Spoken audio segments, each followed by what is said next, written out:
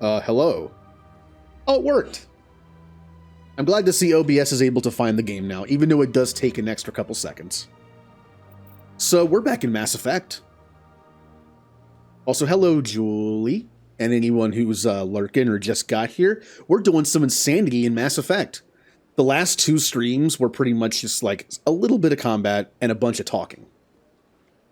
Now, we're into the actual, like, insanity part of it. We're going to be going... This is how I play Mass Effect. As soon as we can leave the Citadel, I go get Liara on Therum, and then I just do, like, every side quest possible. I land on every planet, which means plenty of chances for dying. Yeah, look, I personally don't believe it counts. I don't. Because I was in the middle of testing, because the game was kind of melting. The game was not running right. It kept freezing in OBS. The game was running fine. It's like, but the recording was messing up. It was because I had played this game offline to do something, and I forgot to change this back. I had VSync on. VSync is nice because it can fix screen tearing issues. Problem with VSync with my monitor is a 144 monitor, but you only stream at 60. So it's good for, like, there's a reason why you have like 4K pass through in some Elgatos. It's because the person can play in 4K, but only stream in 1080. So it's a win-win. Only if your system can handle it, though. I do notice the game is a little less smooth for me, but the fact is, it's also running better. VSync, because VSync was doing that, it was basically producing more than twice the frame rate, and it was causing my GPU to just scream. Now that I capped the frame rate at 60, it's fine. I've already streamed this game like 3 times, and I believe I had this setting the whole time. I just happened to do this one time and forgot to turn it off. I think I was recording something for something. I don't remember. And the better frame rate was because I'm recording at the higher frame rate. Even though I think YouTube probably compresses down to 60 anyway. Actually, I'm pretty sure it does. But yeah. So while I was doing that stuff and turning on mods, turning off mods, I was exiting the game to turn on the last mod to see if the game ran well with it. And I was like, I wonder if I can like actually kill Shepard on the Citadel with grenades. Grenades can hurt you, but I was thinking like, does it kill you or just leave you with like 1 pixel of health? I wasn't sure. I wanted to test it, so I did this. I threw some grenades in the ground, and I was like, oh, cool, it killed me. And then I exited the game, turned the mod back on, went back in the game, started playing again. I was still in test mode. And I figured, since I'm in tech test mode, I might as well test this too. That is why I say it doesn't count. Also, it wasn't an enemy that killed me. I was in complete control of it. It wasn't like a random enemy or a trap or something, or just like a fall from a high point, or it was me. So I believe it doesn't count. But I put the asterisk there just to put it there. My point is, there is still a possibility I might be able to beat this game without dying. I seriously doubt it, but the chance is there. And until it's not there, I'm not going to count it. Now, it's still funny. I will say it's funny that my first death was just me. Like, that's my first death. So I kind of made a deal. If I can beat this game without dying, I will count it as beating it on Insane without dying. Because again, I was still in test mode for trying to figure out why my GPU was melting. Like, I was actually closing out the game when I was like, hold on a second. Did that, and then closed it out. So, to me, it does not count. As far as, like, a deathless run. I was just goofing around and still testing the game anyway. Now, if I die, fine, it counts. Like, my point is, as long as the chance of not dying is there, I don't count it. I know that seems like a bit of cheating, but like I said, I don't think it counts. Hello, Ninja. I think Elden Ring's up to like 90-some% now. So we have one more side quest we can do here, then we can leave. We are going to go to the wards and go to Flux. That's the closest point, I believe, to this. Oh. I have noticed the load screens are a little laggy occasionally, but it's a load screen. Who cares? we're going to go give Emily Wong the files that we found. Word on the street is that you've been busy. Congratulations on taking down Fist. I was sure he was a big player in anything going on here. Did you find anything in his office that could help me? These OSDs might have the information you're looking for. You've got Fist's files? This could be even bigger than I'd hoped. Here, Commander, for your trouble. Money? Uh-oh. Time to do the thing I can't do in real life, and that's use my words in a very smooth way. What would my future cooperation be worth? Say, an interview when my investigation is over? Exclusive? You talk to me before you talk to anyone else? That would be worth quite a bit, and I'd be very happy to compensate you accordingly. Here you are. Now, if you'll excuse me, I should go see what's on these discs. Yeah. So we have 4 points to spend. Ooh, we have more charm unlocked. Ooh. I like the talkie. Any game that has talkie, I always put points in talkie, even when it's not good. I talked about how the auto level up in KOTOR is pretty bad, and it is, because it always tries to give you long range abilities. I'm not saying you can play whatever you want. KOTOR 2, everyone likes to say that KOTOR 2 gun builds are more viable than 1. They're right. But lightsabers are even better in 2 than they are in 1. Everything just got better. So like blasters in 2 are better than in 1, but lightsabers in 2 are also better than in 1. So it's like everything got better. I think pretty much everything got better. Although there are a handful of changes that might make something better. Like for instance, hand-to-hand combat in 1 is dumb. Unless you want to do a challenge run, don't do it. You do like 1 damage a hit. It's like in D&D where an unarmed attack is like a D4 and that's it. Like no benefit, no, like unless you have like special things like you're a monk. Obviously if you're a monk. But if it's like an unarmed strike from like a mage or something, it's like a D4. Or sometimes I've actually seen it's just a guaranteed 1 damage and that's it. It's a D1. Which is pretty bad. In KOTOR, it does 1 damage, I think. Or it also actually might be a D4 in that, I don't know. Either way, it's bad. In KOTOR 2, there's actually a build you can do that makes your unarmed better. Is it better than unarmed in 1? Of course it is. It's like 10 times better. But is it better than a gun build or a lightsaber build in 1? Probably not lightsaber. My point I'm trying to make is the auto level up in KOTOR will always, most of the time early on, try to give you a blaster ability. And 9 times out of 10, you're probably building a sword build. So, yeah, don't do that. The auto level up also likes to give you stuff like empathy, where it's like a skill up. Like you get like +2 in like 3 skills. I would argue that those you can do whatever you want. I used to use those too. In my soldier build, I used to use like 14 intelligence and like 14 charisma or whatever it is in that game. And then I would put points into empathy and persuade, even though it costs 2 points for every 1 point. Because I like to talk. My character likes to talk. But being a soldier and going like full talk build is not very efficient because it costs a lot of your points. But I still did it because I wanted to. But yeah, even when it was like terrible, it was a cross-class skill and it cost 2 points for every 1 point and it was capped at half normally, I still did it because I wanted to. So all of my characters are like talky characters usually. Even when it's bad. So I should probably unlock Marksman. I need to start actually using Marksman. It's good. Or I could also do basic armor to give myself more damage reduction. I am playing on Insane. That's probably a good bet to do. I can tell you what I'm going to ignore. I'm not going to do pistols past a certain point. In fact, I might stop here for a while and just do sniper rifle, because sniper rifle in this game is really good now. Decryption's okay. I'm not a huge fan of the abilities of the engineer in 1. 2 and 3, I love them, but 1, not as much. Basic armor's good.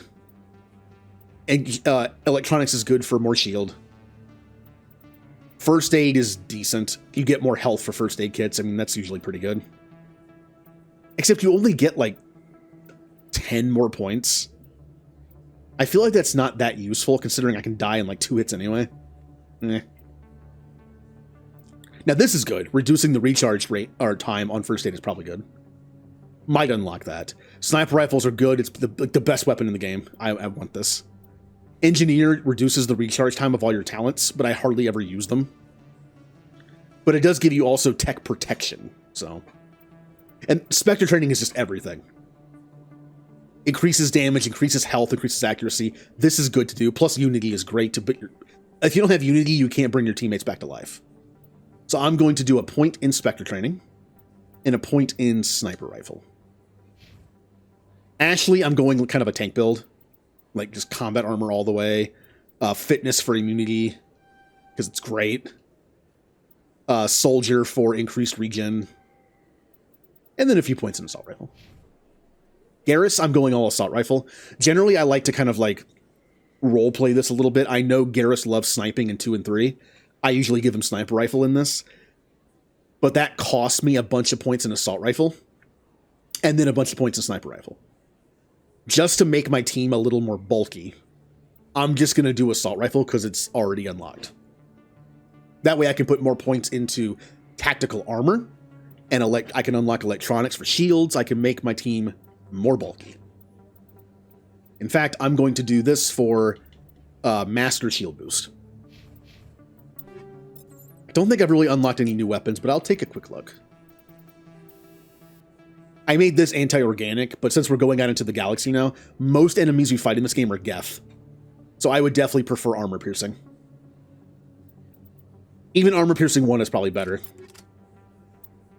Like 80% of the enemies you fight in this game seem to be Geth. Whereas in 2 and 3, it feels like 75 to 80% is definitely organic. If not, yeah, I'd say about that. Because there's not a lot of Geth, but there's also like the crappy mechs you can fight. Oh yeah. I mean, damage is good too. Just like we learned playing something like Final Fantasy XIV. Damage mitigation isn't just healing or defense, it's also offense. Kill something faster, it does less damage. Chemical rounds is still the best thing I have for that. Do I have anything for this slot? We'll do that. My armor is still kind of meh. I have no mods for my armor. Ashley and Garrus are both assault rifle, which means I have to kind of share their stuff. We will do chemical rounds. I know chemical rounds are damage over time, which if we're trying to kill, which on insane is probably better. My only other option is anti-personnel, and we're not fighting a lot of organics from this point on until we go to Pharos. So yeah, this is fine. This is completely useless for an AI, but I might as well give it to her. I'm pretty sure it's useless on her. And armor is meh. Garrus. I have hammerhead rounds, which is fine. I think it has a better chance of knocking people over, which is nice. I need more mods. I think that's it. I came here just to do that, and then we can leave. We can actually go die now. Yay! Let's go die. I know that there's fighting on Eden Prime and there's fighting on the Citadel, but the game really only gives you like a couple enemies that are tough. As long as you keep your distance, husks aren't that good. You, like, keep your distance and you'll be fine. Because the sniper rifle's so good now, it's even easier now. I think there's like one Geth sniper on Eden Prime. Just watch out for that, because it can probably one-shot you on this difficulty. And then the fighting on the Citadel, the only real threat is there's one Krogan, which if you have biotics, makes it a lot easier. And also the fist fight. Not actual, like, it's kind of funny to say. The fight against fists, not an actual fist fight. As long as you just, like, take out the turret. What I usually do is, you can take out both turrets and end the fight that way, or you can kill him. What I like to do is take out the turret on the right, and then kind of, like, inch around cover and take out Fist. Because when you're trying to take out the left turret, Fist is in the middle just shooting at you. I guess you could go towards the right cover and take out the turret that way, but I think it's easier just to do like right turret and then hit. Just going from like one direction to another in one cover. Coming up in a report later today, Emily Wong investigates corruption on the Citadel and uncovers a full-blown crime syndicate.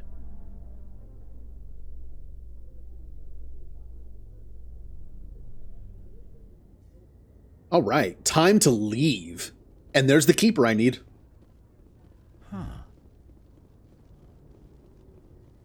Now, here comes a sound effect you only hear once in the entire game. There are 2 sound effects in Mass Effect 1 that I'm pretty sure you only ever hear once, and that's it. There's the one where you scan all the keepers, and there's the one where you solve the puzzle on Noveria. I kind of want to record this for use in something. Although I'm not sure how many people would recognize it. I could do it right. I mean, I guess I could do it right now. I'll just make a save. That way I know it's here.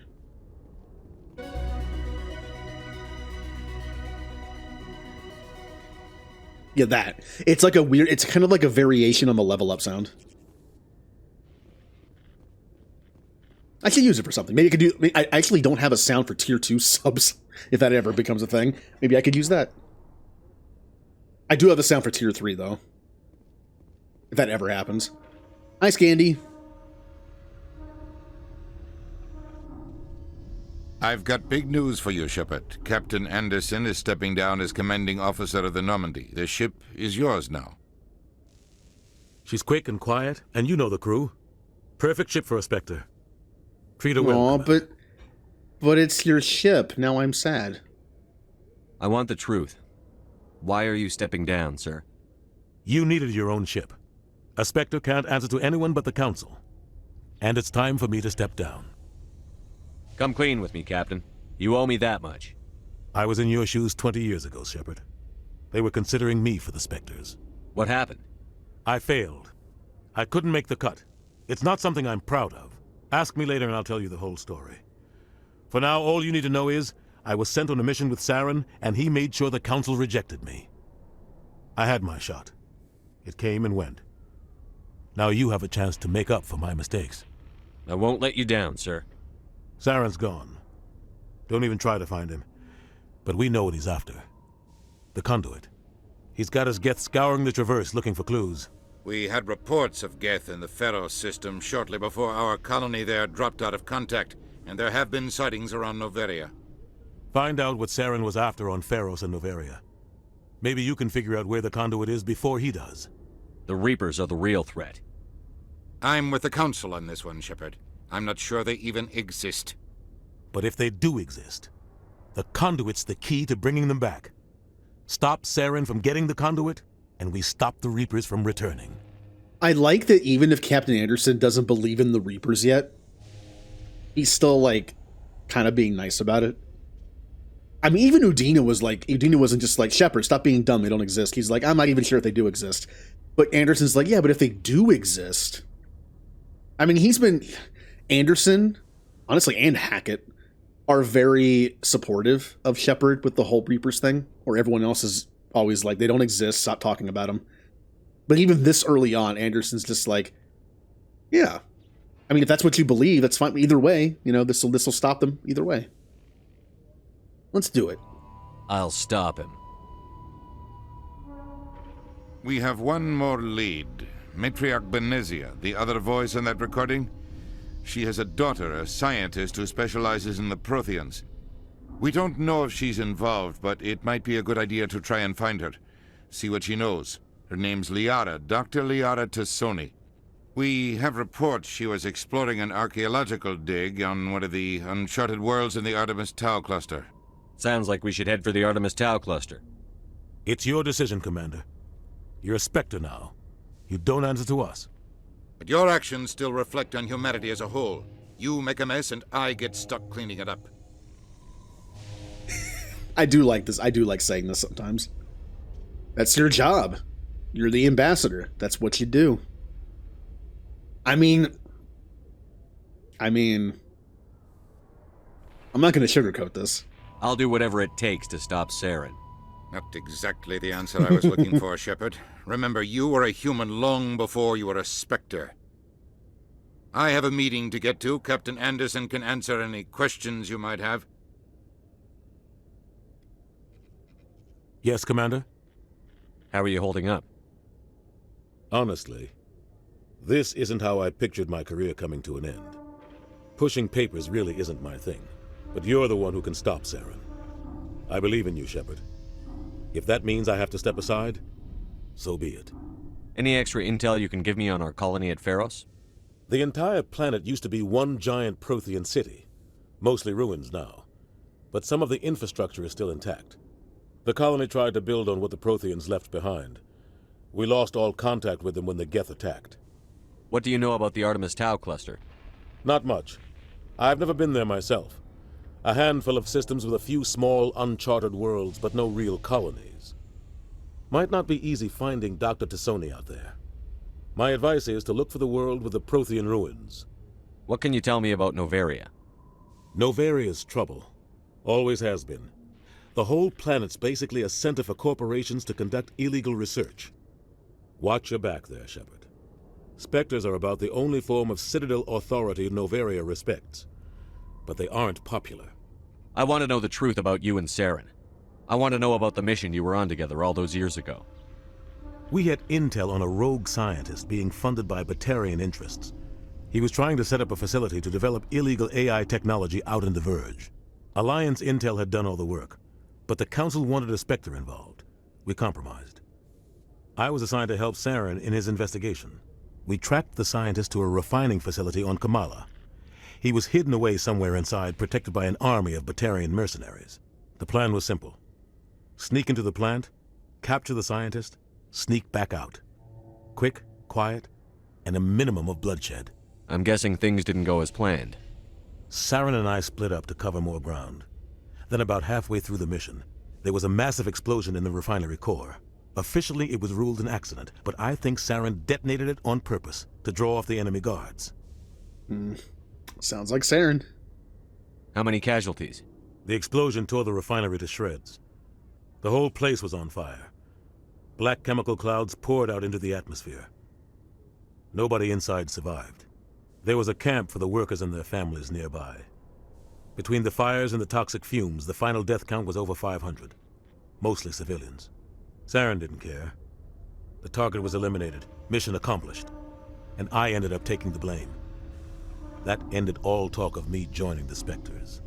Saren caused the explosion. How'd he pin it on you? In his report, Saren accused me of blowing his cover. He said it was my fault the guards were ready for us. He claimed that's why it turned into a massacre. Saren's report was all the proof the Council needed to kill my chances of becoming a Spectre. Don't blame yourself, Captain. I don't. I blame Saren. I think he wanted things to go bad. He was looking for an excuse to blow that refinery. Maybe he just likes the violence. Maybe he was just trying to make me look bad to keep humans out of the Spectres. If so, he pulled it off. Why'd you let him get away with it? Who do you think the Council was going to listen to? Me? Or their best agent? I had a bad feeling about him right from the start. I should have been more careful. Maybe I could have stopped things before they got out of hand. So, this is a situation where you kind of just go in a circle. If you hit this, it just goes like that one reaction and then this one over and over and over. You have to say this. I kind of wish there was another option, but the only thing I care about is stopping Saren. You're right, Commander. It's no good living in the past. Okay. I should go. I'll be here if you need anything. And it's time to go on the Normandy and go die. Here, let's get some codex entries. Bye, Anderson. I wish you were on the team.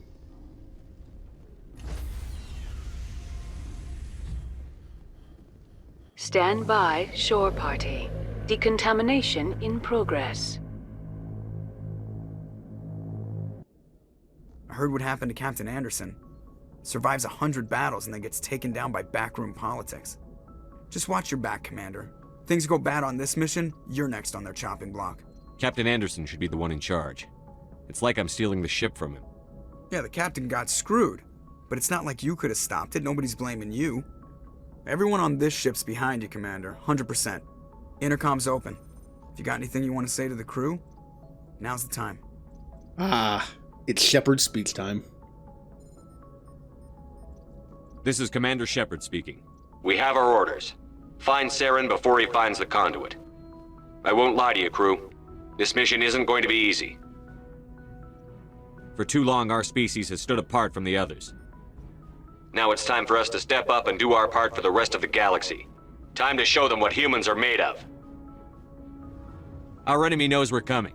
When we go into the Traverse, Saren's followers will be waiting for us. But we'll be ready for them, too. Humanity needs to do this. Not just for our own sake, but for the sake of every other species in Citadel space. Saren must be stopped. And I promise you all, we will stop him. Well said, Commander. Captain will be proud. The captain gave up everything so I could have this chance. We can't fail. Yes, sir. I kind of just came out of the ground, didn't I? Yeah, we did it. So, first thing we're going to do, before going out and having some fun, is talk to everybody. We haven't done that yet. Get to know the crew. Commander, something you need? How's the Normandy performing? Is she everything they said she'd be? She's the best ship in the fleet, if you've got a pilot who knows how to handle her. Balance isn't what you'd expect. Takes a while to get used to that oversized drive core we got stuffed in the back, and her power can sneak up on you if you're not careful. The Normandy's probably too much ship for your average Alliance pilot, Commander. Lucky for you, I'm anything but average. I like to know my crew. Mind if I ask you a few questions?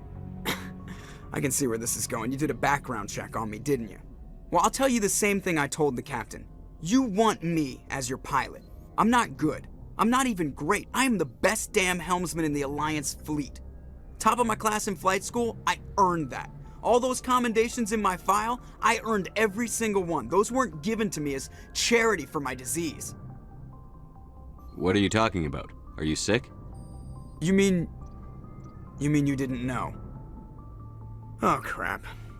Okay, I've got Vrolik syndrome, brittle bone disease. The bones in my legs never develop properly. They're basically hollow, too much force and they'll shatter. Even with crutches and my leg braces, it's hard to get around. One wrong step and crack! It's very dramatic, but I've learned to manage my condition, Commander. Put the Normandy in my hands and I'll make her dance for you.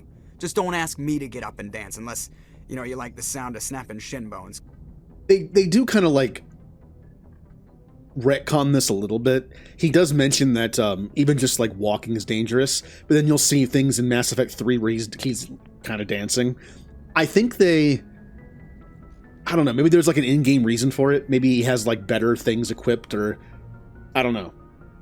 Maybe they realized that it was a little too limiting for him.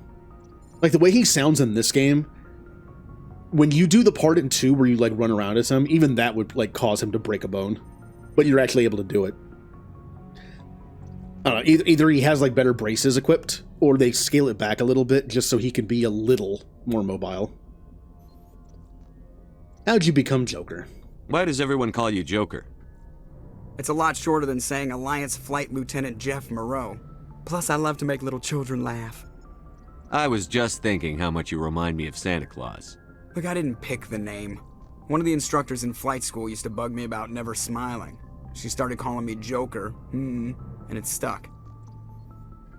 Why didn't you ever smile? Hey, I worked my ass off in flight school, Commander.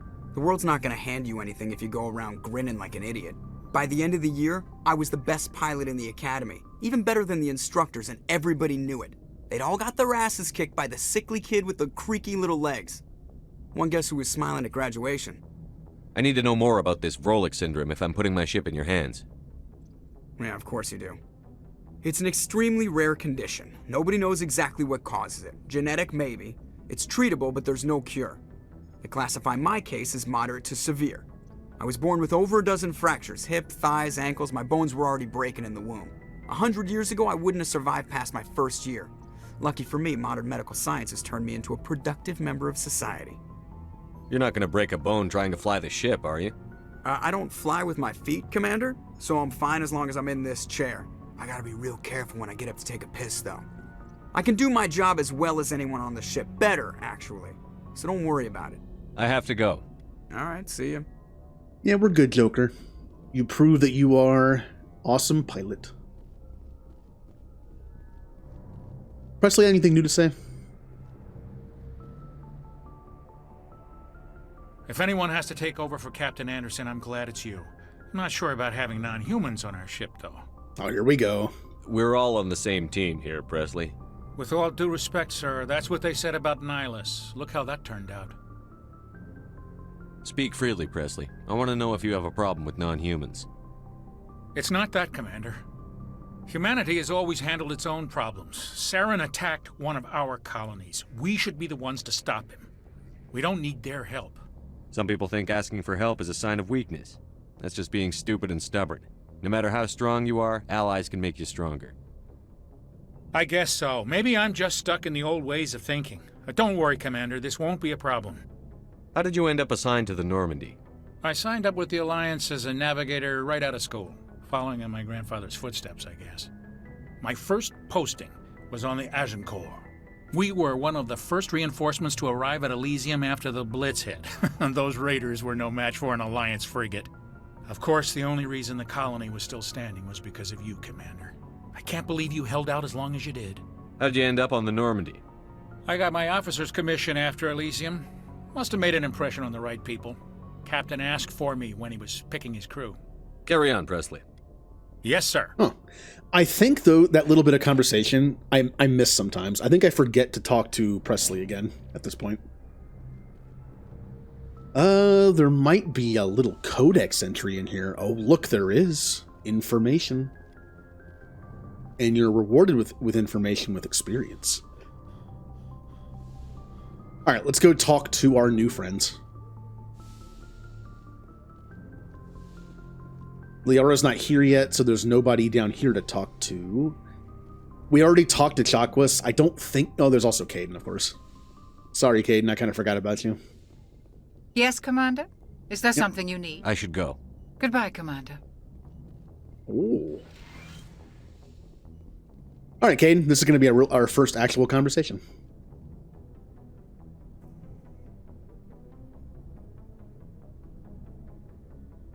Anything you need, Commander?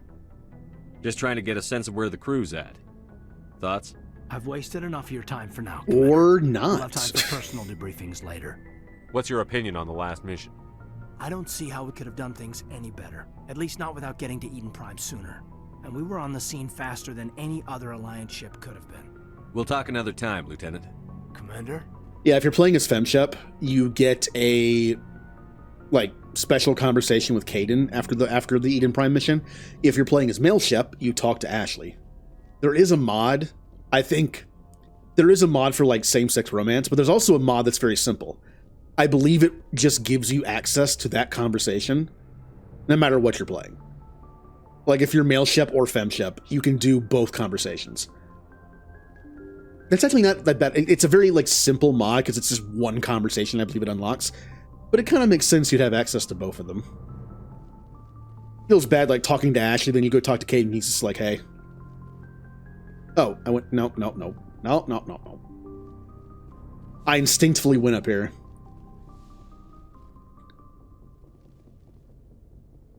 There might be a codex entry or two in here somewhere. We're going to go over that. Yep, there it is. We're going to go over that at some point. So I want to unlock as many as I can. Also, experience is good. We need all the experience we can get. This is how you change... Oh, no, yeah, that's how you get stuff. Now, KOTOR drove me insane, because whenever I tried to have everyone have their own unique items, I gave everyone, special weapons. One person had heavy, one person had two blaster pistols, one blaster pistol, 2 swords, 1 sword... All that. I like to have everyone have, unique stuff. It's just how my brain works. That's what I like doing.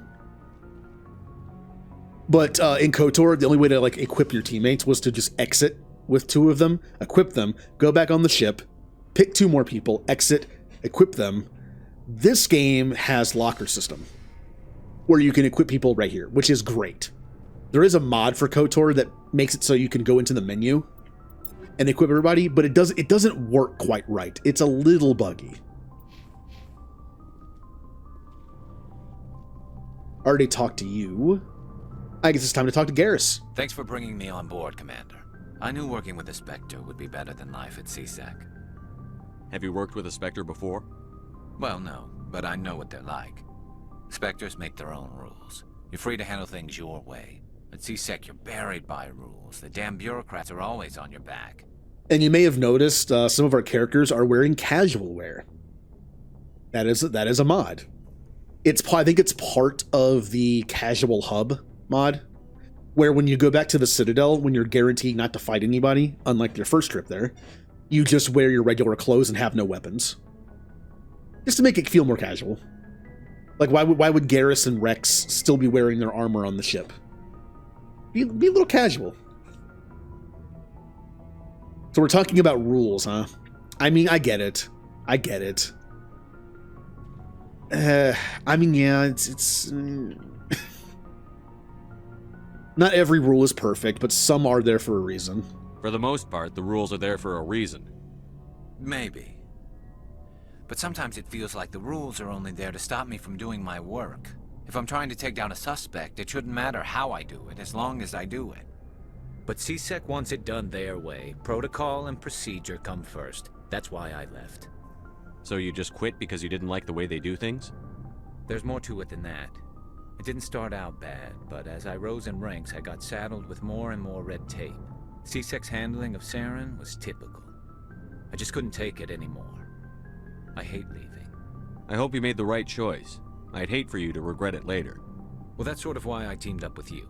It's a chance for me to get off the Citadel, see how things are done outside CSEC. Either way, I plan to make the most of this. And without CSEC headquarters looking over my shoulder, well, maybe I can get the job done my way for a change.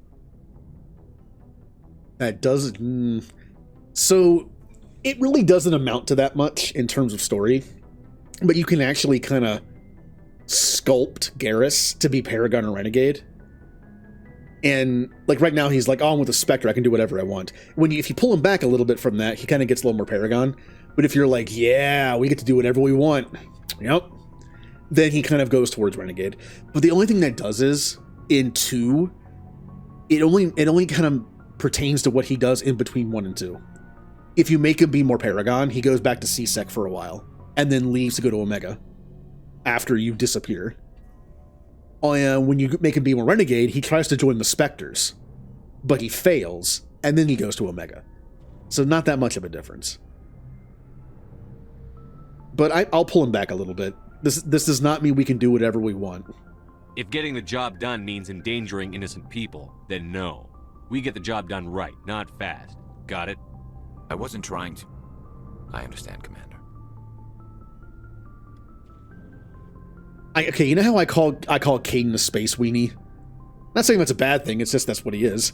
Garrus almost kind of is too in this. He's very impressionable and very naive, but he is young. He just like Tally. He left the Citadel for like the very first time to see what happens. Tally just left the flotilla for the very first time. They're two very young, not experienced characters, which is why I love their growth throughout the series. Rex is already grown, but even he kind of changes based on like what happens with Shepard. Hi, Ashley. Commander? What's your opinion on the last mission? Kinda wish you'd got there sooner, Commander. No offense, I appreciate the rescue. I just wish... Oh yeah, I still haven't decided this. Should I romance Ashley? In my very first playthrough of Mass Effect ever, I romanced Ashley, but then when 2 came out, I romanced Tally. And then before 3 came out, I replayed 1 and 2, and the only difference I made besides that my character's look was I didn't romance Ashley. So my character only romances Tally in 2 and 3 and no one in 1. But I kind of have that like what if? What if I had what if I kept the romance of Ashley in 1 and truly kept my first character instead of retconning it? I want to see what that adds. Obviously some awkward scenes, especially if I bring Ashley on the mission with Tally in 3. I kind of want to do that just to hear the awkwardness of it. I might do it. Like, I mean, I kind of thought about doing it for years, like seeing... First off, I've never fully romanced Ashley. But I always wondered what that playthrough of 3 would have been like for the first time if I did. Probably not that much of a difference. But I mean, I could try it. We could be a little nicer. You wish we'd been able to save the rest of your unit. Yes, sir. If I had been more alert, we wouldn't have been cut down by an ambush. The Geth are perfect ambushers. They don't move, they don't make noise, they don't even breathe. Sir, they have flashlight heads. I'll make sure it doesn't happen again. Do you have a few minutes to talk one-on-one? I'm sorry, Commander. I need to get my duty squared away. I wouldn't mind talking more later, though. Dismissed, Chief. Sir. Yeah, we might try. It's possible we've already missed the opportunity because we haven't been, like, super nice to her, but we'll try. Maybe I'll finally get to see, like, a what if I just kept my original character. The whole purpose of this playthrough was going to be to remake my first character, which was a soldier. But unfortunately, I lost my character. On my 360, it's gone. I don't know where the save file went.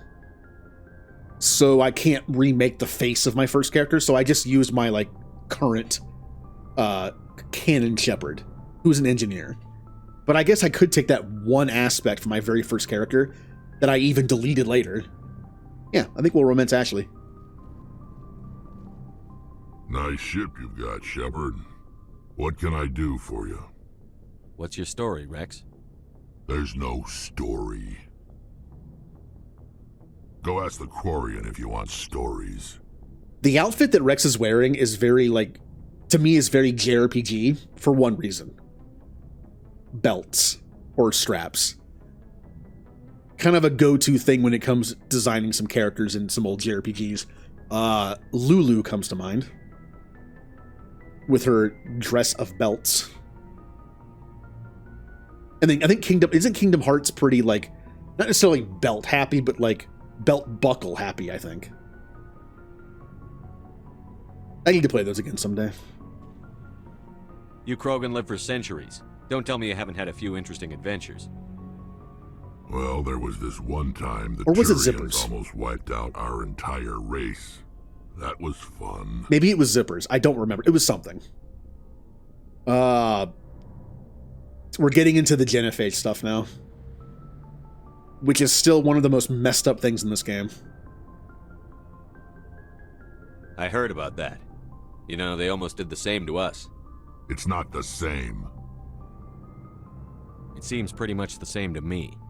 So your people were infected with a genetic mutation? An infection that makes only a few in 1,000 children survive birth? And I suppose it's destroying your entire species? I suppose it isn't all the same. I don't expect you to understand, but don't compare humanity's fate with the Krogan. Sorry, Rex. I wasn't trying to get you upset. Your ignorance doesn't upset me, Shepard. As for the Krogan, I gave up on them long ago. The genophage infected us, but it's not what's killing us. Are your people really dying? We're sure not getting any stronger. We're too spread out.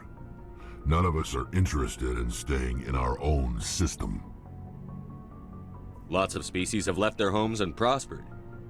But they go to colonize new worlds. We're not settlers. We're warriors. We want to fight. So we leave. Hire ourselves out. And most of us never go back. What can you tell me about the genophage? Ask the Solarians if you want details. They made it. All I know, it makes breeding nearly impossible. Thousands die in stillbirth, and most never get that far. Every Krogan is infected, every one, and no one's rushing to find a cure. Why don't the Krogan try to find a cure? When was the last time you saw a Krogan scientist? You ask a Krogan, would he rather find a cure for the genophage or fight for credits? He'll choose fighting every time. It's just who we are, Shepard. I can't change that. Nobody can. So long, Rex.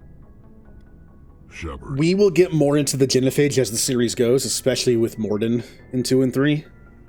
But it is kind of funny how, according to Morden, the Solarians planned for everything. The perfect number, 1 in 1,000. I still say the whole stillbirth thing was programmed in on purpose, even if Morden doesn't admit it. It would be one thing if it was like a fertility thing, where only 1 in 1,000 attempts at conceiving were effective. That isn't how it works. I think the numbers have changed over time, but he said that a lot of them end in stillbirth and most don't get that far. But in 3, it sounded like the stillbirth was a little more common than that. But yeah, it isn't a fertility thing. Like, Krogan get pregnant, but then they have stillbirths all the time. That has to be on purpose. It's a moral thing. Well, not moral, morale thing. I always say that weird. It's a morale thing. It has to be intentional. Once someone has had that happen to them so many times, they're probably just going to give up and not try. But at the same time, I think it's mentioned in 3 that was something they didn't take into account. Which again is funny considering how Solarians are. Not only did the genophage turn the Krogan into a bunch of mercenaries, which I don't think was the Solarians' intention, but the whole stillbirth thing, it made a lot of female Krogan stop trying. The Krogan lived to be 1,000. Naturally. Even longer.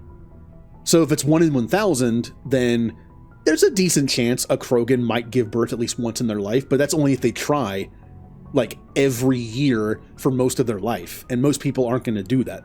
They're going to have a bunch of stillbirths and go, you know what? I'm done trying this. I don't think they took that into account. Is it that surprising that a bunch of scientists did not take emotions into account? Yeah, maybe. Maybe not. Like, numbers on paper, it makes sense, but I don't think they're as smart as they think they are. Hey, Commander, you know that Quarian, Tally? She's been spending all her time down here asking me about our engines. I'll tell her to leave you alone. What? No, she's amazing. I wish my guys were half as smart as she is. Give her a month on board and she'll know more about our engines than I do. She's got a real knack for technology, that one. I can see why you wanted her to come along. I figured she'd be a real asset to the team. You got an eye for Tally, Commander, but I'm guessing that's not why you came down here. Fill me in on the IES stealth systems. How does it work exactly? You can't hide a ship out in space. They emit too much heat and radiation. Too easy for sensors to pick them up, unless you find a way to capture those emissions. So our stealth systems trap the energy we give off in storage sinks built into the ship itself. No emissions to give away our location.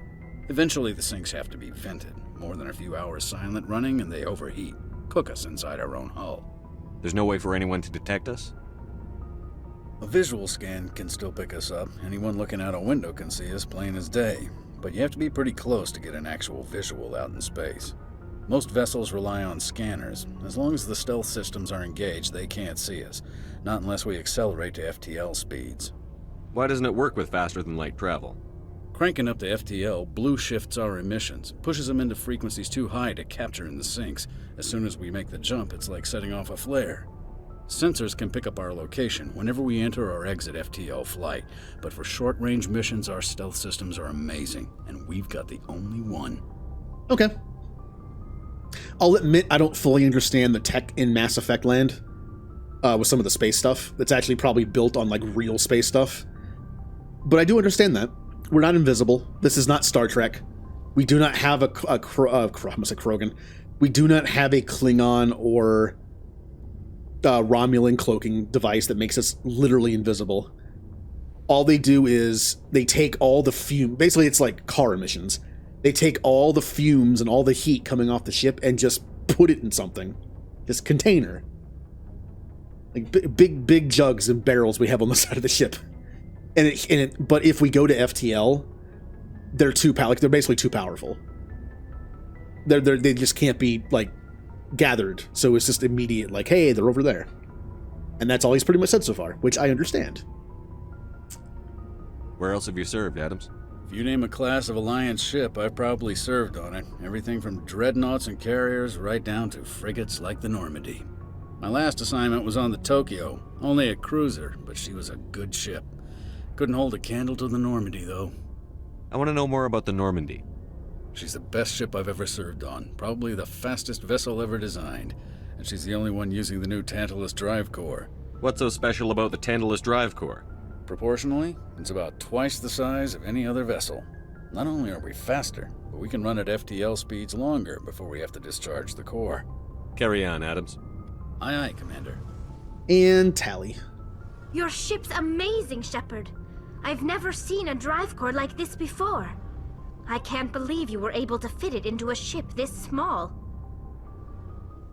I'm starting to understand why you humans have been so successful. I had no idea Alliance vessels were so advanced.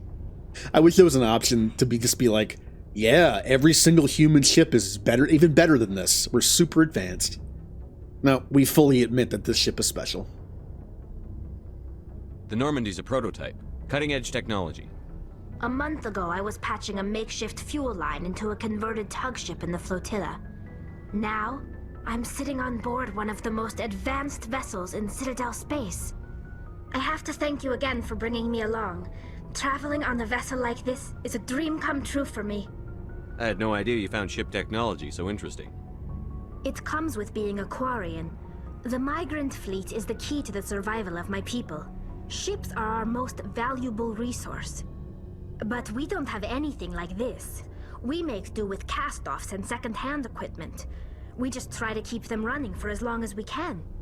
Some of the fleet's larger vessels date all the way back to our original flight from the Geth. I can't believe your fleet's still using ships that are 3 centuries old. They're constantly being repaired, modified, and refitted. They aren't pretty, but they work, mostly. We've tried to make ourselves as independent as possible on the flotilla, grow our own food, mine, and process our own fuel. But some things we just can't make on our own. A patch to maintain the hull integrity requires raw materials we just don't have. That's why our pilgrimages are so important. Tell me about your people. Our lives aren't easy. Resources are scarce, and we are constantly on the move. Everything we do must in some way contribute to the continuation of the migrant fleet. There are 17 million Quarians in the flotilla, and each of us relies on the others for survival. The bonds among my people are strong. Unfortunately, we have had to surrender many of the freedoms and civil liberties other species take for granted. What kind of freedoms? Well, it's illegal for parents to have more than one child. If our population grows too much, it would strain our resources to their breaking point. Of course, we also can't allow our numbers to become too few. If our population is in decline, the rule against single births is temporarily repealed. In extreme cases of population decline, incentives are even offered to encourage multiple births, though the Conclave hasn't had to take such measures in nearly a century. That's your government. The Conclave is our civilian branch of government. Each ship can elect a representative to serve on the Conclave and make decisions that affect the fleet as a whole. On matters that affect an individual ship, however, the captain has the final say. It's a tradition that dates back to the early days, when the fleet was governed by martial law. Fortunately, most captains nowadays are smart enough to have an elected council from their crew to give them advice and guidance. So the ultimate power rests with elected officials. In practice, the Conclave and the respective council for each ship tend to set the rules that govern our daily lives, but in theory we are still under military jurisdiction. The 5 top-ranking military officials in the fleet serve on the Admiralty Board. These 5 have the power to overrule any decision by the Conclave in case of emergency. To do so requires unanimous agreement among the Admiralty, and they can only do this once. After that, the entire board must resign their posts. It's a safeguard that served us well. In nearly 3 centuries, the Admiralty Board has only overruled the Conclave 4 times. And I kind of wonder what those 4 times were. I would say they didn't do it with the Geth War in 3, but it was their idea, so I guess that wouldn't work. The Geth. I want to know more about the Geth. I doubt I can tell you anything you don't already know. It's been almost 3 centuries since they drove my people into exile. All I know is the story of their origins. What they were when we created them, and how they turned on us. Interesting.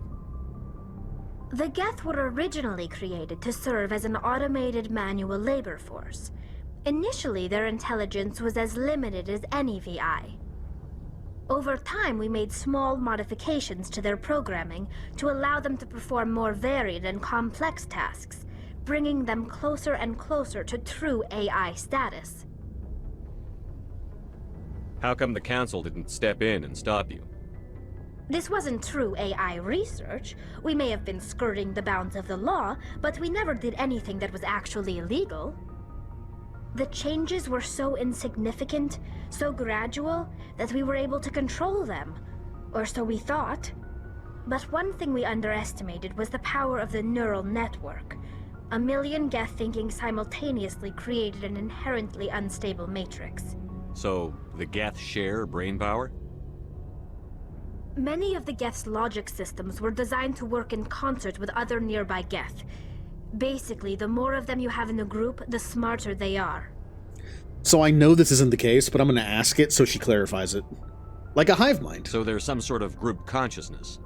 No, nothing like that. They cannot share sensory data or information. Their programming cannot handle that much simultaneous input. Each Geth maintains an individual awareness and identity. The neural network only operates on a process-based level. It's basically the synthetic equivalent of a subconscious. But when they're in close proximity, they can coordinate low-level functional processes, freeing up more capacity for original or independent thought. That doesn't make any sense.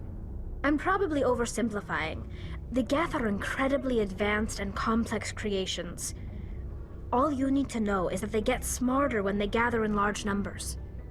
As we built more and more Geth, their effective intelligence became more sophisticated, more abstract. One day, a Geth began to ask its Quarian overseer questions about the nature of its existence. Am I alive? Why am I here? What is my purpose? As you can imagine, this caused a near panic among my people. I don't see what's so bad about those questions.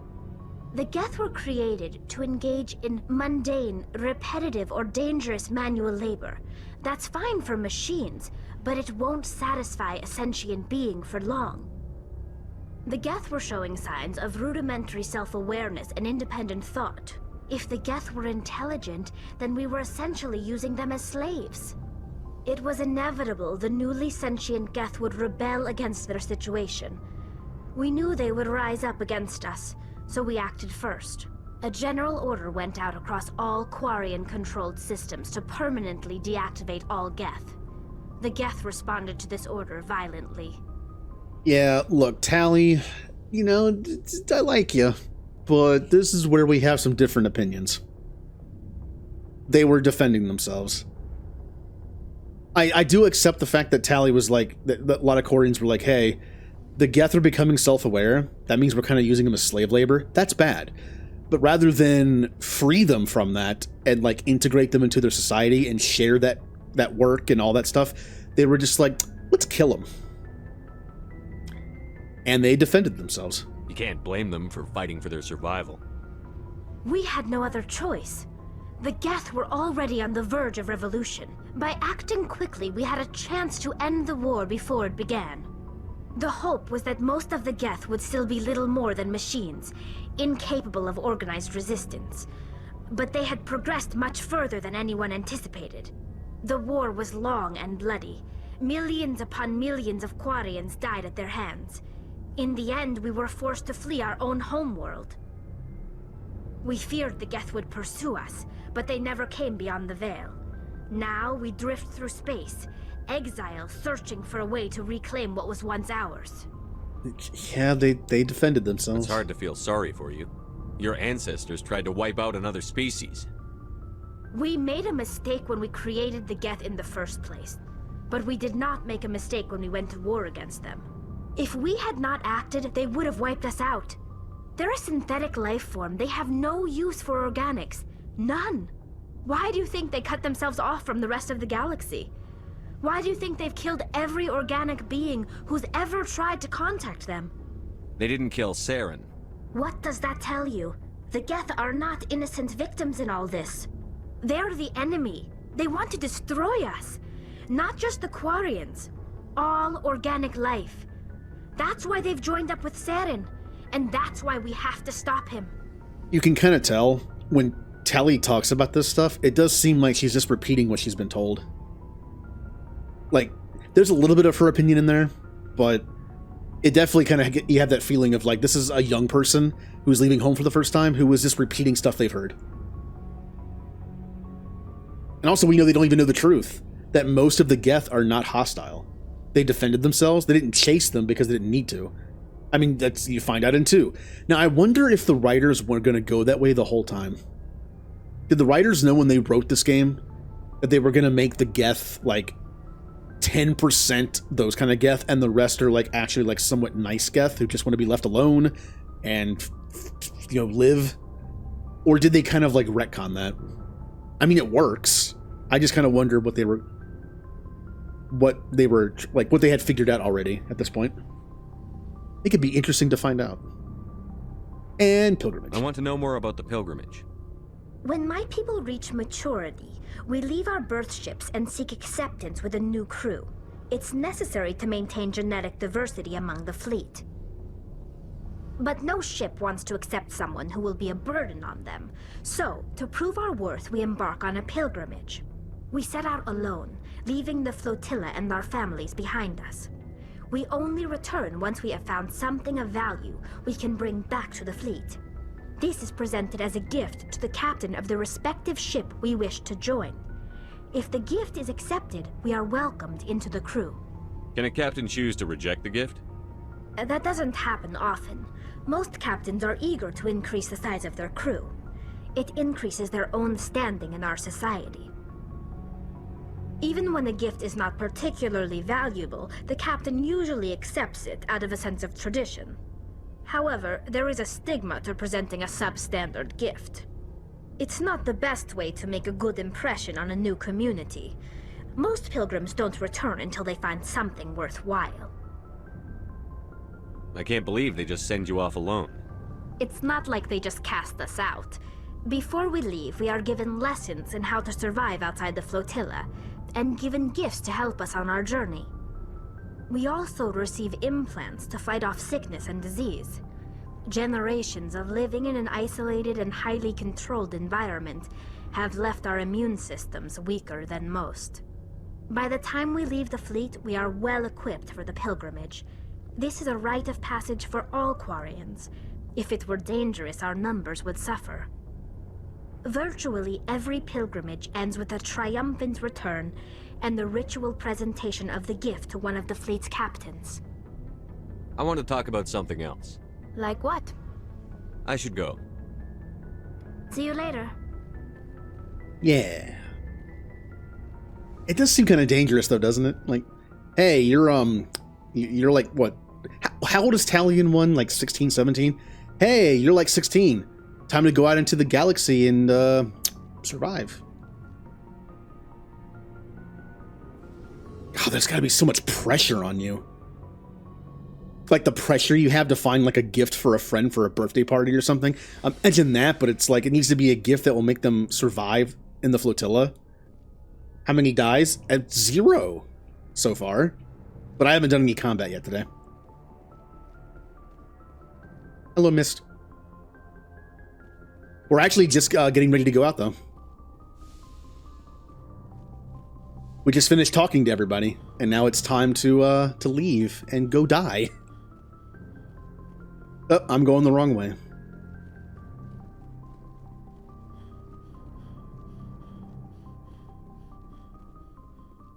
All right. See what happens. Nope, I hit exit.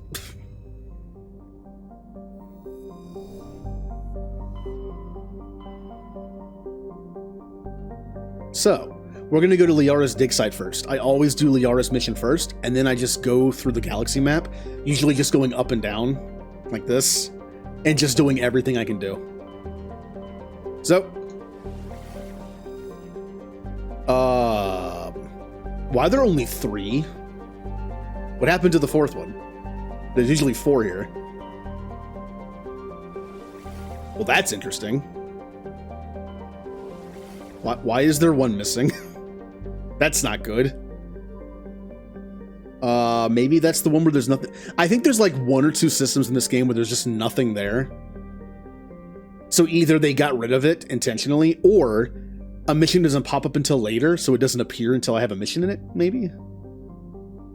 Now, I never remember which one Liara's in. Hopefully it's not the one that's missing.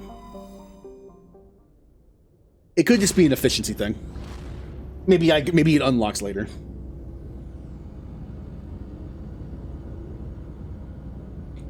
Bye, Normandy.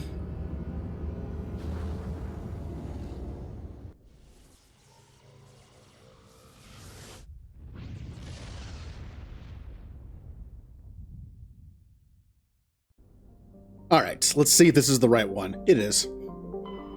At least Liara's one didn't disappear. I'm going to imagine it's on purpose. Oh yeah, something else I said I was going to do in this playthrough. I was going to read all the planet stuff. I haven't done this in so long, and I really enjoy doing this. Not the stats, but just like the planet descriptions are fun. And of course, I should read them in the proper voice.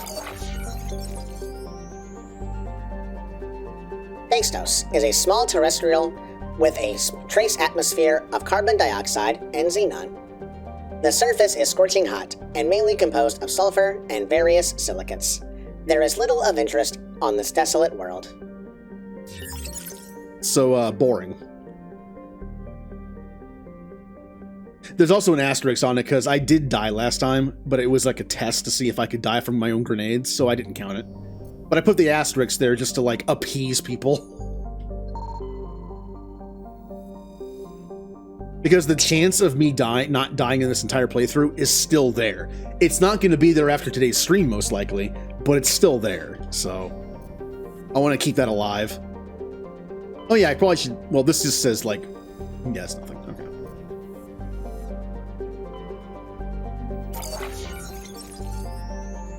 Zagros is a terrestrial world with a nitrogen-methane atmosphere, containing trace amounts of hydrocarbons.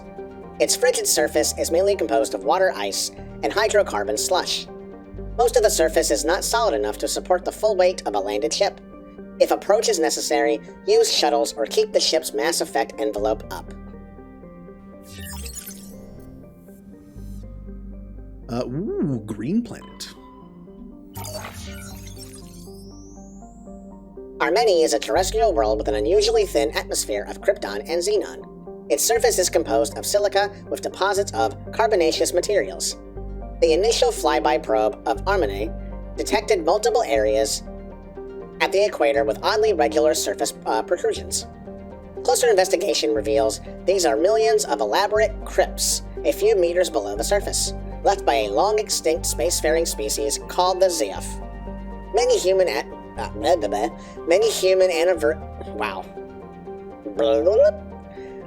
human universities wish to perform archaeological excavations. Council law holds grave sites as sacrosanct. However, and the matter has been tied up in court for a decade. Sacrosanct. Just say whatever.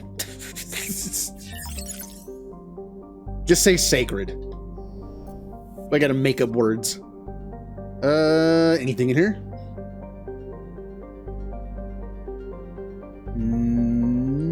No. Okay.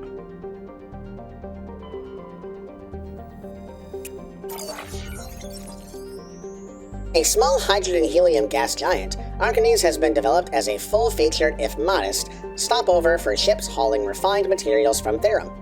In addition to a powerful magnetic field to dump drive charge, Arcanes has largely automated infrastructure of helium-3 refining and deuterium mining on its many water-ice moons.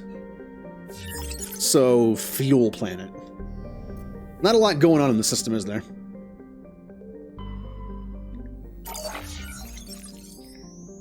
Therum is a distant but rich industrial world claimed by the Human Systems Alliance. Its plentiful heavy metals have fueled the recent manufacturing boom on Earth. Coarse samples, rich with the fossils of simple silicon-based organisms, indicate Therum was much more habitable in the past than it is at present. Perhaps this explains the many Prothean ruins dotting the surface, most of which have been looted by mining corporations. Also, oh, my controller died. I was like wondering, like, can I not scroll down in the text? Oh, my controller's dead. If I had died because of that, that would have been very annoying. All right, let's land there. Let's get Liara and probably our first couple deaths. Who are we bringing with us? This is our very first mission. This is our very first mission as a Spectre. I can bring whoever I want. Tally and Garrus are kind of like, and Rex, honestly, are kind of like unknown factors at this point, but I'll take one of them as kind of like a test. I will bring... Depends on who I bring, though. Let's see what Garrus can do. And since Garrus has tech and combat, I'll bring Caden for some biotics.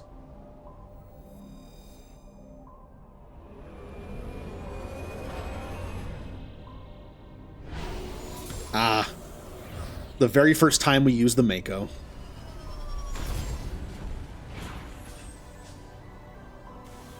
All right. The true insanity game has begun. Readings? Really strange, like off the damn charts. It looks like it's coming from an underground complex a few clicks away from the drop zone. I also did not install the mod for unlimited boosts because I feel like it'd make the game easier. For stuff like a random Thresher Maul fight, I feel like the game would be too easy because if you could just constantly boost, you can probably avoid stuff easier. It's the same reason why I didn't install the unlimited sprint mod as much as I would like it, because it might make some fights easier, and I didn't want to do that.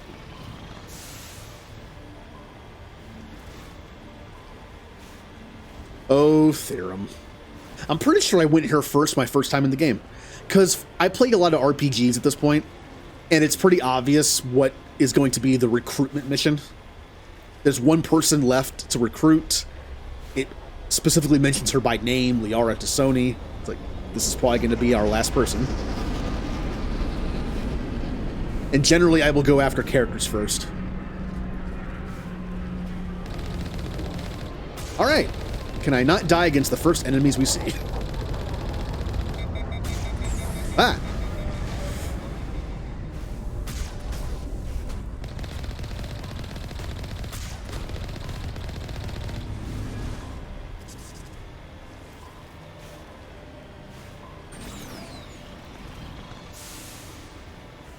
So something that actually might come into play, one of our abilities that one of our characters has, which one is it? Which one is it? I don't remember which one it is. Let me take a look here. It is... Well... Objects... Oh, there it is. It's electronics. Electronics not only gives you shield, it also is how much you restore during vehicle repair. That's kind of important. There are a handful of fights in the Mako for these long planets where I actually struggle to have enough Omnigel to heal the Mako. So being able to heal more and also have a nice supply of Omnigel is important.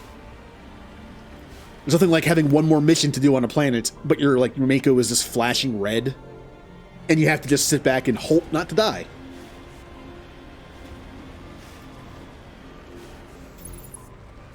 I know you're up here. Nope. Nope. Nope. Nope. What am I hitting? Why does it make it look like I'm hitting like a shield? Ow.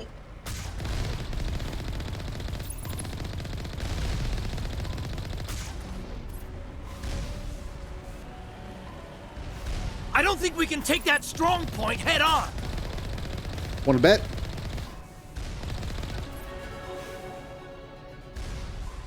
Also, in this version of the game, Insane is also a little easier, I feel like, because it used to be if you killed an enemy with the Mako, you got less experience.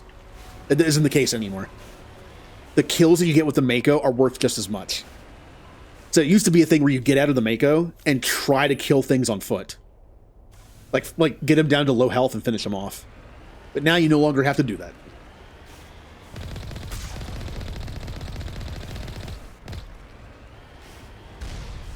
There's two fights on Theron that I'm kind of worried about. The big obvious one is the armature fight on foot. That is a very like dangerous first boss fight.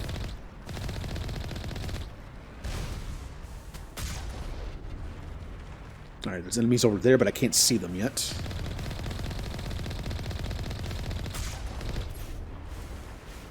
Oh, I see you.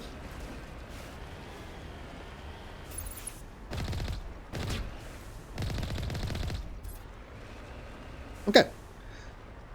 Now, I could ignore the stuff over here just to avoid a fight, but I kind of made it a point to say, like, I'm not going to avoid fights. I'm on my way. I'm going to do all the side stuff. I might not 100% Pinnacle Station.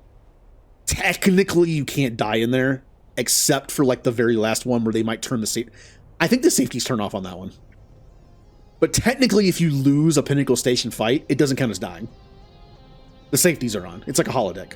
But the very last mission, which is actually hard for me to do on normal, is permadeath. I think. Pretty sure. And that is just guaranteed deaths over and over. I had a hard time doing that fight on normal. I'm not going to be able to do that fight on insane. Also, to be fair to myself, I only have access to Pinnacle Station because it's modded back in. Pinnacle Station doesn't exist in the actual vanilla version of this game. Of Legendary Edition, it wasn't in the game. So technically, I don't have to do it to beat Legendary Edition on Insane. I might dabble in it a little bit, but I'm not too worried about it.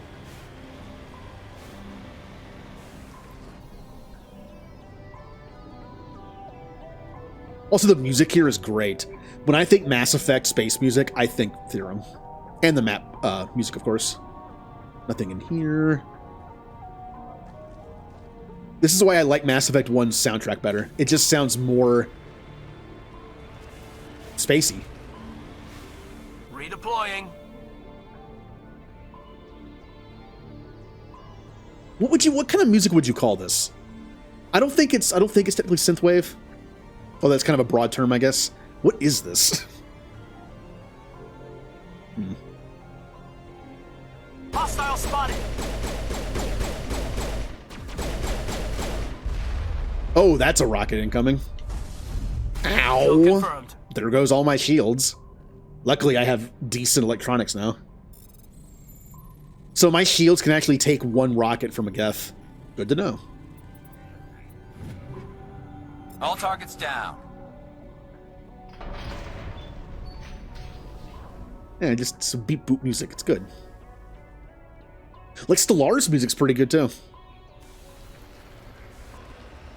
When I play with friends, I'll turn the music off and we'll listen to other stuff.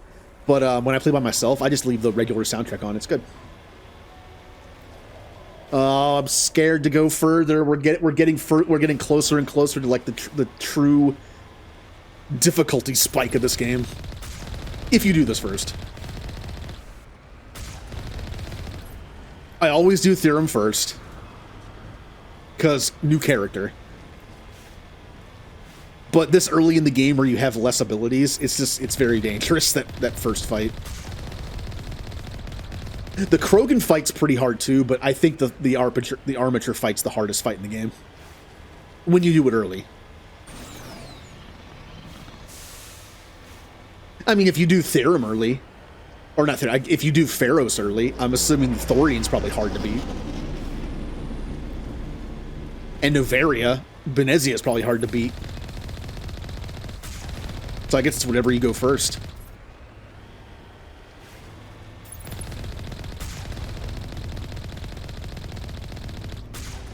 Can you imagine doing a run of this game where you can't use the Mako? Unless it's absolutely necessary, like the end run on Ilos, you can't use the Mako. So like you land on Theron and then have to get out and just walk the entire thing and beat all the enemies on the way. Imagine Vermeer, where it's like several Geth armatures in one Colossus, and just having to do that on foot on Insane. That would be a test of patience.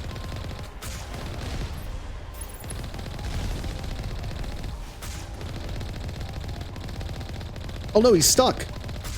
What a shame. Uh-oh.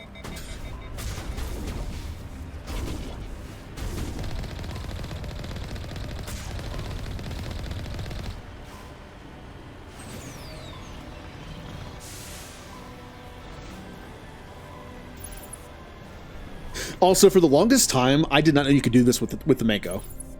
I did not know you could zoom in with it. I played this game probably 3 or 4 times and did not attempt to try the left button. Remember, I played this game on console when it came out. How did I not attempt to hit the left button, the left trigger, while playing this? You can also zoom in you can also use the analog stick to zoom in.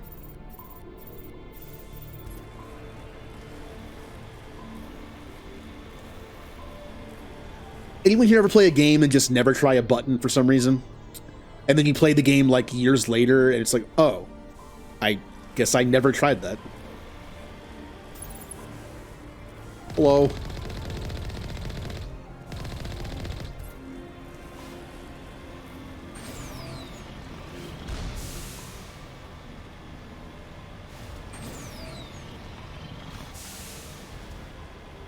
Any items over here? I did mention in this playthrough I was going to try to like look around a little more. I know where I'm going, so I kind of just sometimes forget that you can explore in this game. Like, there's a little area over here. Nothing really going on, but... like on Ferris and Novaria, I think I'm going to look around a little more. There's going to be places where I know there's nothing story-wise, but maybe I'll take a look around. Just kind of stop and look around for a little bit.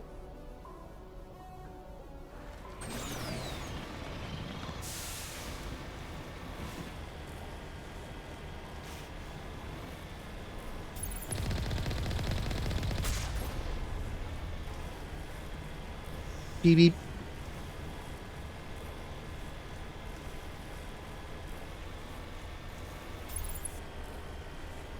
All right, we're almost there.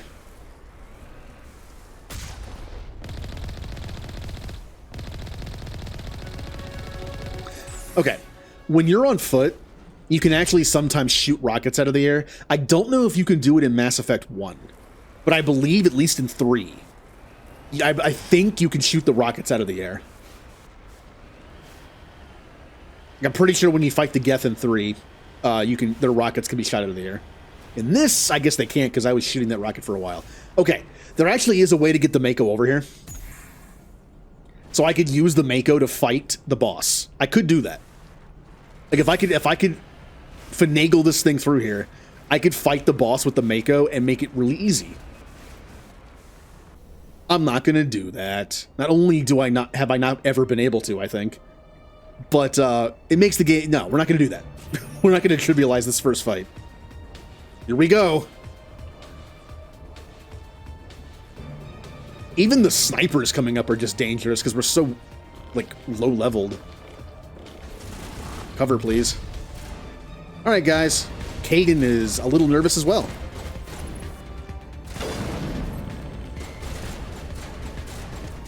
It's all right, Kaden. You don't have to make it through the whole game. Just get the Vermeer for reasons. Ow! Ow, you can hit me from there? What? There, thank you. So what do I have here? Overload, shield boost. I'm gonna put shield boost on my actual thing here. There we go.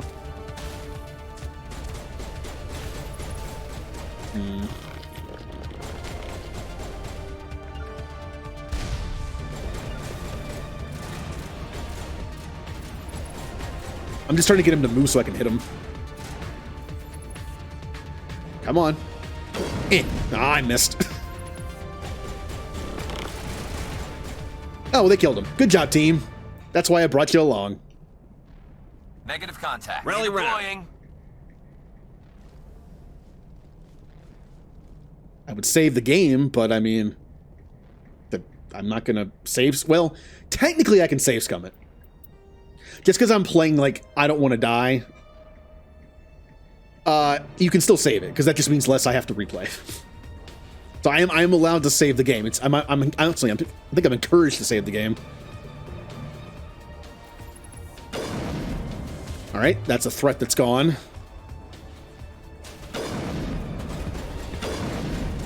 Snipers are so good in this game now.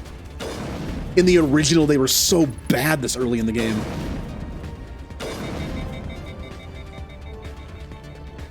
That's it. Bag them and tag them. They're not dead yet, Garrus.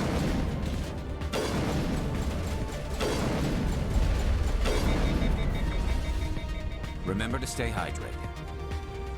Okay. Shepard. Hopefully I don't get shot while I'm hydrating. Huddle up. All right. A few more enemies and then the boss fight. Oh, I see you over there.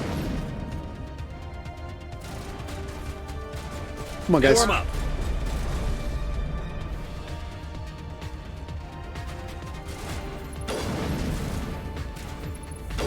No, you... You and your shields. I missed that easy shot. They're starting to flank me a little bit. I'm gonna get out of there.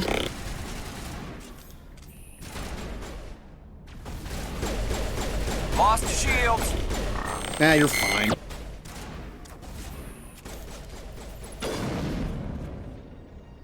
Is that... Yeah, that is you. Hard to tell. Alright. One enemy left. Bum, bum, bum, bum, bum, bum, bum, bum. That's a rocket.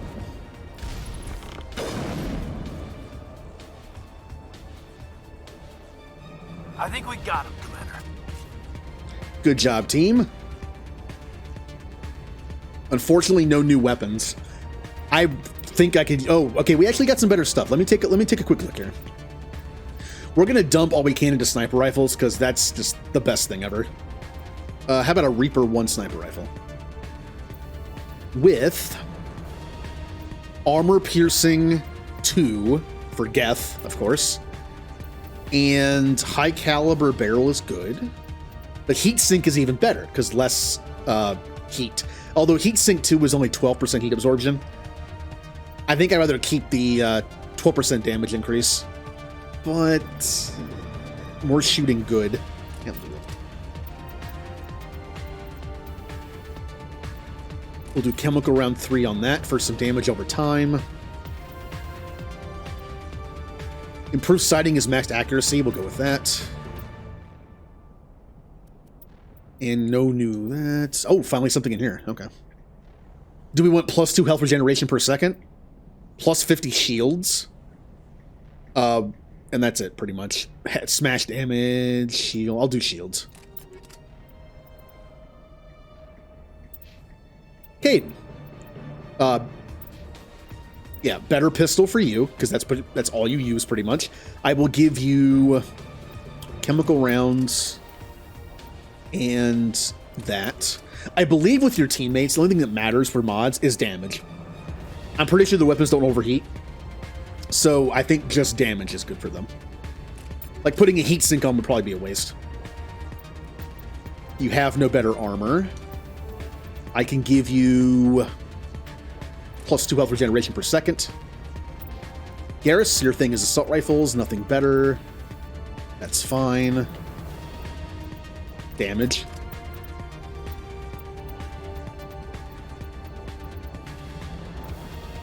And I'll give you better shields. We also have points to spend. I usually just bank my points and spend them later, but since I'm playing on Insane, I don't think I should do that. I think I should spend the points I have. Charm is full for now. I am going to do electronics for more. Actually, hold on. Undo that. I'm going to do basic armor for shield for a better shield boost. And this for immunity to get my teammates back to life if they die. And 1 in sniper rifle. Caden. A better barrier. Better sabotage. Better advanced overload for more shields. I'm not... Yeah. Also, lift is amazing. I kind of want to do lift too. Let's do lift. Garrus. Only snipe. I'm going to do assault rifles, like I said before, just so we can put all our points in other stuff. Decryption gives you just tech damage. I want to unlock electronics for more shields. Accuracy and weapon damage. We'll do shields. Now save. Okay, here comes the first true boss fight. And probably hardest fight for a while. I don't have a lot of close-up damage, so the Thorian is going to be a hard fight for me. I'm going to have to bring somebody that has shotguns. Although I can use the shotgun, I just can't put points into it to make it better. If I can do like a shotgun with a really good anti-organic ammo, it might be good enough. I'm going to need Liara for crowd control in that fight. I need singularity and throw and stuff. I might actually take her and Caden. I might need all the biotic crowd control I can get.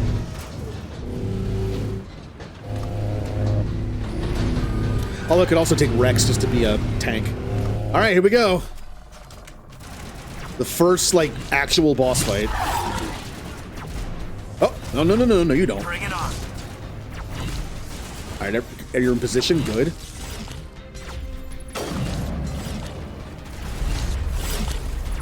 All right, one down.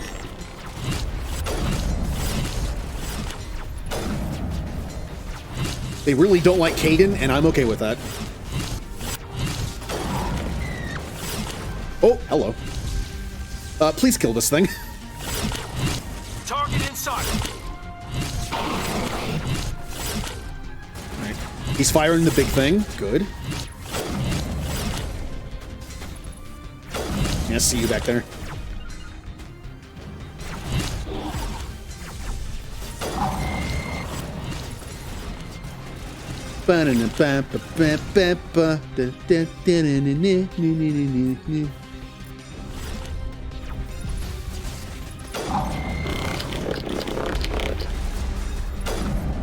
Can't get an angle. Target up. Caden's dead. This enemy is flanking me. Garrus, I need you to kill this thing, but I will also work on it here. Nope, that's just hitting that.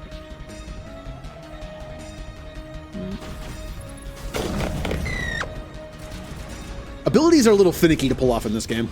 They just stick to cover. Go, go, go! Wait, do I have that on? Do I have that on here? Hold on. Is that one of the Mass Effect sounds I have on here? I think it is. Go, go, go! All right, here it comes. Ow.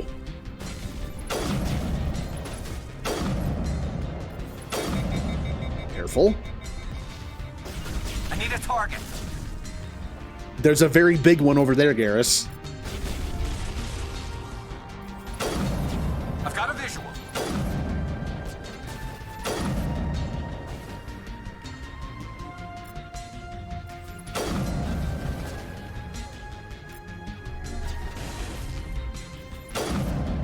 Careful.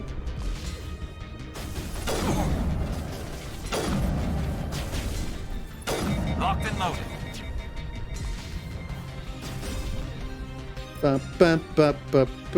Assassination. Well, hey, we did it. There's still an enemy left somewhere. Way down there.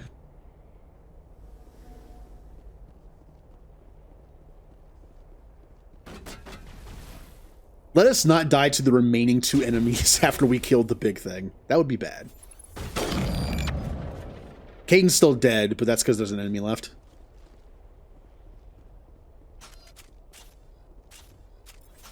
What? Did I just go from sniper rifle to sniper rifle? What? I am.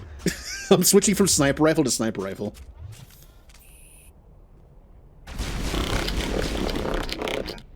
Come on.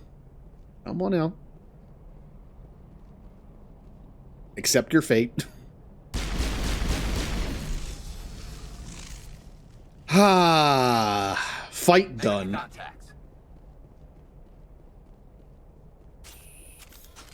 I like the music stops. It kind of gives you like a second. Oh, there it is.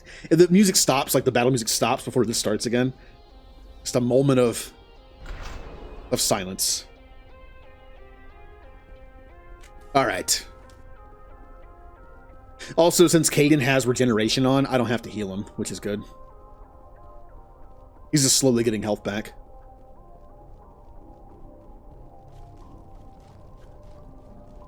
Now, let's be careful here. There's not a lot of cover in here. Engaging target. Especially when I'm in a tunnel.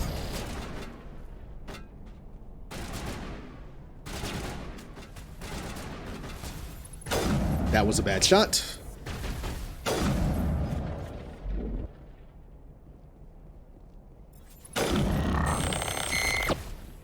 I'm going to just explode that so it doesn't kill me.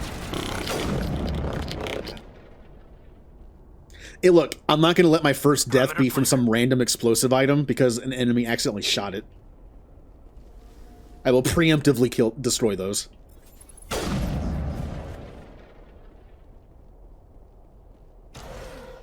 I've never visited a Prothean ruin before. Aside from the Citadel, I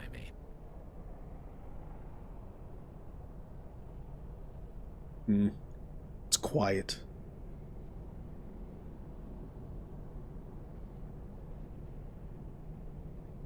I kind of like the quiet.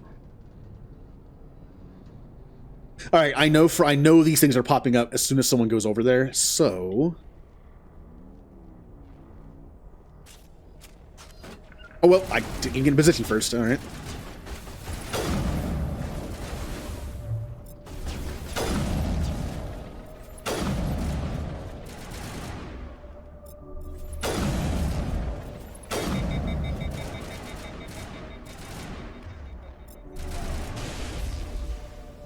We have a lot of tech power on this team. Remind me of a bathroom floor. Caden, that's exactly what I said when I... Oh, no, I'm Caden. I think I came to this realization before in some other cutscene, or some other scene. I'm Caden. I've said before that the tiles in this place remind me of a bathroom floor. Or, like, the tile in a shower. God, now I'm Caden. I'm the space weenie. That's not that surprising.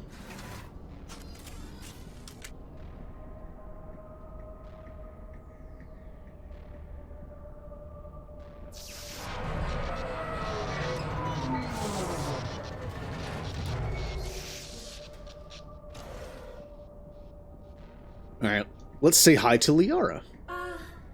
Hello? Could somebody help me? Please?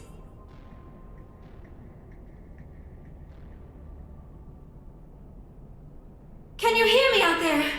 I'm trapped. I need help. Why are you so loud?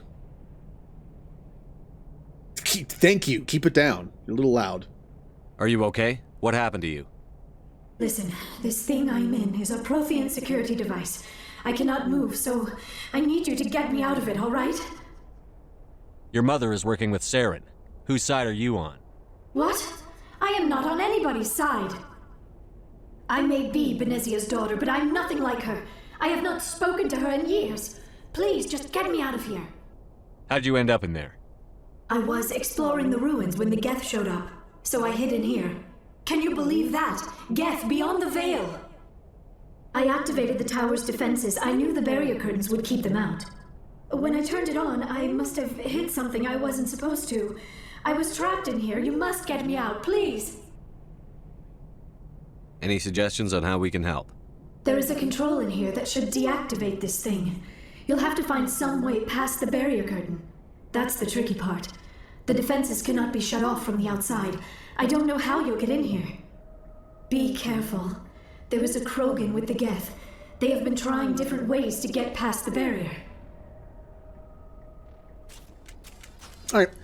Oh, look, they spawned in. I can already see them. Once again, making sniper rifle very powerful.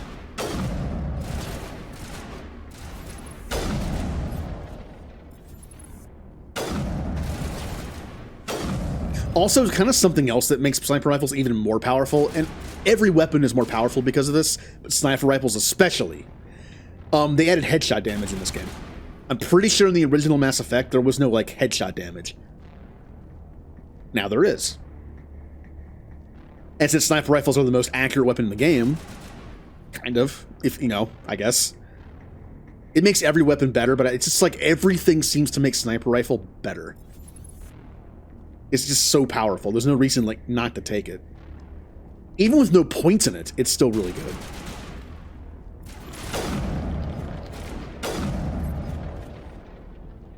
We good? Perimeter secured. I believe there's actually stuff over... Yep, there's stuff over here. I never come over here anymore because I know there's nothing over here, but there are actually some items over here.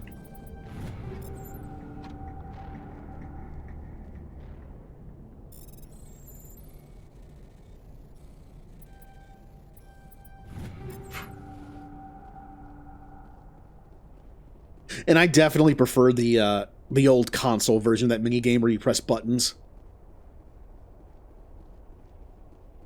I don't like these things. I should have just shot them. I don't like walking past them. We haven't found that much stuff, but the fact that we're going into another boss fight after this, I want to see if I have anything better.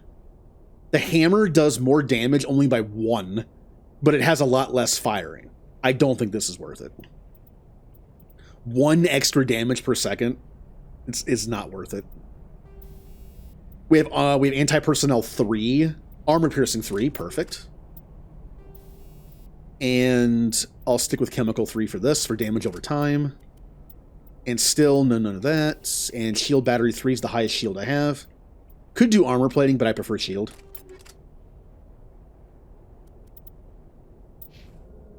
No better pistol. Chemical rounds 3 for you. That's an improvement. And damage is still fine. Garrus. No new assault rifle. Hammerhead, I think, is still probably better for now.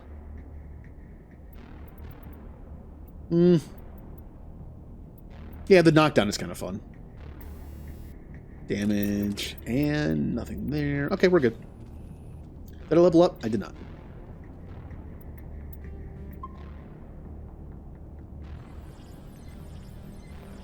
AXBY... No. AXBYX. There is an old experience glitch in the original Mass Effect where you can save the game, do this, and then reload the game. It somehow auto-saves the experience gain into the save, but you can do it again.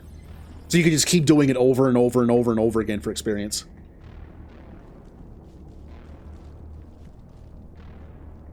I think they fixed it.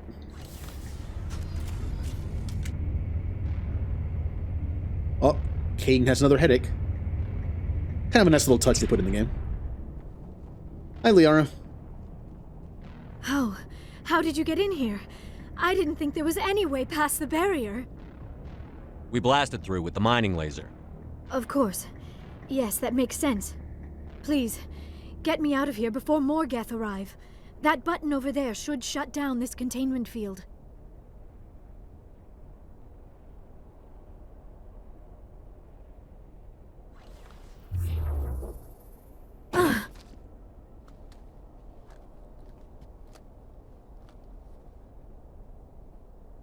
Any idea how we get out of this place?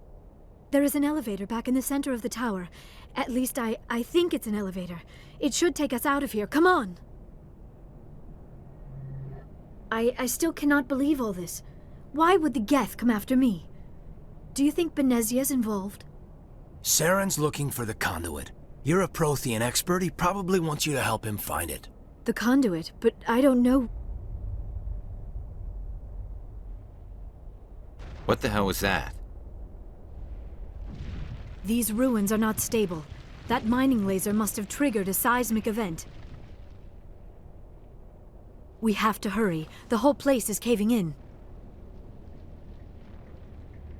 Joker, get the Normandy airborne and lock in on my signal. On the double, mister. Aye, aye, Commander. Secure and away. ETA 8 minutes. Not much margin for error. I miss Rex's line there. If we die in here, I'll kill him. Here comes the next fight, one where a sniper rifle might not be the best way to go, because it's kind of in a circular room where we start in the middle. If this Krogan chooses to just rush us, I'm in trouble. Kind of depends on what he wants to do. Is that different armor? I think he's wearing different armor than usual. Surrender. Or don't. That would be more fun. In case you didn't notice, this place is falling apart. Exhilarating, isn't it? Thanks for getting rid of those energy fields for us. Hand the doctor over. Whatever it is you want, you are not getting it from me. She'll stay with us, thanks. Not an option.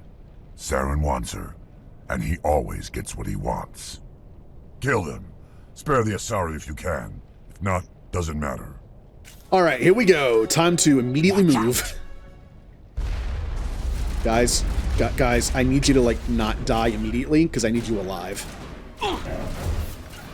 Caden's already dead. Seal it down. Caden is gonna die again. And Caden's dead again. I need to be careful about where the Krogan is. Garrus is still alive, that's good. Let's keep him that way. It's not that I'm not... It's not that I'm using him for bait, but I'm kind of using him for bait.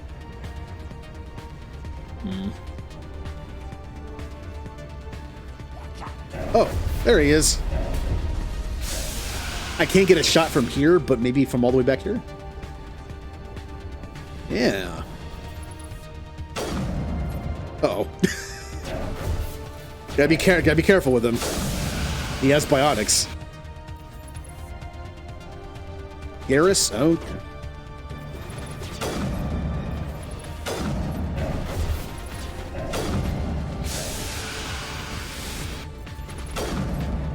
He's not dead yet. Not in my line of sight. Now he is. Hey, we did it. There's still enemies left, but the Krogan's dead. That's the big threat. So where is this last person? Garrus, go up there.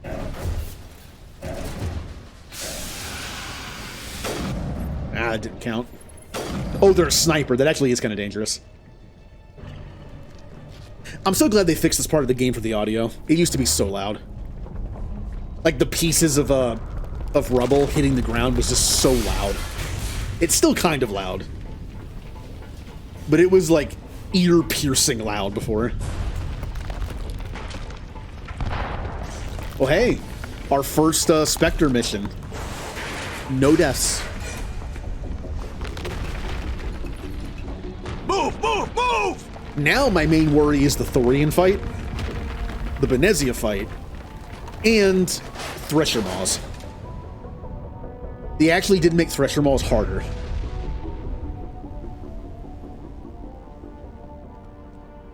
Instead of being able to stand still and just cheese like they're one little thing they shot, they shoot like a shotgun effect of it, like a thing of it, which can hit you a little easier. So... Well, you had the highest guess of anybody. You had no faith in my ability. Commander. 10 more seconds, we would have been swimming in molten sulfur. The Normandy isn't equipped to land in exploding volcanoes. They tend to fry our sensors and melt our hull. Just for future reference. We almost died out there, and your pilot is making jokes? I will say that I think that Mass Effect 1 is easier now because of the sniper rifle changes and combat changes, but 2 and 3, I will still die. Like, 2 and 3 have parts in it. Just 2 has specific areas where I will probably die a bunch. The Praetorian fights are usually kill me quite a bit. I remember playing 2 on Insane, and I remember getting stuck on the 2 Praetorian fights for a little bit. And 3 was mostly Cerberus fights. The turrets and the grenades. That's what killed me. So don't worry. You might have been a little high on Mass Effect 1 deaths, but the total might be closer. That's why I did all 3 games separate and a total. Joker pulled our asses out of there. I think he's earned the right to a few bad jokes. I see. It must be a human thing. I don't have a lot of experience dealing with your species, Commander. But I am grateful to you. You saved my life back there, and not just from the volcano. Those Geth would have killed me or dragged me off to Saren. What did Saren want with you? Do you know something about the conduit? Only that it was somehow connected to the Prothean extinction. That is my real area of expertise. I have spent the past 50 years trying to figure out what happened to them. How old are you exactly? I hate to admit it, but I am only 106. Damn! I hope I look that good when I'm your age. A century may seem like a long time to a short-lived species like yours, but among the Asari I am barely considered more than a child.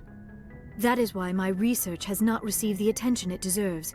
Because of my youth, other Asari scholars tend to dismiss my theories on what happened to the Protheans. Did your research turn up anything interesting? What is interesting is what I did not turn up. There is remarkably little archaeological evidence of the Protheans, and even less that might explain why they disappeared. It is almost as if someone did not want the mystery solved. It is like someone came along after the Protheans were gone and cleansed the galaxy of clues. But here is the incredible part. According to my findings, the Protheans were not the first galactic civilization to mysteriously vanish. This cycle began long before them. Where'd you come up with this theory? I thought there wasn't any evidence. I have been working on this for 50 years. I have tracked down every scrap and shred of evidence. Eventually, subtle patterns start to emerge, patterns that hint at the truth. It is difficult to explain to someone else. I cannot point to one specific thing to prove my case. It is more a feeling derived from a half-century of dedicated research. But I know I'm right, and eventually I will be able to prove it. There were other civilizations before the Protheans. This cycle has repeated itself many times over. If the Protheans weren't the first, then who was? I don't know. There is barely any evidence on the Protheans, even less on those who came before them. I cannot prove my theory, but I know I am right. The galaxy is built on a cycle of extinction. Each time a great civilization rises up, it is suddenly and violently cast down. Only ruins survive. The Protheans rose up from a single world until their empire spanned the entire galaxy. Yet even they climbed to the top on the remains of those who came before. Their greatest achievements, the mass relays and the Citadel, are based on the technology of those who came before them. And then, like all the other forgotten civilizations throughout galactic history, the Protheans disappeared. I have dedicated my life to figuring out why. It's interesting that after Liara discovered evidence that there was like advanced civilizations before the Protheans, that she still believes that the Protheans built the mass relays and Citadel. That they're not from a previous cycle. I guess that makes sense, though. If whatever destroyed them destroyed almost every trace of their existence, why would they leave the mass relays and Citadel untouched? I mean, as we find out later, it's intentional, but... They were wiped out by a race of sentient machines. The Reapers. The Reapers? But I have never heard of... How do you know this? What evidence do you have? There was a damaged Prothean beacon on Eden Prime. It burned a vision into my brain. I'm still trying to sort out what it all means. Visions? Yes, that makes sense. The beacons were designed to transmit information directly into the mind of the user. Finding one that still works is extremely rare. No wonder the Geth attacked Eden Prime. The chance to acquire a working beacon, even a badly damaged one, is worth almost any risk. But the beacons were only programmed to interact with Prothean physiology. Whatever information you received would have been confused, unclear.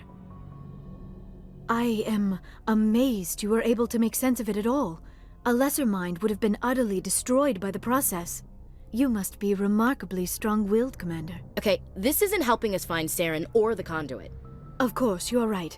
I am sorry, my scientific curiosity got the better of me. Unfortunately, I do not have any information that could help you find the conduit, or Saren. That's so mean. Why we even go through the hassle of saving you, then? Aww. I don't know why Saren wanted you out of the picture, but I think we'll be a lot better off if we bring you along. Thank you, Commander. Saren might come after me again. I cannot think of anywhere safer than here on your ship.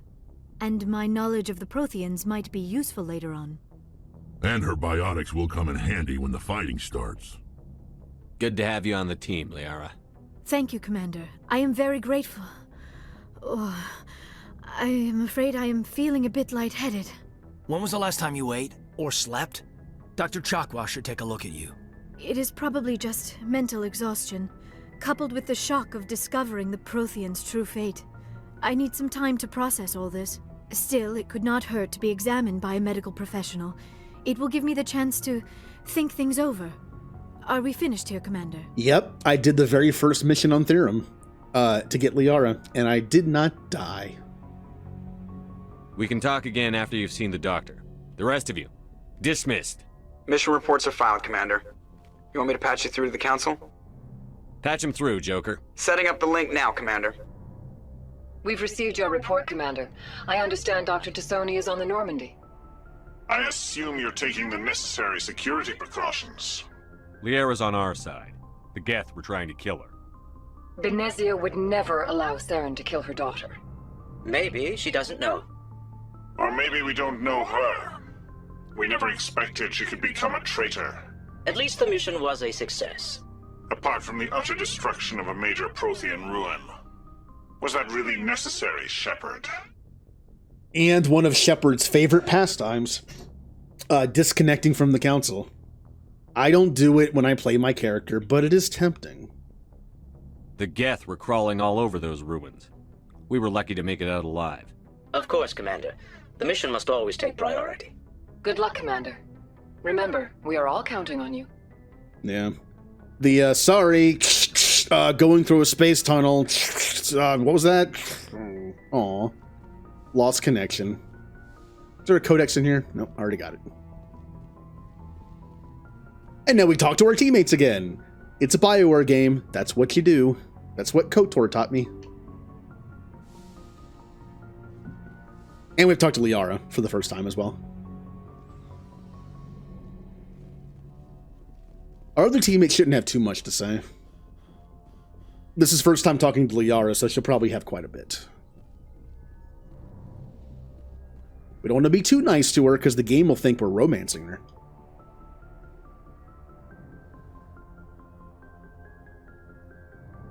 Commander, are you coming to check up on me?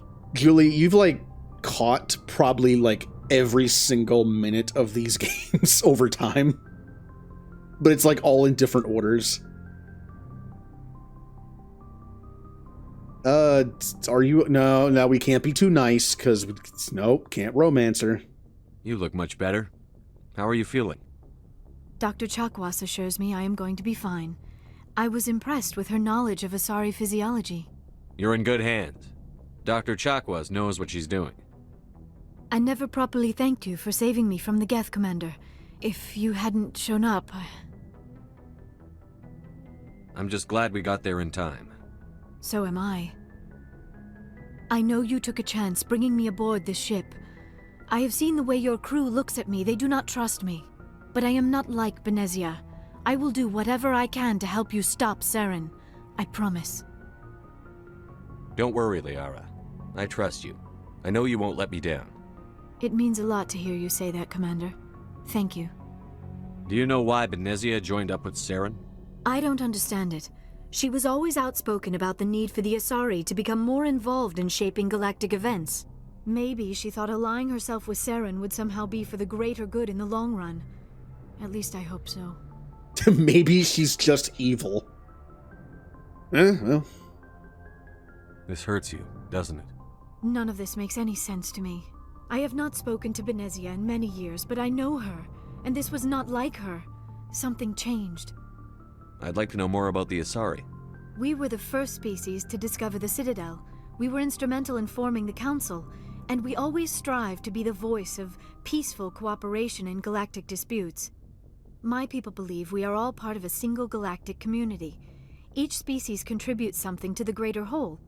Although we seek to understand other species, it seems few of them seek to understand us.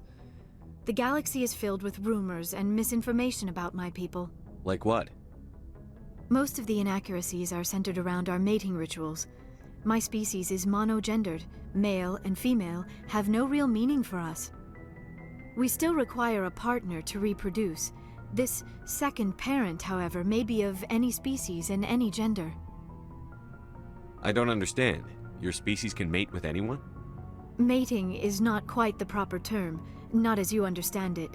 Physical contact may or may not be involved, but it is not an essential element of the union. The true connection is mental. Our physiology allows us to meld with other beings. We can touch the very depths of their minds. We explore the genetic memory of their species. We share the most basic elements of their individual and racial identities. We then pass these traits on to our daughters.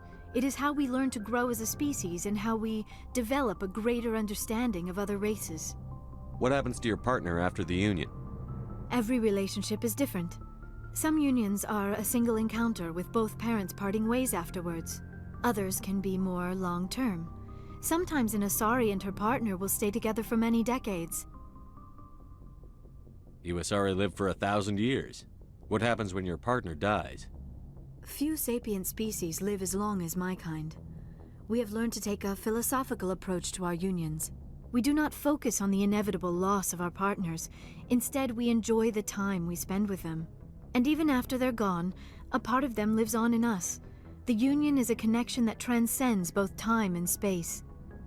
So yeah, Asari can live for 1,000 years or more, but humans, I believe humans in the Mass Effect universe, the average age is like 150 if they're lucky, is how Shepard puts it. So, and then I think Turians and Quarians are around the same. But then you have Solarians who only live to be 40. So if an Asari and Solarian have a kid, I mean, that's... Okay, if Asari lived to be 1,000, let's say for the sake of argument, 100 years is the average age of human death right now. It's not, but just for the sake of math, let's say it is. That means that means that if an Asari and Solarian have a kid, if the Asari lives to be 100, the Solarian lives to be 4. Like, that's putting it into like that perspective. That's obviously not a lot of time. To an Asari, being in a relationship with a Solarian is like a few years, kind of. Yeah. I mean, yeah, the Asari are basically space elves. Although the Krogan are too, because they live also for like over 1,000 years. The Krogan are like space orcs, who also live to be 1,000. I mean, in some worlds, aren't orcs or goblins like mutated elves? I'm assuming they lost their immortality, but in this case, maybe they didn't. I mean, like I said, it's a sci-fi game. It's a sci-fi world. There's always going to be the most typical of species in here. The Asari are the diplomatic ones who live for a long time. The Krogan are the warrior race. They're the Klingons. The Turians are very militaristic. So in a way, they're kind of like Krogan, or kind of like Klingons when it comes to that. But there's a little more to it than that.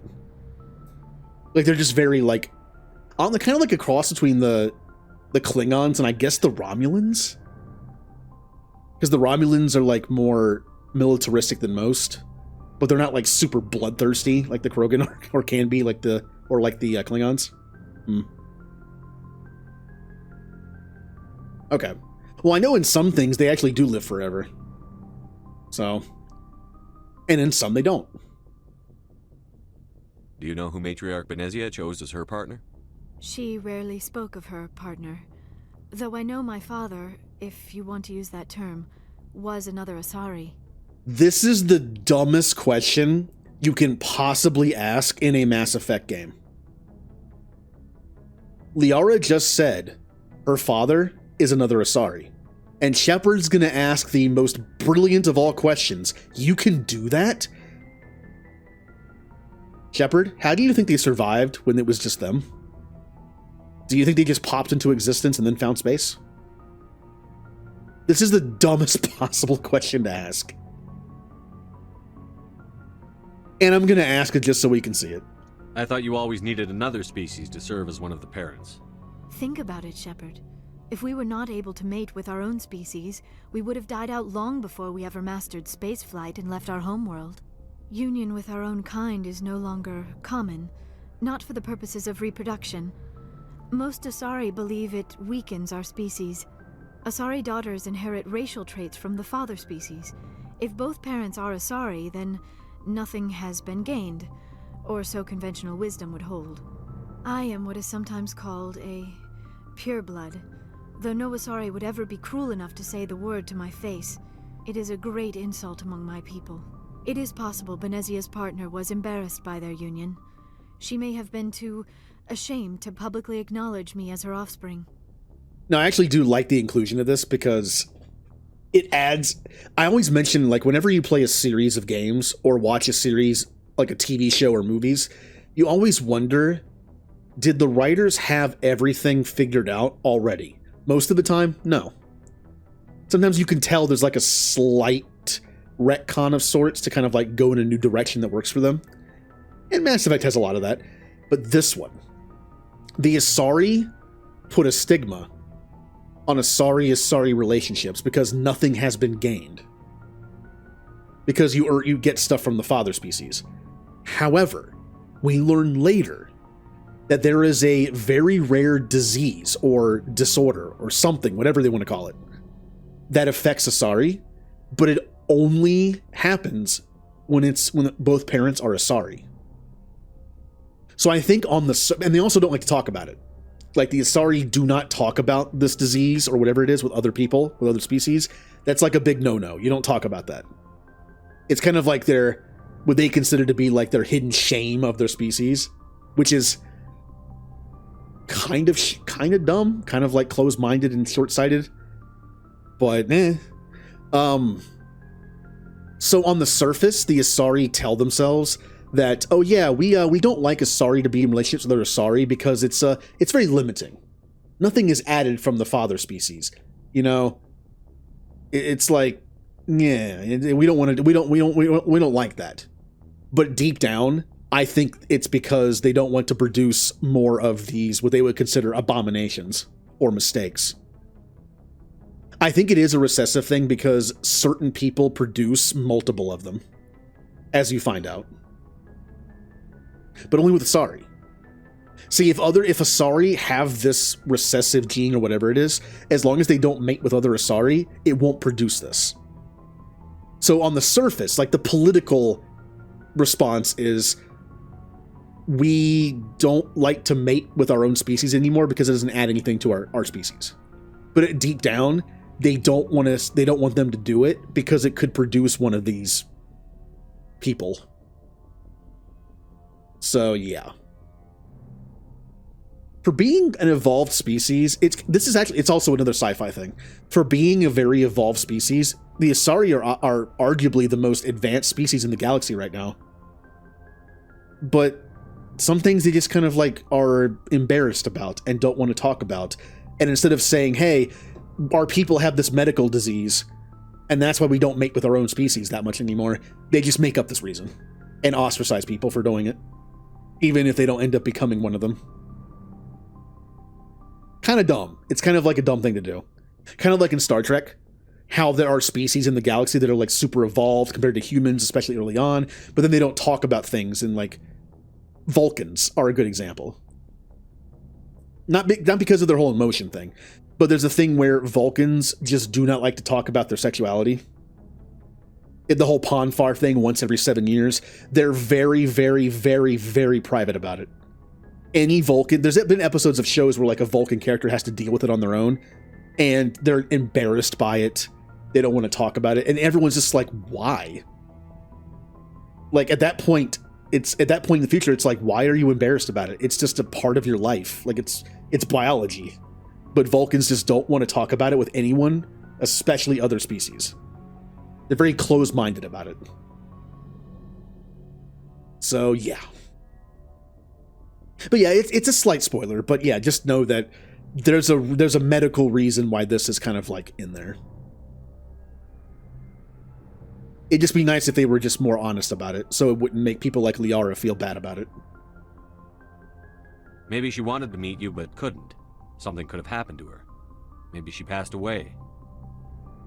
You might be right. I hope you are. But I have no way to know for sure. Benezia never spoke of her partner. Whatever happened, it caused her too much pain to dwell on it. She raised me by herself, though that is not uncommon. Many Asari raise their children alone, particularly if the father species is short-lived. Often the partner will pass on long before the child reaches maturity. I should go. Goodbye, Commander. And that's it for Liara for now. We also know, and this is actually a really cool thing that's been retconned, but also not retconned. I kind of like it because in the universe itself, it's not proven or disproven or whatever. There was a theory that whoever the father species is, the child can exhibit traits, personality traits of that parent. Like an Asari who had a kid with a Krogan, that child might be more aggressive. Or with a Solarian, they might be more science-based or like inquisitive. Or be a little more impatient, maybe. Stuff like that. Or a Turian might be like more about like the whole military structure and like that kind of thing, like citizen service kind of stuff. It's supposedly not true, but then you also are told it kind of is. I think it's actually both, and that kind of makes sense. I think like in the world of Mass Effect, the Asari aren't even sure. It's kind of a thing where it's like it's true, but it's not. Maybe there's no like medical evidence to back it up, but apparently it is somewhat true. Because there is an Asari in 2 that you meet whose father was a Krogan, and she does seem a little Krogan-like. Whether it's a whole nature or nurture thing. She was raised by a Krogan father for a while. It might not be in her DNA. It could just be how she was raised by a Krogan. I think it is the whole nature nurture argument on the Asari side, which makes it more complicated because of what they can do.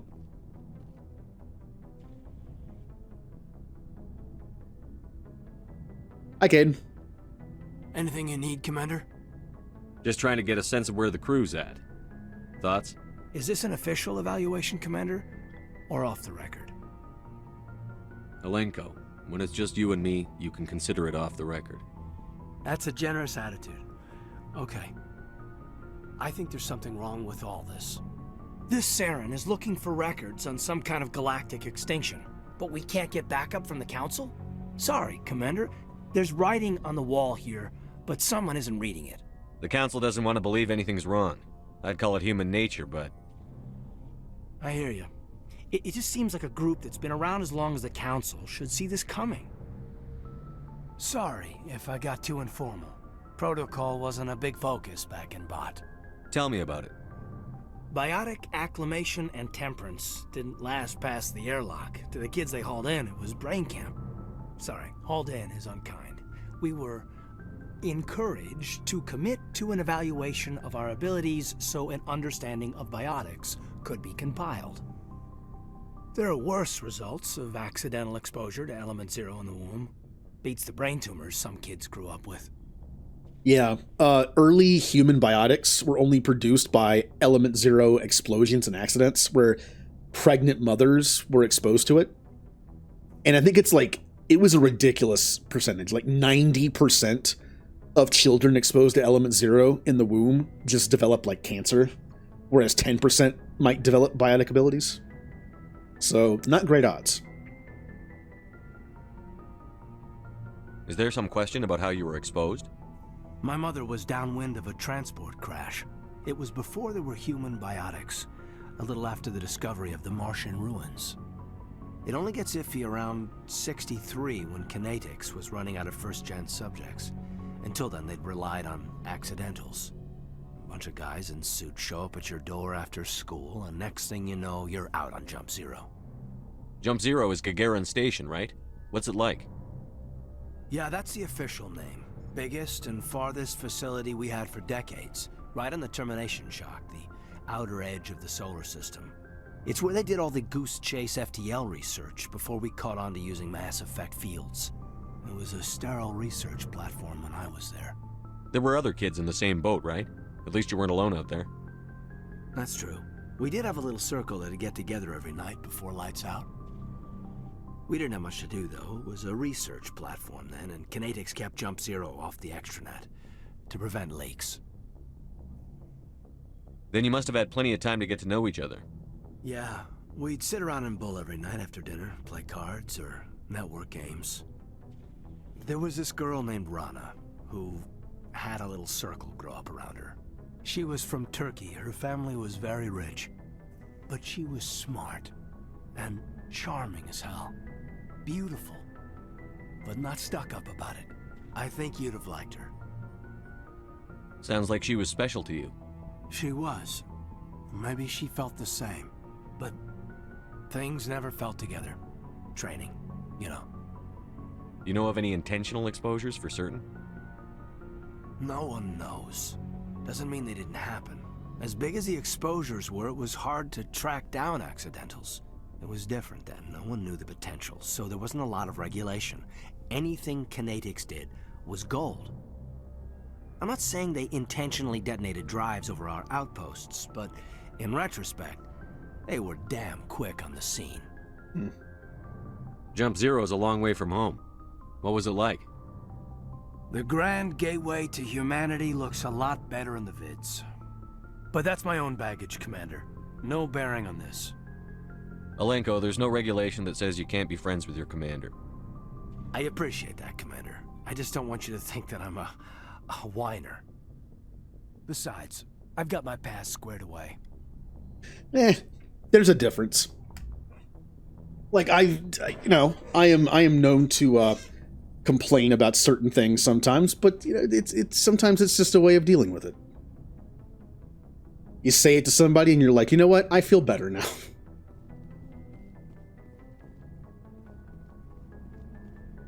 That whole idea that, like, what's the use of complaining about something that you can't fix? It makes you feel a little better. It's one of the only things I can do. For things, that logic is like, why complain about something you can't fix? What's the point? To make me feel better, because it's one of the few things I can do about it. You're right, I can't change it. But it's something I can do that might make me feel a little better about it, maybe. Alright, let's talk to more people. You know, the rest of the crew that we just kind of stuffed down in the cargo bay. Hi, Garrus. Commander, how are you? Why did you want to be a C-Sec officer in the first place? That's a good question. There were several reasons, I guess. Like what? Probably the same as most officers. I wanted to fight injustice, wanted to help people. I guess my father had something to do with it too. He was C-Sec, one of the best. I grew up hearing about his accomplishments or seeing his picture on the vids after a big arrest. He's taking my resignation pretty hard. That's tough, but you'd think he'd be impressed you're going after Saren. My father's a C-Sec man to the bone. Do things right or don't do them at all, he says. He thinks I'm being too rash, too impatient. He's worried I'll become just like Saren. He actually talked me out of becoming a Spectre when I was younger, for the same reasons. You were asked to be a Spectre? Well, I was targeted as a possible Spectre candidate, me and about 1,000 other Turian military recruits. I could have received special training, but my father didn't like it. He despises the Spectres. He hates the idea of someone having unlimited power with no accountability. He wouldn't like you, Commander. No offense. Aw, why wouldn't he like me? But I'm a good Spectre. I don't do stupid stuff, except, well... the Renegade options in 1 are a little ridiculous sometimes, but the Renegade trigger pulls in 2 and 3 are just kind of like badass interrupts. I'll do some of those. That's too bad. Not all Spectres are like Saren, you know. Of course not. But Saren's not going to play by our rules, C-Sec's rules. If you want to nail Saren, you need to send someone who isn't restricted by policies and procedures. Not necessarily. Just because you can break the rules doesn't mean you should. I don't need to stoop to Saren's level to stop him. And neither do you, Garrus. I see what you mean, but I'll think about it. Thanks, Commander. Although I'll be honest, normally I try to get Garrus to like see that, like, you know, I mean, yeah, the rules can suck sometimes, but they're there for a reason. Says the Spectre who can do whatever they want and not have to deal with the rules. I mean, I get it. But also, you know, lead by example. My character doesn't tend to do messed up stuff. However, the one time I kind of think about it, where I might give Garrus a gray answer, is when it's like, hey, when we do catch Saren, do you think it's okay to just arrest him and put him in jail? isn't he kind of too dangerous to be kept alive, knowing what he knows? And there's the option of like, nah, let's do it the right way, or it's like the bottom option's like, oh, I fully agree. When I see him, he's dead. The gray area is kind of like, we'll see. we'll see. I agree with that. I think he is too dangerous to keep left alive. But if you will keep him alive, put him in like the most secure, secret Spectre prison of all time. Don't do the dumb thing that happens in comic books where it's like, oh, Batman, I see you arrested the Joker after he killed a dozen people. Here, we'll put him in Arkham, where the revolving door is. And he just gets out and leaves and over and over again. How about we put him somewhere different? Like, I'm not saying Batman should kill him. But I'm saying maybe put him somewhere else. I mean, hey, you're rich, Bruce Wayne. Why don't you make your own prison that actually has people that want to help people instead of like the supervillains that hang out at Arkham with other supervillains as doctors? Like Hugo Strange or somebody. How about make your own like special meta prison where you can put people and they don't escape all the time? Maybe that'd be good. Commander, you have a minute to talk? I keep an open door policy. If you have any concerns, lay them on me. All right. I know things are different aboard the Normandy, but I'm concerned about the aliens, Vicarian and Rex. With all due respect, Commander, should they have full access to the ship? Oh, here we go. What do you mean? Don't mince words, Chief. What's your concern? This is the most advanced ship in the Alliance Navy. I don't think we should give them free rein to poke around the vital systems. Engines, sensors, weapons. Notice how she didn't say Tally. I mean, she doesn't consider Tally a Quarian a threat. But the Turians fought her grandfather in the First Contact War, and the Krogan, well, I mean, they're the Krogan. I mean... You don't trust the Alliance's allies? I'm not sure I'd call the Council races allies. We, humanity, have to learn to rely on ourselves. Standing up for ourselves doesn't mean standing alone. I don't think we should turn down allies. I just think we shouldn't bet everything on them staying allies. As noble as the Council members seem now, if their backs are against the wall, they'll abandon us. There is an analogy coming up that a lot of people use to make Ashley seem like a giant space racist. I mean, she still kind of is. But I think it's kind of taken out of context a little bit. It's still not great, but... And she says other dumb stuff, like the thing on the Citadel. But when we get to it, I know what she's trying to say. She just doesn't do a good job of it. You've got a pessimistic view of the universe, Williams. A pessimist is what an optimist calls a realist. Look, if you're fighting a bear and the only way for you to survive is to sick your dog on it and run, you'll do it. As much as you love your dog, it isn't human. It's not racism, not really. Members of their species will always be more important to them than humans are. Okay. That was the line, by the way. A lot of people have mentioned, like, oh, she's calling aliens dogs. No. Actually, she's calling humans dogs. She's saying that the Council sees humans, and Elcor, and Volus, and Hanar. Any species who isn't on the Citadel is considered a secondary species. Even Avena on the Citadel uses the term lesser species for anybody who's not on the Council, which is all but 3 of them. She's saying that the Council sees humanity as a dog compared to them. We're not as good as them. So there's ever a situation where if something attacks Citadel space or whatever happens, they will throw humans at it because they're not on par with the rest of their species. With the Asari, Turians, and Solarians. They will all agree, yeah, let's throw the humans at it. They're lesser than us. That's what she's trying to say. Honestly, I kind of agree with them. I kind of agree with that sentiment. They probably would. But she doesn't say it very well, does she? These seem like deeply held beliefs, Williams. What made you think this way? My family's defended the Alliance since it was founded. My father, grandfather, great-grandmother, they all picked up a rifle and swore the oath of service. I guess we just tend to think of Earth's interests as our own. It doesn't sound like you've worked with aliens before. No, sir. Mainly I've been groundside, part of the surface garrison forces. I did get a rotation on a space station for training. Every Marine a rifleman, every rifleman ZG certified. That's odd. Your record is spotless and your technical scores are exemplary. You should be serving with the fleet. Anyway, that's why I haven't served with many aliens, Commander. And notice how she kind of gets away from answering that. Yeah, like I mentioned before, the best way, you know, her family is very alliance-based. Her grandfather was in the First Contact War and had to surrender to the Turians to save more people. That's why he did it. And then she was blacklisted from the Alliance because of her name. I'm not sure if her father or mother served in the Alliance. I don't think it's really... I think it's mentioned her father stay did. Hydrated. But...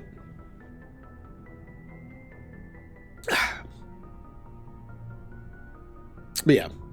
The idea that her family would be a little against Turians because, you know... I made this argument before. Ashley, like her whole family, maybe, blames the Turians for the issue with her family. The Turians attacked.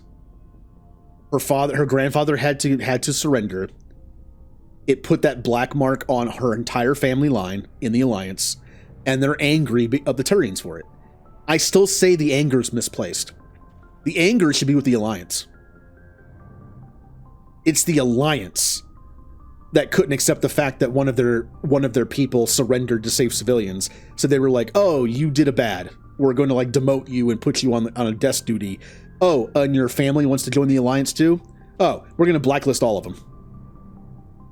That's the Alliances. That's the Alliances doing, not the Turians. Blame the Alliance for that crap.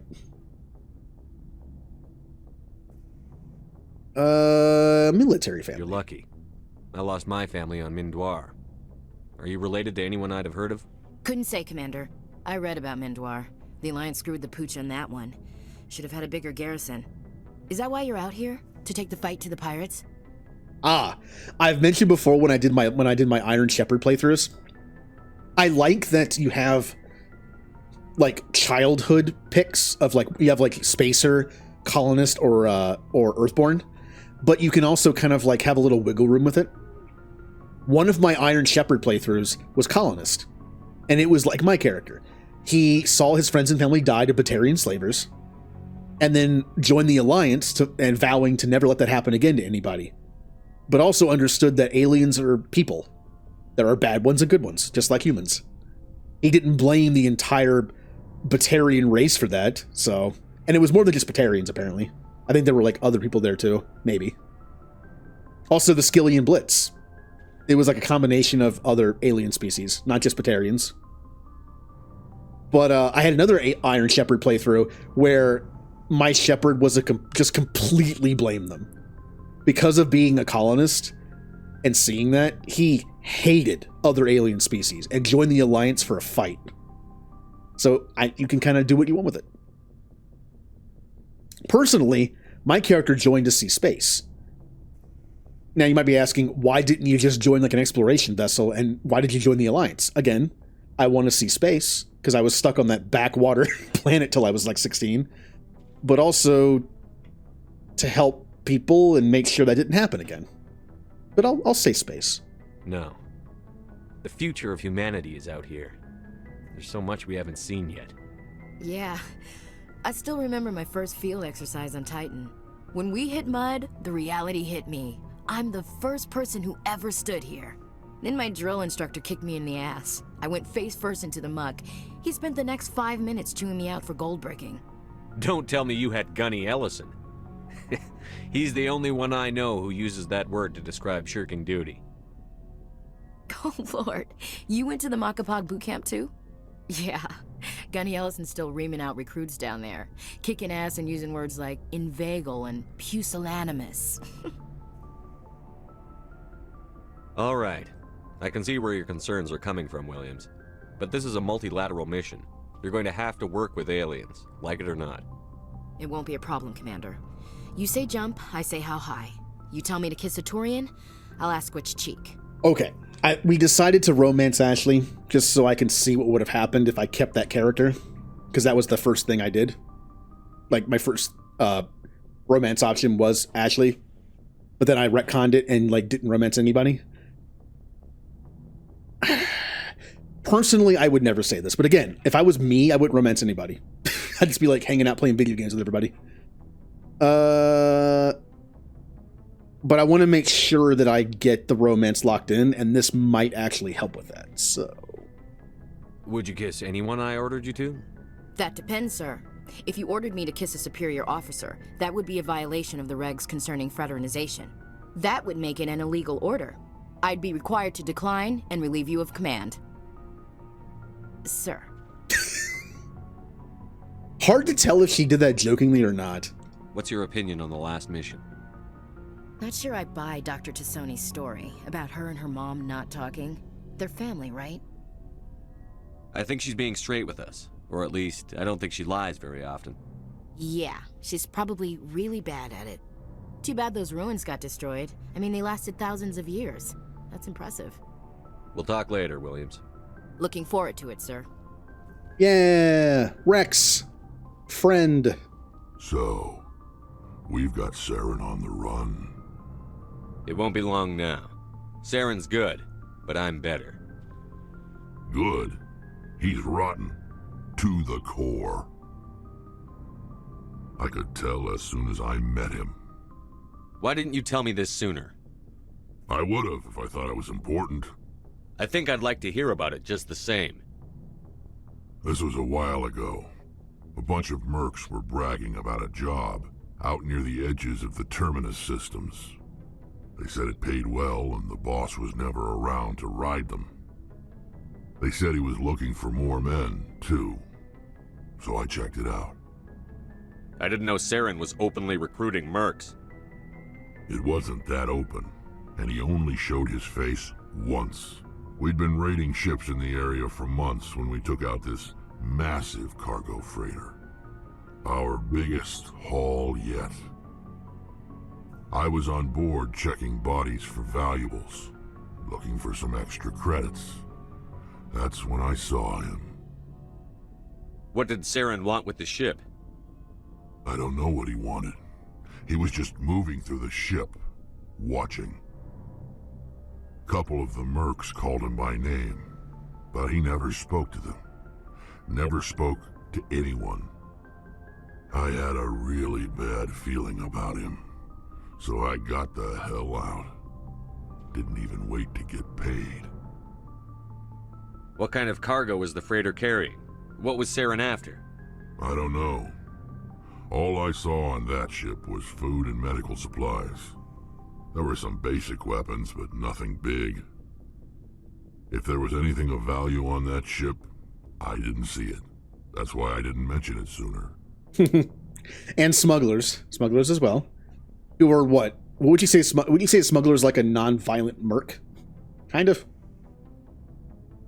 Whose ship was it? There was a Volus trading vessel. Big one.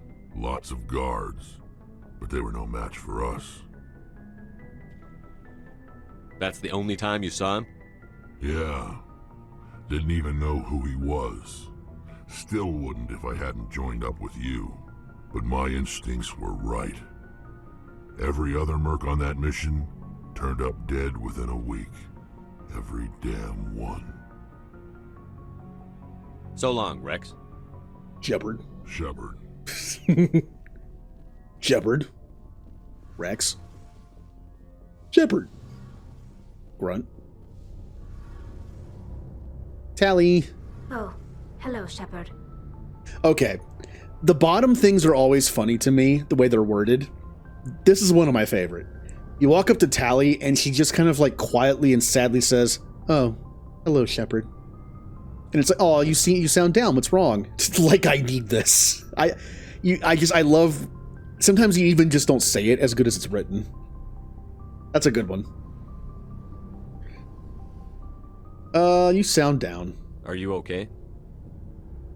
I don't know. Your ship is amazing. and your crew's been really great to me, especially your chief engineer. But I just sort of feel out of place. The Normandy runs so smooth it feels like we're not even moving, and the engines are so quiet. How do you sleep at night? The silence wakes you up? Back on the flotilla, the last thing you want to hear is silence. It means an engine's died or an air filter shut down. I guess you don't have to worry about that here. But old habits die hard. But it's more than just the silence. This ship feels so empty. It's like half the crew is missing. Back home, I couldn't wait to go on my pilgrimage. I couldn't wait to get away from the crowds. Now that I'm out here, I kind of miss them. Sometimes we don't appreciate what we have until it's gone. That's true. I'm starting to wonder if that's what the pilgrimage is really about. It's given me a whole new perspective on my people and our culture. You know, there's always a few who go on their pilgrimages and never return. I always assumed something bad happened to them, but maybe they just wanted a different life. You do plan to return to the migrant fleet, right? I could never abandon my people, Shepard. I will go back eventually, but we have to stop Saren first. Otherwise, I might not have a home to go back to. I should go. See you later. Bye, Tally. Okay, all the talking is done. It's time to go on another mission and another chance of death. Hello, wall. I'm way too close to the wall. Ooh, I kind of don't like that. It's like a slight claustrophobia thing. Death.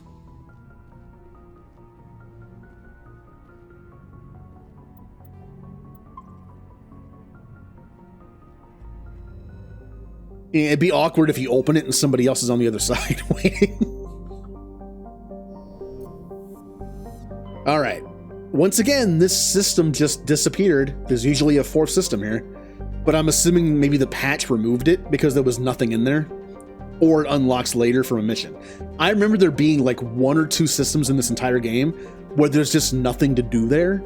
Maybe they removed it because of that. I still find it weird though. But we're not done here yet, so. Time to read us some planets. We get to learn the planets. Message coming in. Oh, okay. Patching it through. Maybe. Commander Shepard, my name is Nasana Dantius. I have a job for you. I can't say any more in an unsecured communication. If you're interested in hearing my offer, meet me on the Citadel so we can talk in person. I'll be waiting in the Diplomat's Lounge on the Presidium. So I mentioned before the way this game works, even if you don't pick up a mission, you could just find it on whatever planet you land on. Her mission, I think, is in the system. We could just do it and not talk to her. And it's like, hey, Shepard, can you handle this? And you're like, oh, I already did, by the way. And you're like, oh, okay.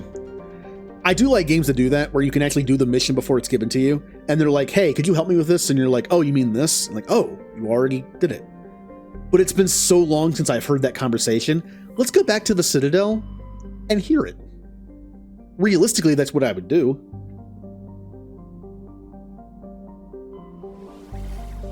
Also, we can go talk to Conrad, because we did a single main mission. So that probably unlocked the Conrad mission. It also might have unlocked the Doctor mission. And I can talk to Admiral Kahoku and unlock that mission. But I'll do the Doctor mission first because you have to actually talk to him about it. Since I usually do the Kahoku mission first, I never get like that extra dialogue with him. It's kind of poorly designed because you can grab that mission first and then Doctor mission comes second. So it's like weirdly out of order. Yeah. It's very rare. I think there might be only 1 or 2 systems in the entire game. I'm assuming that's why they got rid of it. It's just weird to not see it there, because I know it's there. But I guess they thought, what's the point? Alright. We're going back to the Citadel just to talk to someone. We're also going to go talk to Dr. Michelle and see if that mission is there. I don't want to do the Kahoku stuff until I unlock the Doctor mission. Who should I bring with me? Well, Liara hasn't been to the Citadel yet. We'll bring her. And since we're only going here to talk to like a handful of people, I'll bring Garrus because Garrus is like this is his place. The Citadel is Garrus's like stomping grounds. You know, like this is where he knows stuff. This is where he's going to be the most helpful, honestly. So I'll bring Garrus. If we need to do anything, Garrus is here. Equalizing interior pressure with exterior atmosphere. Why are their textures so bad? What's happening? Logged. The commanding officer is ashore. Exo Presley has the deck. Like, Garrus, Liara, why are you wearing such blurry stuff? Oh, it's fine now. See, we still have weapons, but we're wearing, like, our common stuff. Oh, yeah! Admiral Jerkhead. I'm okay with this team. Because he mentions aliens, and it's going to be like, hey, they're right here.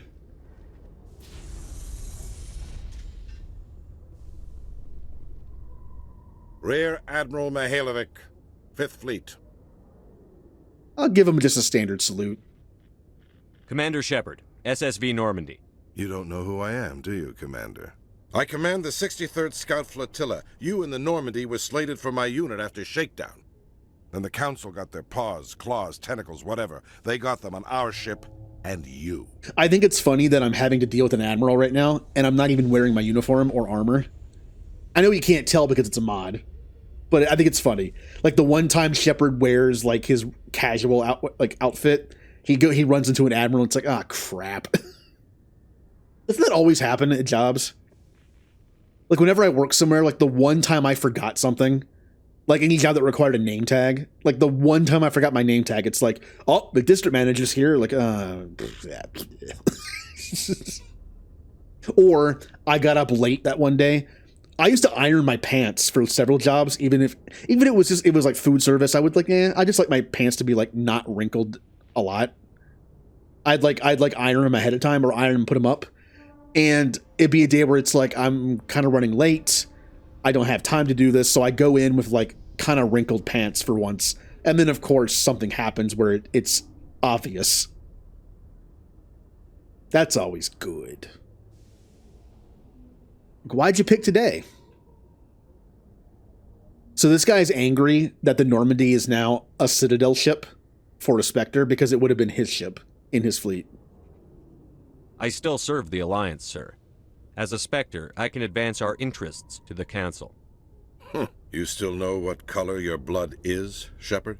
I don't begrudge the politician's decision to throw you to the Council. It's an opportunity. I do begrudge this over-designed piece of tin, though. Ooh. Ooh. Don't you insult the Normandy. She's not over-designed. The Normandy is a fine ship, sir. She's served us well so far. It's a gimmick, Commander. Useless in a stand-up fight. This experiment diverted billions from our appropriations bills. For the same price, we could have had a heavy cruiser. But no, we had to make nice to the Turians, throw money at a co-developed boondoggle. I'm here to make an inspection, Commander. Normandy is an Alliance warship. I intend to see she's up to snuff. Yeah, my Brock playthrough, I was a complete jerk to this guy, and then when he said that he needs to do an inspection, I said no. Like, no, it's my ship. Technically, I'm a Spectre. I say don't go on the ship, you don't go on the ship. But no, we have to, let's make nice. Sure. We'd be honored to show her to you, Admiral. I'll just bet. Wait here. I won't be long. Again, it's a situation where it's going to look bad. Commander, I'm not happy. Like, oh, why did, like, people on the ship decide to pick now to make the ship a mess? I'm sorry to hear that, sir. Who designed that CIC? Putting the commander aft of everyone else is inefficient. What if he needs to discuss with the operators toward the bow? Ah, we can fight him back with words. This is a word boss fight. It's a Turian design. Modified Turian style. They prefer commanders looking over their subordinates rather than in the middle of them. We wanted to see how effectively they can command with that setup. Reasonable goal, but they should have studied that in a lab rather than on a frontline warship. I had to shake my head at that drive core of yours, 120 billion credits of element 0 to make this thing able to move without giving itself away.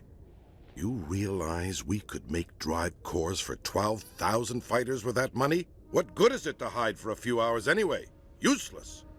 I also really like the Renegade options for this. Just because you do Renegade doesn't mean it's like it's just like pull out gun.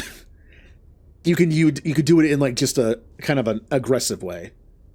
Like how he's saying that this is useless.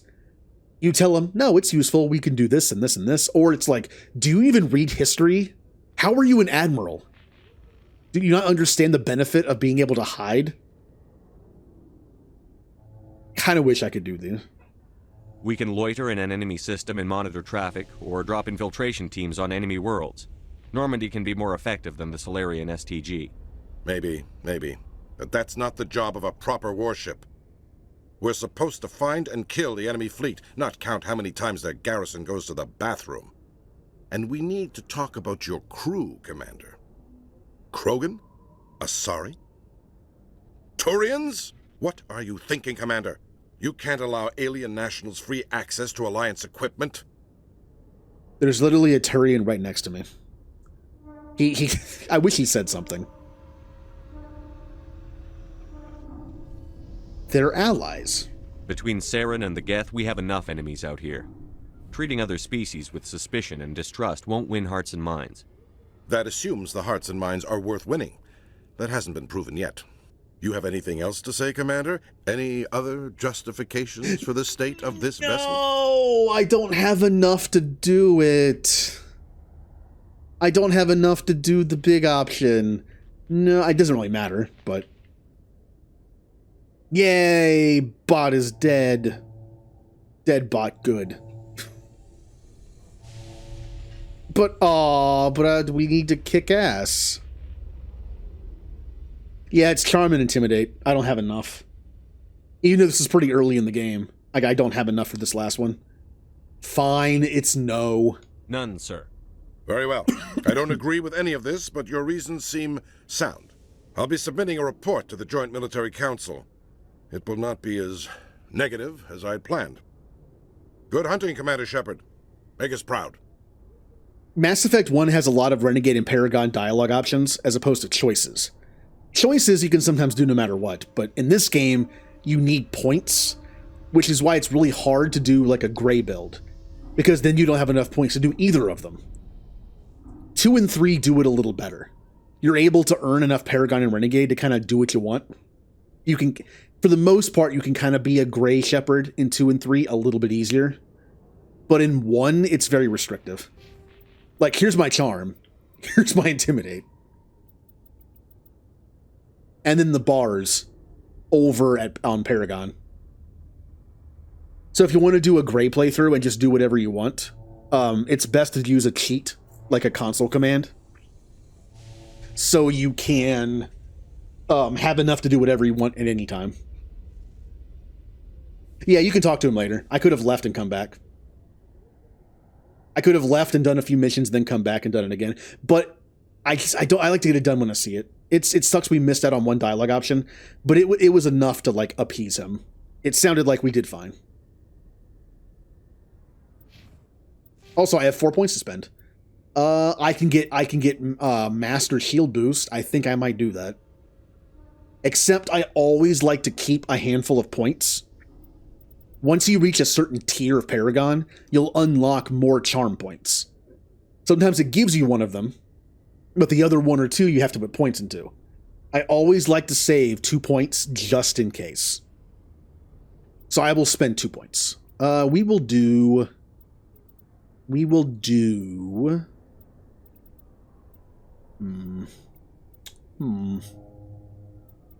I'll put a point in engineering, just for some tech protection. And I will also do...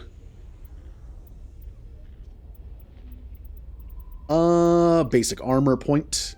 And that's it for now. Liara has a lot of points, because I haven't used her yet.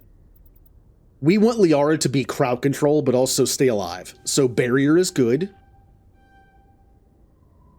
Stasis I don't like in this game. We want to unlock Singularity, because Singularity is great. It is awesome crowd control. We want good Singularity. We also want Lift, because Lift is also good.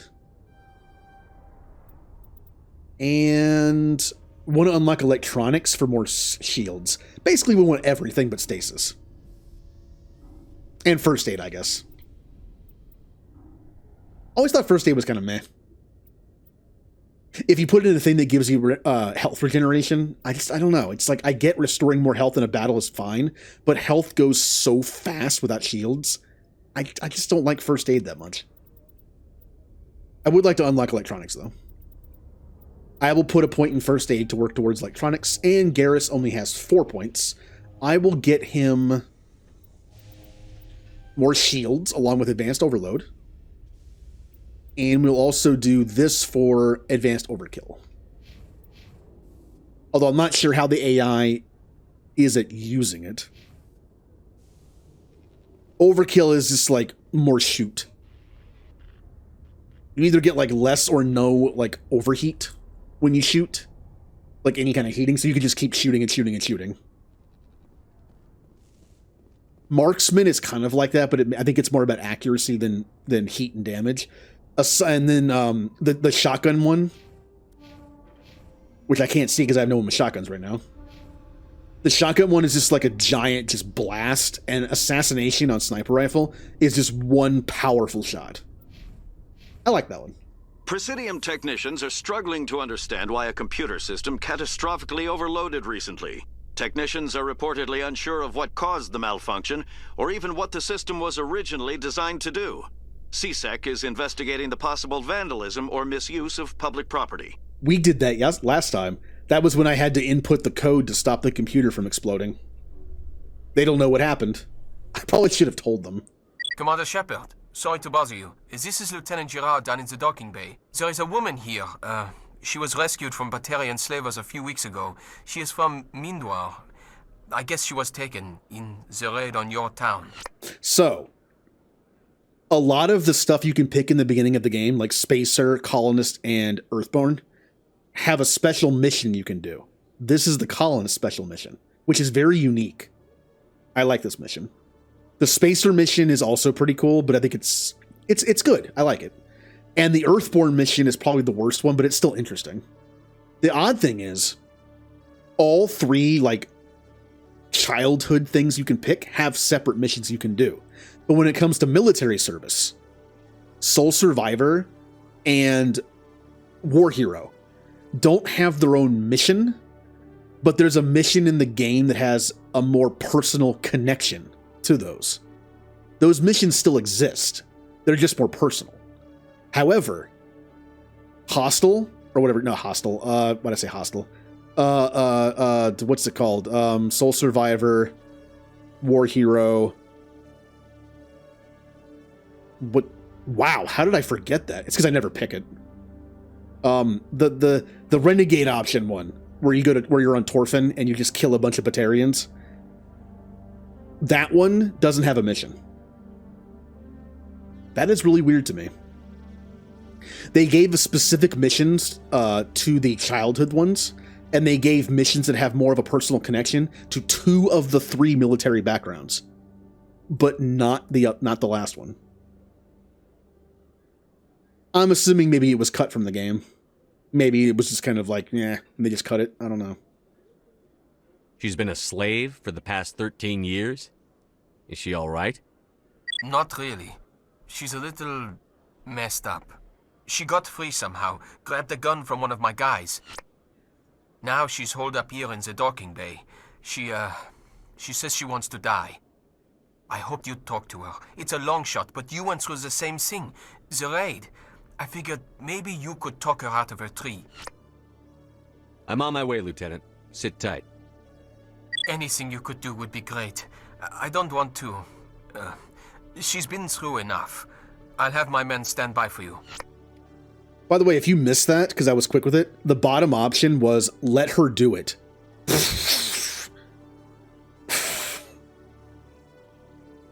I guess let's go do that right now. Well, we can do it on the way back. I know it sounds like it's like it's like a time thing. It's like we should go help her right now. It's a video game mechanic. It'll be there by the time we get back. I would say in real life, I would go straight there. You know, if it was but we don't have to deal with that. So let's just go do our thing. We'll come back and do it. I'm pretty sure it's not timed. Now that I say it, it actually might be. I don't know. Let's just go do it. With all this exploration of Prothean culture, this must be like a survey for you, Liara. Our travels now are somewhat different from my normal excavations. I would prefer lengthier studies and fewer explosions. The loss of all this Prothean technology is just one more thing Saren will have to pay for.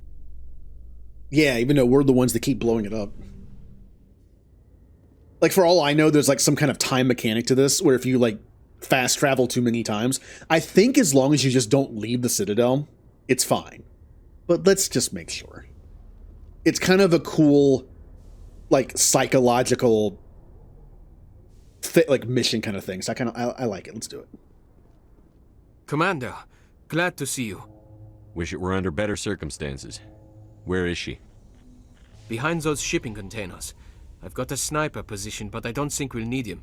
She's only a danger to herself. We've got a sedative to calm her down, but we can't get close to her.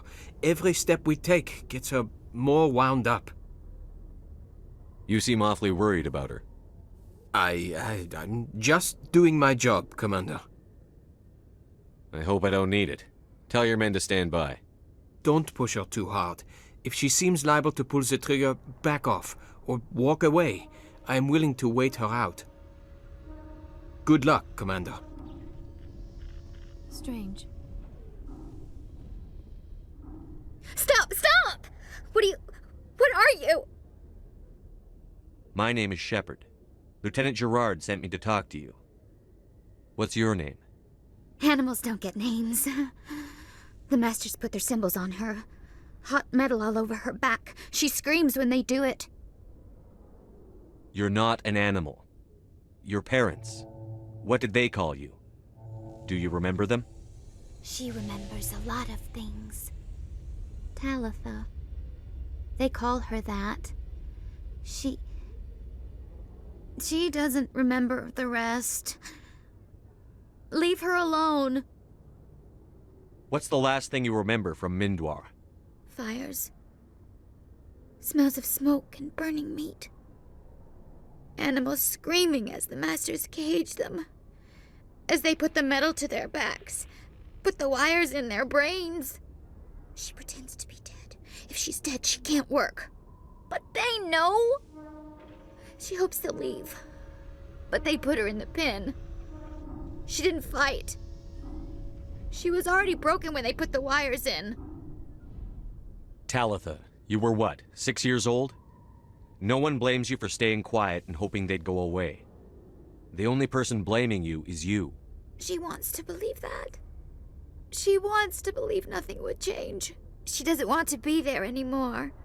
In the pen, in the cages, lying quiet while they do things to her. I'm going to take a step towards you now. Okay?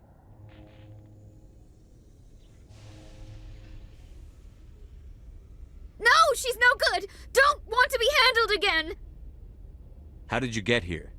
Did you escape? She can't escape.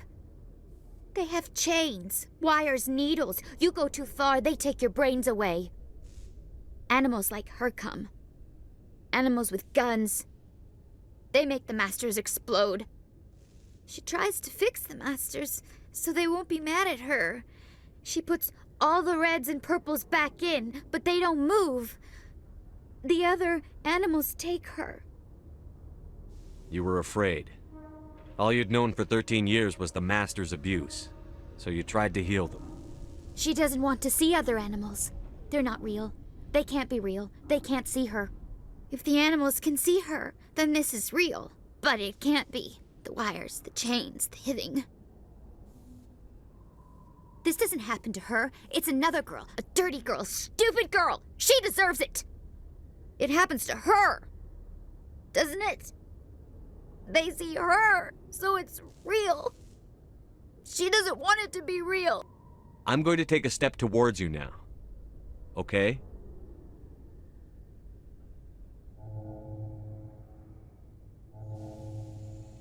She doesn't want... Don't touch her! What happened to your parents? She sees them. They're yelling, "Run! Hide!" They hit the Masters. But the Masters, they have lights and hoses. Daddy's... he's melting! Shh! She doesn't want to see that! Don't make her look! Don't look! Stupid, stupid! I know it hurts, Talitha. I'm sorry. But you need to deal with this. What happened to them? Think. When she thinks, water comes out of her eyes. The Masters beat her when she wastes water. So she doesn't think anymore. She sees them. Mommy and Daddy.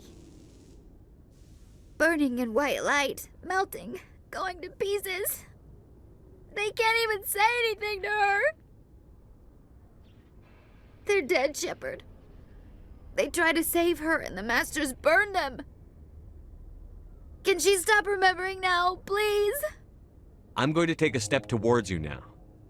Okay?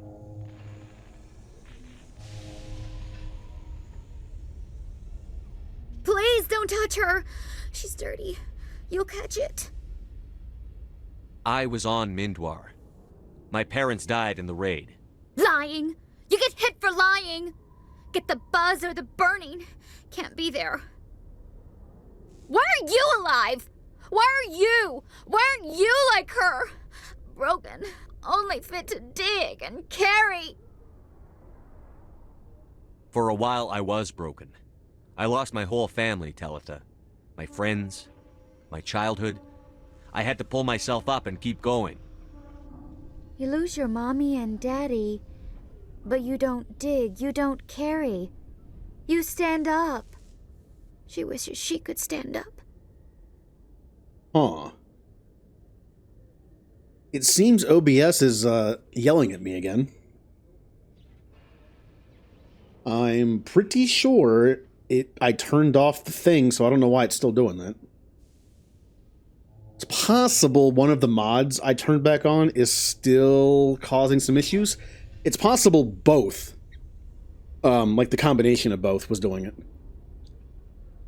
That's so weird, though. I mean, I fixed it. Like, yesterday it worked, or the last time it worked fine. For a while. It's possible one of the mods I have installed just, like, causes it to happen over time. I might disable them just to be sure moving forward.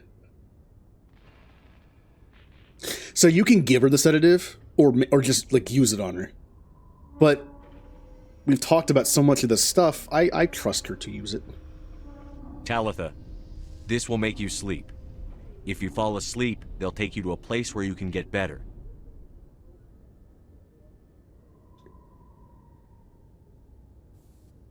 Will she have bad dreams? Also, after this mission, I'll save the game, and I'll see if I turn the setting back on by mistake or something. I don't think I did. But yeah, I've streamed this game several times and never had this issue. So it's probably a combination of the VSync thing, but also the mods. Like, the mods work for a while, and then all of a sudden, it's like, after like a few hours, it's just like, it's done, and just starts being choppy.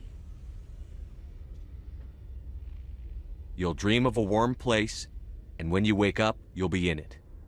She'd like that. It hurts when I remember me. But she wants to remember. Well, we talked her down. So the spacer mission is because like in spacer mission your mother is there. Like, she's actually a character in the game, although you rarely ever talk to her, which is kind of, I wish they used her a little more for that, but it's about like PTSD. Honestly, it's very similar to this in a way. It's someone who used to serve under your mother's command, and he's having PTSD issues from a Batarian slaver event. Maybe even the same one as this. Because when you do Spacer, you're not the colonist background. The Mindwar slave raid did happen, but if you're not a colonist, you weren't there. So it's possible one of your mother's ship went to help. And when he came back, he was just never the same. And you kind of have to help him deal with that. And the Earthborn one is like someone's trying to blackmail you. for being associated with a gang, I think. I think this one's the most interesting one. So let me take a look here. Celebrations are being planned for the anniversary of the end of the Rachni Wars. Many Council worlds, particularly Asari and Solarian colonies, will hold victory parades to commemorate the defeat of the invading Rachni. In a rare admission of debt, several Asari colonies have invited Krogans to be honored for the victories the uplifted Krogans made possible.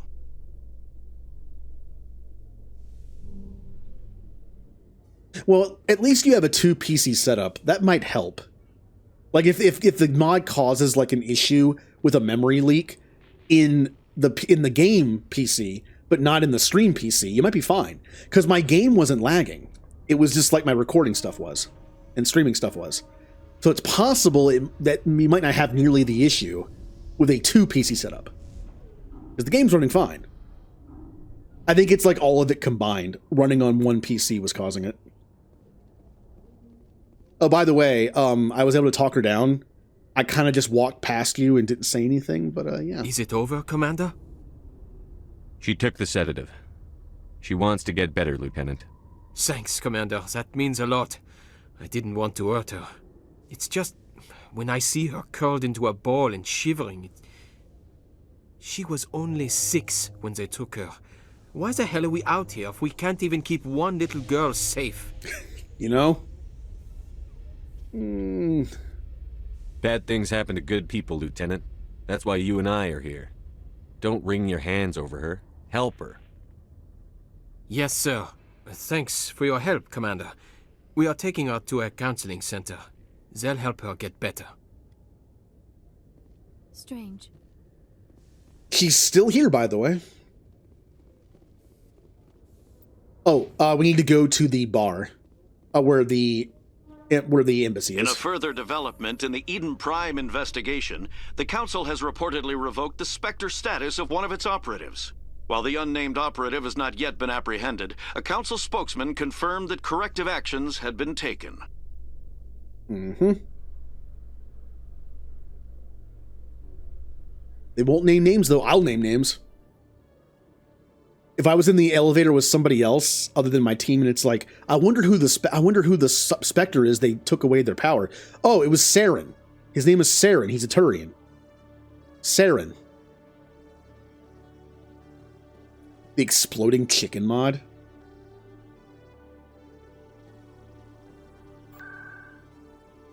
But modding Skyrim is cool, though.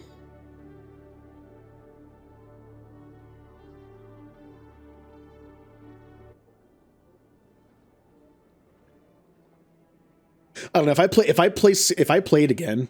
You know what I could use it as an excuse. One of my playthroughs of Skyrim is going to be a story playthrough.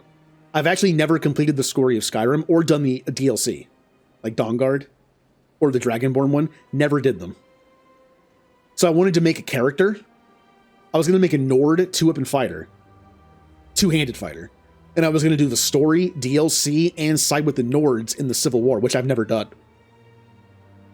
Now, I could make the excuse that since I'm doing a story run of the game, I can play vanilla Skyrim to experience just the game as it normally is, since I never finished the story or did the DLC. As far as the other playthroughs I want to do, well... Welcome to the Presidium. Allow me to be your Wait. guide. Oh. Why is Emily Wong up here now? Don't you find her in the Presidium Tower when she has the next part of her mission? Why is she over here? Why did the patch put her here? Commander Shepard, could I... Hello again, Commander. I've got a proposition for you. Since you helped me get information on the crime syndicate, I've gotten a lot more backing from my publishers. I'm investigating traffic controller conditions now, and I wondered if you could help. That seems like a step down from wide-scale corruption. Excuse me, person. Actually, in a way, it's more important. This isn't about people getting rich. This is about safety. I've heard rumors that the space traffic controllers are overworked to a dangerous degree. I can't get into the control room, but you could. If you planted a bug inside, I could crack the story. If you crack this story, what's likely to happen? Ideally, there will be calls to improve working conditions by hiring more controllers and upgrading systems. The Council won't pay for improvements voluntarily. This story will provide that pressure. What will this bug allow you to pick up? Just audio and video. I'm not trying to tap into Remember the to traffic stay control hydrated. system if that's what you're worried about. I just need to hear and see them in order to correlate their activity with traffic efficiency. I see. This bug you want me to plant, could it interfere with traffic signals? Absolutely not. I made certain that the frequencies it uses won't interfere with anything. I can't promise anything, but I'll see what I can do. Give me the bug. Excellent. Just place it on a terminal with a good view of the area. Thanks again for your help. In the long run, this story is going to save lives. Also, I'm doing this in front of a CSEC officer. In fact, 2 of them. Hello, Remnant. Elden Ring is almost done, isn't it? Sponsor time, Commander. Oh, sponsor time. Ooh. Today's stream is sponsored by Harrods Emporium. Informative. Harrods Emporium is the top seller of armor accessories on Omega. From ordnance packs to chest plates, Harrod will leave you satisfied. Excitement. We now offer an exclusive model gift ship while supplies last. With mild desperation. Please visit before your next combative engagement. Disclaimer. We have no affiliation with Arya Talok, any mercenary groups, or the Mad Prophet. Why am I still evil? Or I'm just the Shadow Broker? Shadow Broker here. In light of the recent attack on Eden Prime, many colonial investors are pulling their support for future projects. Proponents of expanded human colonization insist that Eden Prime was an isolated case. Yeah, we already heard that one. I'm evil. I'm skipping dialogue in a Mass Effect game. Where am I going? This way. Well, we know what evil glyph sounds like.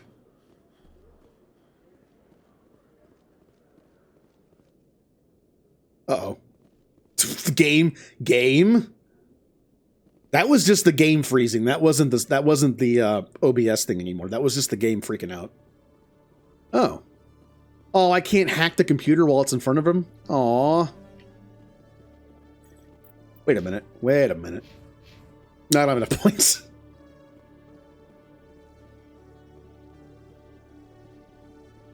Up we go. Not alert to get more. Does that cost 1,000? Thought I turned that down, since it only lasts for a you minute. cleared the red line. You may Shut up, initialize you. AGRAV and charge your FTL drive. Take a look here. It only costs... Oh, it's sponsor and that, yeah. While I'm out here.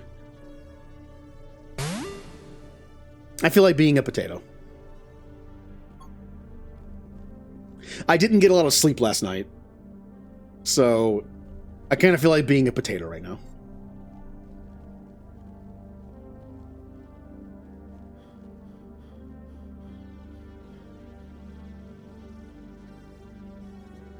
Boom, boom, boom, boom, boom, boom. The sounds of the Citadel. So was there anything else? Oh yeah, the bar. The reason I actually came to the Citadel. I can also go... Okay, go to the embassies. Talk to Emily Wong. Finish that mission. Then go talk to Nasana. Again, I know I don't have to, but it's been a long time since I actually just talked to her. I normally just do the mission.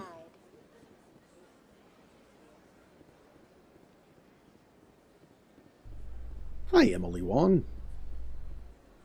I'm already getting readings. This is gonna make a great story. Thank you so much for your help. Here, this is everything I've got from my publisher's budget. It was no problem. Good luck with your story. It deserves to be heard.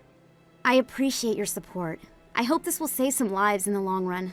Thanks again for your help. I'm gonna show this to my publisher. Bye. Alright, back up to the embassies. We go to the bar. We talk to Nasana. I also need to go talk to Dr. Michelle. Welcome to the Presidium. Allow me to What be was- your guide. I could be crazy, but I believe that Asari was doing something other than walking normally when I first saw them. I'm on to you. What are you doing?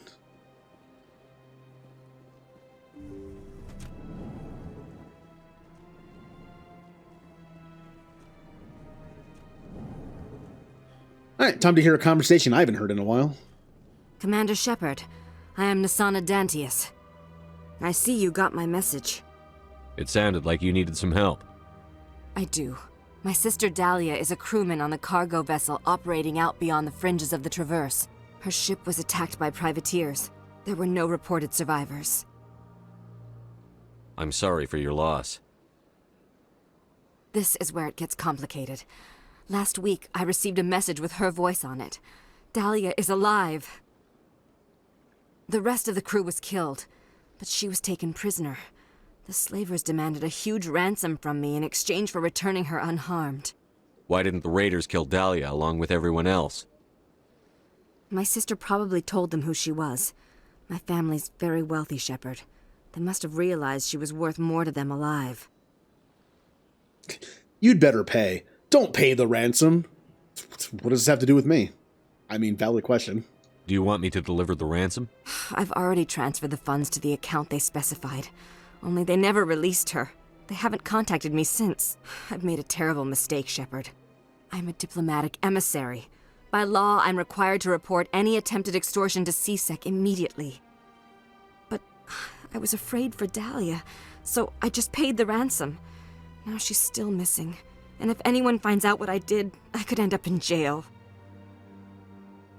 Why would they put you in jail? You're the victim here.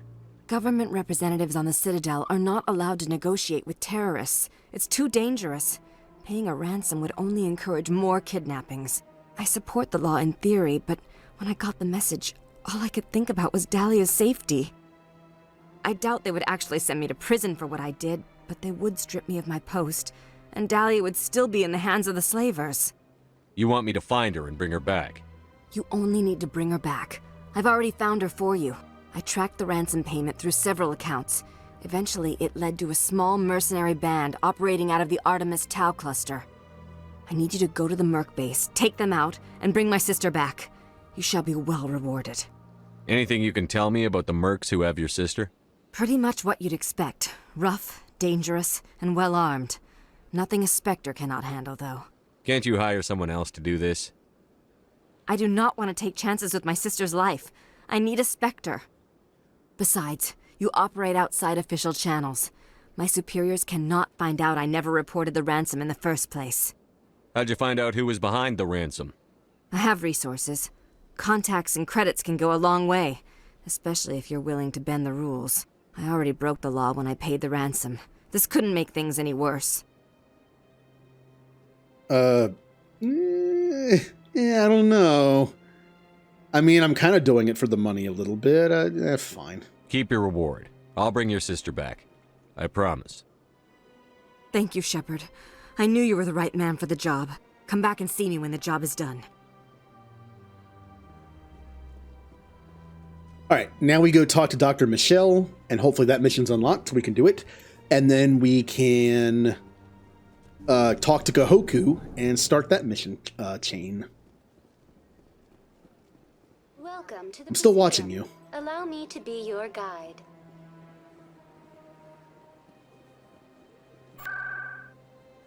Ward's location, medical clinic.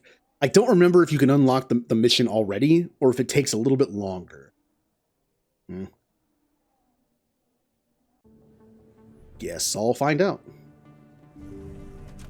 Nope, it's not unlocked. I want to do Kahoku's mission, but I want to do this one too. I never properly thanked you for saving me from Feast's thugs, Commander. I don't know what would have happened if you hadn't been Oh, there. maybe I have to talk to her first. You're a doctor. How did you end up here on the Citadel? My parents brought me here when I was young. My father was a medic with the Alliance. I chose to keep the medical tradition alive, but not the military. Fixing up wounded soldiers isn't my idea of fun. I'll be going now. Goodbye, Commander. Nice talking to you. Maybe I have to talk to her to trigger that one line of dialogue before she'll do it. What if I go somewhere and then come back? I know you don't have to talk to Kahoku about Banes, which is what it kind of gets to when you do the doctor's mission, but I kind of want to anyway. Because normally by the time I get this mission, Kahoku's gone, so I can't talk to him.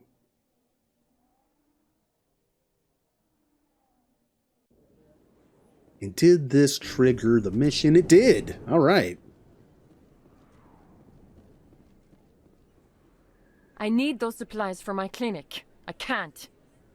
You can and you will, or your story won't stay secret for long. Don't disappoint me, Doctor.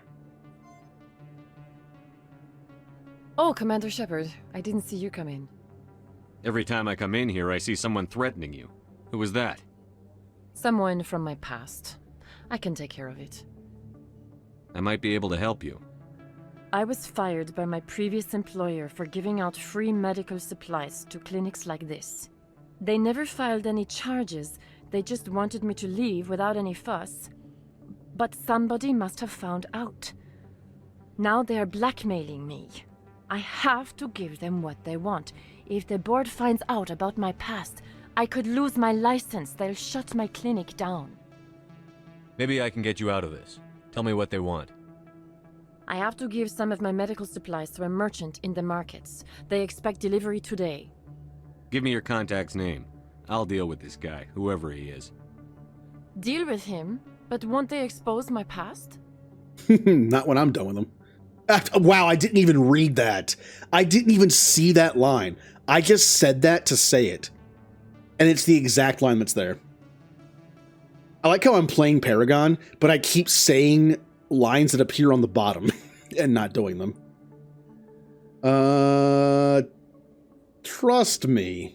I'll make sure they don't tell anyone. I was told to speak with a merchant named Morlan down in the markets. I really appreciate this, Commander. Thank you.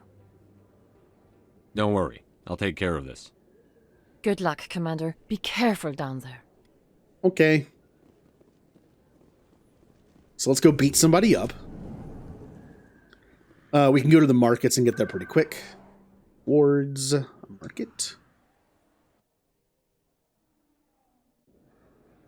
And I also Conrad. Conrad? Where's Conrad? Why isn't Conrad here? Conrad? The Theorem mission counts. Why isn't Conrad here? Like, whenever I do the Theorem mission and come back, he's usually back. Like, why isn't he here? Did one of the mods move him randomly? This is odd. It'd actually be pretty annoying if they moved him. The fan.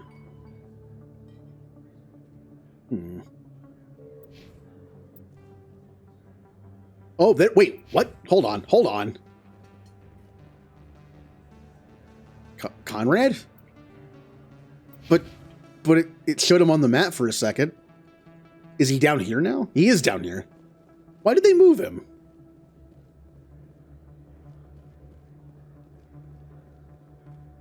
Kind of freaked me out a little bit. I was like, did a mod delete him? Do I not get to... Oh, hey. Hey, Commander Shepard, it's me, Conrad. Why are you over here? Remember me? There are rumors on the extranet that you've been made the first human Spectre. That's incredible. Being a Spectre is a big responsibility. I just want to make humanity proud. The vids are all talking about Commander Shepard fighting for all of us back home.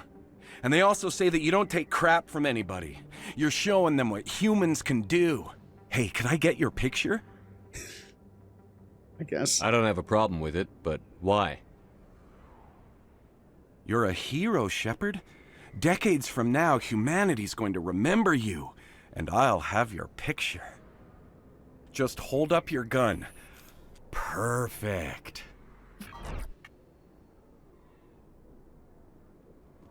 Thanks again, Commander. I'm gonna hang this in my living room. My wife will love it. Uh-huh. Okay, cool, bye.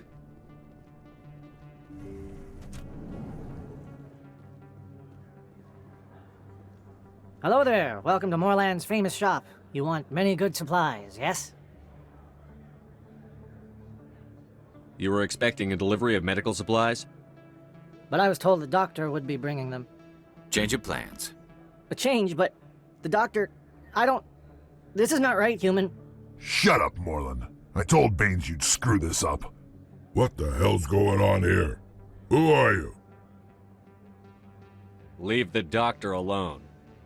We can end this if you just bring me those supplies. Otherwise, I'll start telling people about the doctor's little secret. Aha. Kill him. Kill him. Kill him. Yeah. Well, I think it's because of like a point of view thing where now he can like sit on the couch and watch a movie and he'll have the picture of Shepard next to him. It's like, no, it's like they're both watching the movie together now. I mean, he is kind of like that. He's going to like take the picture and have it turn into like a VI model. So you could just have Shepard, his best friend, next to him at all times.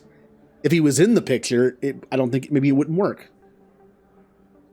Also, when he puts that picture on his on the shrine, I guess he doesn't want to be a part of it. It's a Shepard shrine. You're shutting down a medical clinic. What if someone needs treatment? What if you need treatment? Hey, hold on. I'm just the middleman here. This is way more than I bargained for. Thank you, human. It is good to see him humbled so. What do you know about Baines? I have never met him, human. I only worked with the one who spoke with the doctor. Goodbye. Yes, all right then. Good tidings to you, All right, human. back to the doctor. Now, normally, we'll get to a point where it's like, talk to Kahoku. But since the Kahoku mission is available first, I normally have that done by now. Which means you can't talk to him anymore. So, it kind of just ends. It doesn't really finish either way, but at least you get more information about him. Ward's Medbay, or Med Clinic. Alright, Dr. Michelle, I have solved your problem. Again. Commander, how did things go?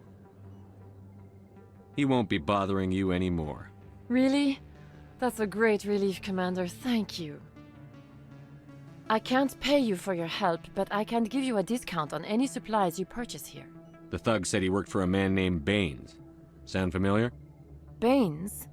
I wonder if he means Armiston Baines. We worked together a long time ago. What can you tell me about him? Last I heard, the Alliance military was contracting him for some research in the Traverse. We should follow up with Captain Anderson. We'll see what the captain can tell us. I wish I could tell you more. Is there anything else I can help you with, Commander? Let me take a look at what you have for sale. Of course. Yeah, let me see this discount. I mean, I would love Metagel, the Metagel increase thing, but you don't have one. How do you not have one? That's kind of important for what difficulty I'm playing on. So we need to go talk to Captain Anderson, which means we need to go to the Presidium embassies. And by the time we're done, we can unlock the Kahoku stuff too. And then go save Nasana's sister. Welcome to the Presidium. Allow me to be your Still guide. watching you.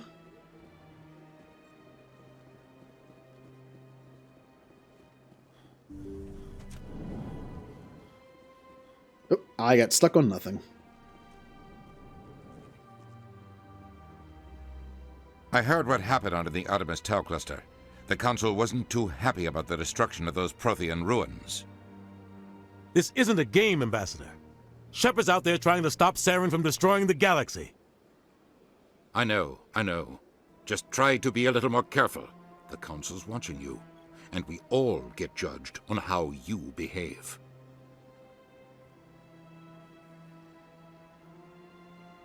Yes, Commander? What do you know about Armiston Baines? Where did you hear that name? Never mind, I don't want to know. Baines is dead. Has been for quite some time. The people I spoke with seemed to think he was still alive. It's not common knowledge. Military is keeping it under wraps. Baines was doing some high-level work for the Alliance. Stuff even I wasn't aware of. One day he turns up dead on a drifting scout ship. Everyone suspects it was foul play, but it was never officially investigated. This is a cover-up if I ever heard one. I don't know much about it. You should talk to Admiral Kahoku. One of his crews discovered Baines' body. Any idea how to find him? Last I heard, he was up in the tower trying to get the Council to investigate Baines' death. Is there anything else, Commander? I should go. I'll be here if you need anything. So, when Kahoku's not around anymore, he'll tell you that, then it's like, oh, we're done. I think in the original Mass Effect, it would just be stuck in your journal forever. Because Kahoku's not there anymore. But I believe in this version of the game, and maybe even the PC version of the original, since it came out later, I think fixed it. Where this is like the end of it. Since you can't talk to Kahoku, it's like, mission's done. Be your guide. But we actually have some more dialogue we can do. In tower. Well, I would say nothing has popped up yet, but it did take like 3 hours for it to happen, so. You're over here. No, Congratulations on becoming the first human Spectre, Commander. I'm certain you'll be up to the challenge. I appreciate that. My name is Admiral Kahoku. It's about time the Alliance got one of our own in with the Spectres. We need people like you to deal with our problems. Captain Anderson said you'd have information on Baines. Not as much as I'd like to. One of my crews found him, frozen stiff on board a derelict vessel. I sent a recon group to investigate the system where we found his body. We lost contact yesterday. Now I can't get clearance to check it out. Suddenly it's a restricted area. But that doesn't apply to you, Shepard. Spectres can go anywhere they want. You could find out why my team dropped out of contact. So when you talk to Kahoku first, which I'm assuming is what most people do because he's right there after becoming a Spectre, this mission's still the same.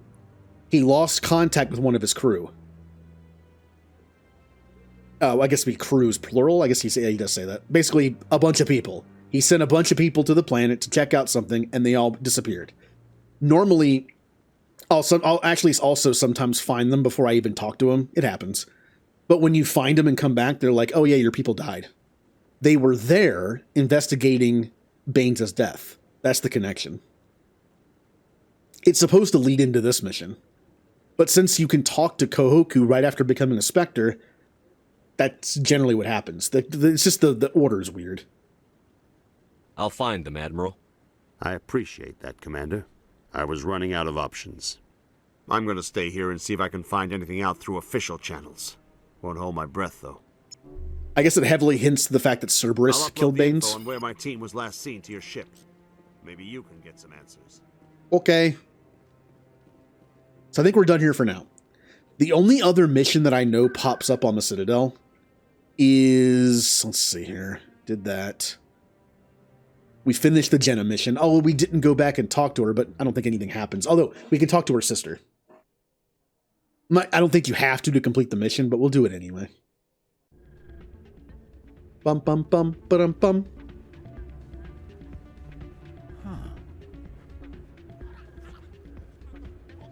Hey, Jenna came back looking for work. Thanks for getting her out of Cora's den. I was glad to help out. Yeah, everyone seems real happy to have her back. I sense that you are less than pleased with her return. I'm glad she's out of the den. I'd just forgotten what it was like to have her around. I haven't had a decent tip since she got back. Yep. And the sad thing is, though, if you talk to Jenna, it's like she doesn't even know you. Hey there, welcome to Flex. I'm the one who saved you from Cora's. I'll be right over. Jenny, why won't you talk to me? Take a seat, someone will be with you soon. Hey there, welcome to Flex. Nah. All right. I think we're good. I'll go over this map like one more time just to kind of jog my memory. The only other mission I know of is if we go to Presidium and go to the financial district. I'm not sure if this doesn't pop up until later, but we can try it right now. Yeah, I think they just didn't think about it, maybe. Like, well, mission's done. Oh, here they are. I'm telling you, this is not... I don't care what you think, Michael. It's my decision. I know you're hurting, Rebecca, but don't let your grief hurt your baby, too. Can I help you with anything? Perhaps you can talk some sense into her. I don't need anyone to talk sense into me, Michael. I'm not undergoing the treatments. My sister-in-law here is pregnant, and she's refused to let the baby undergo gene therapy in utero. I'm certain that she has a good reason. I'd like to hear both sides. My husband Jacob died from a rare heart condition several months ago. There's a chance that the baby could develop the same heart condition, but routine gene therapy can eliminate it. A very small chance, Michael. And extranet reports say the therapy could harm the child. It's less dangerous than the genetic enhancements that every soldier in the Alliance receives. I remember that line all the time because of the delivery. It's just kind of, why? Why did you get so angry all of a sudden? Chance of disease. Let's see the numbers on this.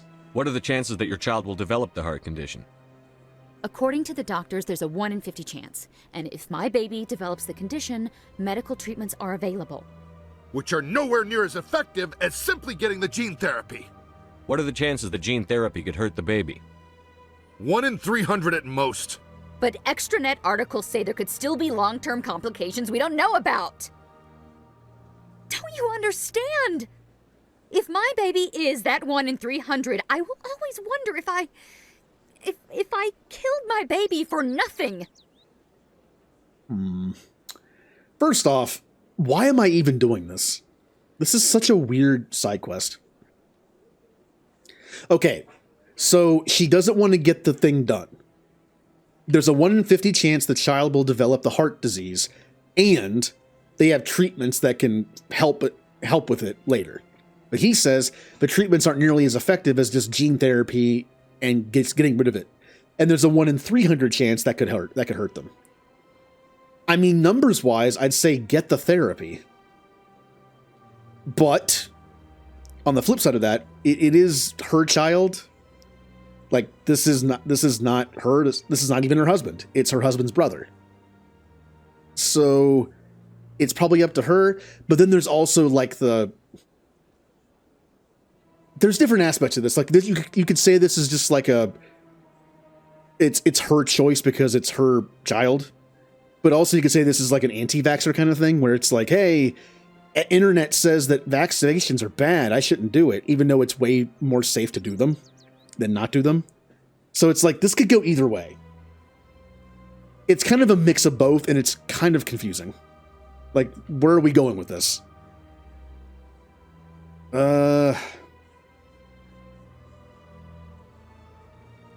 Yeah, this is weird. It's a weird one. I still default to let her choose, but I still think it's maybe... I'm not sure what this is trying to make like a statement on. It could be a mix. It's kind of a mix of both to me. Yeah. It's like, you know what? Do what you want. It's Rebecca's child, Michael. I think you should honor her decision. Damn it, she's not choosing. She's acting blindly out of grief. It's still her choice, I guess. Yeah.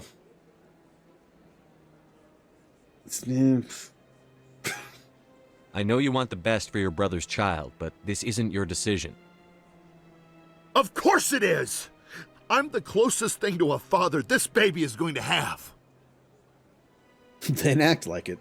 Then support the baby's mother. Stand with her when she makes tough decisions. This baby is the only thing my brother... It's all I have left of him. I need to know that the baby's safe. It's all I have left too, Michael. I just want Jacob's child to be safe. I want to give him that much. We will. I promise. Thank you for talking with us. I appreciate it. What a weird side quest. So weird. Oh yeah, there's also this mission. I almost forgot about this one. They appear next to each other, so whenever I find that one, I find this one too. Got a moment, Spectre?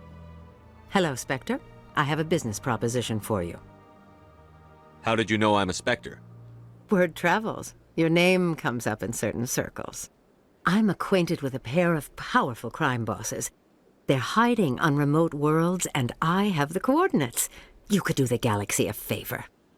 What kind of defenses would these two have? I haven't the faintest idea, but they're certain to be armed. Their partnership's soured, and each believes that the other intends to kill him. They will be well prepared. And what do you get out of this? We share interests in certain cooperative ventures, but their business practices have forced me to terminate our relationship. Once they are dead, I will manage our organization in a more tasteful manner. What crimes did these men commit? They're red sand dealers who make victims of their customers. Those who can no longer pay are sold to Batarians as slaves. They're loathsome, hurting innocent people. They must be ended. You're obviously with them. Why don't I just arrest you instead? Arrested for what? You and I are simply having a conversation. I have excellent legal representation. Arresting me would be a waste of your time. I eliminate them, and then you take over and try to eliminate me. How stupid do I look? While I appreciate your estimation of my bravado, I have no intention of attempting to murder you. You are the first human Spectre, and you are doing important work for humanity. I have no interest in red sand or slavery. Anyone who does deserves to die. Our needs are aligned. This is... If you ever played KOTOR, you'll find a mission or two in each game that's like a dark side mission, right? Like you see it and you're like, oh, this is like dark side only. Like, I'm not going to do this because I don't want a bunch of dark side points. This one is like supposed to be like a renegade mission, but I get what she's saying. Her two partners are doing stuff she doesn't agree with, and if I take them out, it stops, and that she will take the crime organization into a better direction. Not having to deal with red sand or slavery. So the top option is, no, I'm not doing this. The middle option is, I'll do it. And the bottom option is just like, not a problem. I mean, look, even if I'm planning to take her out in the end, it's still easier. If I make her an enemy, then I have 3 enemies. But in this case, I have 2 enemies and an ally. So if I want to take her out or take the organization out, it makes sense to play along. So I'll do it. If they're as bad as you say they are, they need to be dealt with. Excellent. Here are the coordinates. When these men are dead, I will wait for you with the 3rd set of coordinates. Goodbye, Commander. It's been a pleasure to meet you. Bye. I got Renegade for that. That's not Renegade. For all the things Shepard can do in these games that it is Renegade, that's not Renegade. Hell, the Paragon option, there's a dialogue interrupt thing in Mass Effect 2 where the Paragon option is, I'll break your legs if you don't stop. That's the Paragon option. So that is not Renegade. Oh, it is.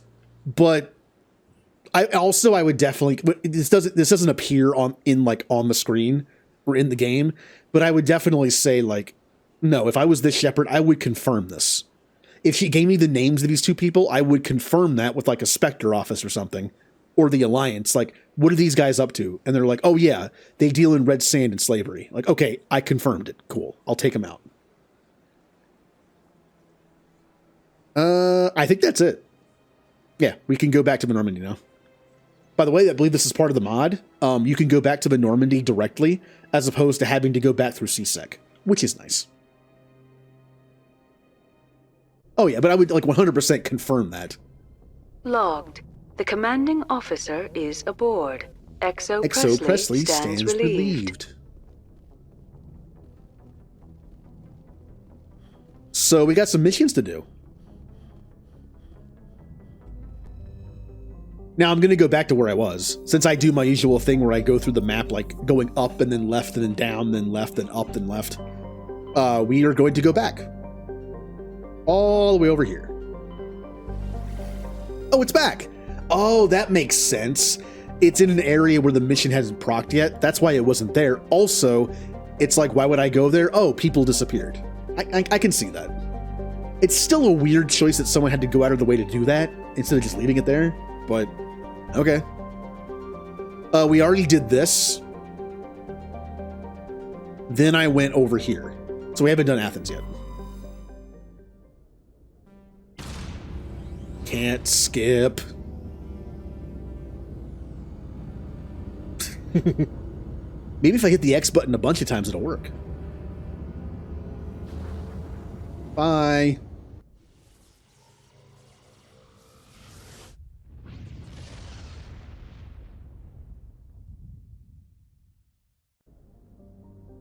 Salami? All right, time to read up on some planets. The geological properties of Salamis have been scanned from orbit, but little else is known about it.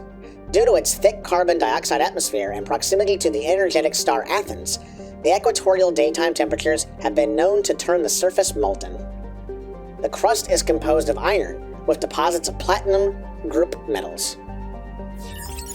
Delicious planet. Salami.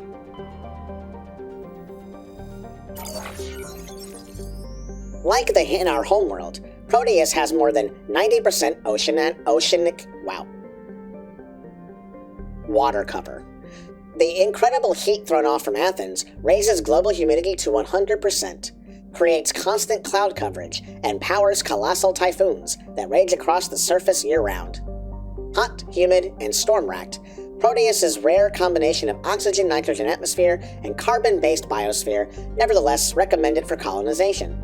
A pilot program is studying the possibility of colonies below the ocean surface, safe from the worst effects of the weather. Yeah, who wants to go live on planet Typhoon? Wonderful. Yeah, me, I'll go. 100% humidity, space Florida. I don't want to go there. Oh, I can also survey it, I guess. Gas. Found gas. Let's go ahead and find the asteroid since most of them have one. Except this one doesn't. Thank you for proving me wrong, game. Traces of sodium in the atmosphere give Nausicaa its overall dark gray color, but it is otherwise a typical hydrogen-helium gas giant. An abundance of water vapor in the upper atmosphere account for its white clouds. By the way, there's actually a planet in Star Trek called Nausicaa. So, this one is... It kind of... I can't tell. Is this a rock planet or a gas giant? It looks more like a rocky planet. Also, its size, I guess, but it's hard to tell from just like the picture from here. Oh, did he actually say gas giant? I didn't even pay attention. It is. It helps to read. I was going to say Nausicaa is not a gas giant in Star Trek. It actually has life on it. They're called Nausicans. Apparently they're not very nice.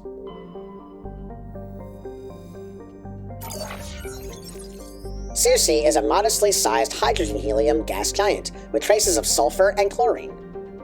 These give it a striking yellow-green tint. As the development of the Proteus colony continues, Circe will likely be developed for helium-3 mining. Yay. So, this system's called Athens, so Greek. Proteus, okay. I've never heard Salamis. I'm sure it's not pronounced that way, but I know, or Nausicaa. I know who Circe is, the island of pigs. But the other ones, not so much. Pharos. Not Pharos. Pharos.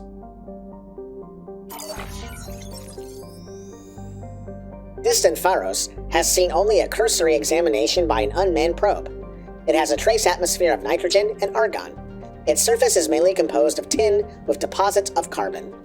Deeper craters have been partly filled by ice, suggesting there may be a significant amount of water locked up beneath its frozen surface. A large ice-bright crater in the northern hemisphere makes the planet visible from the inner system, leading to the planet's name.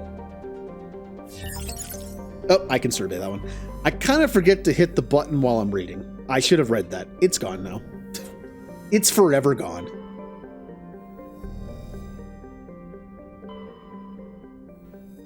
Gas.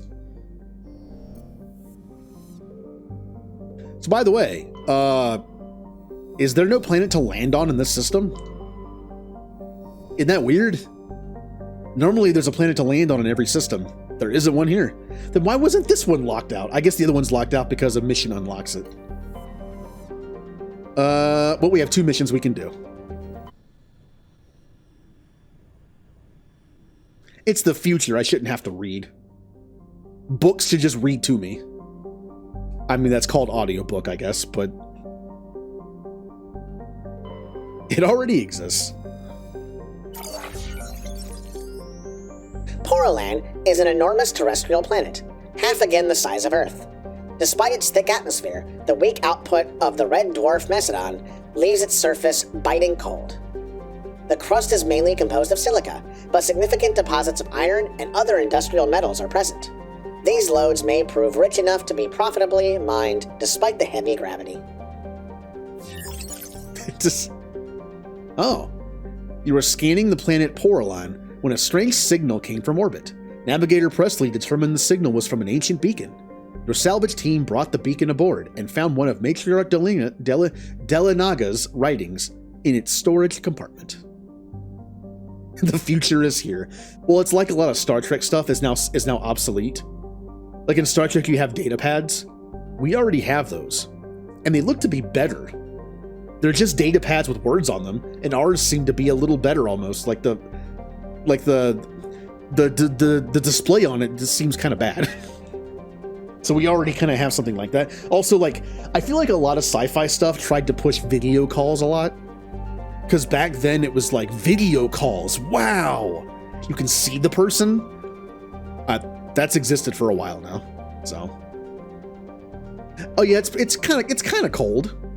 It's a little chilly. I recommend a hoodie or scarf of some kind.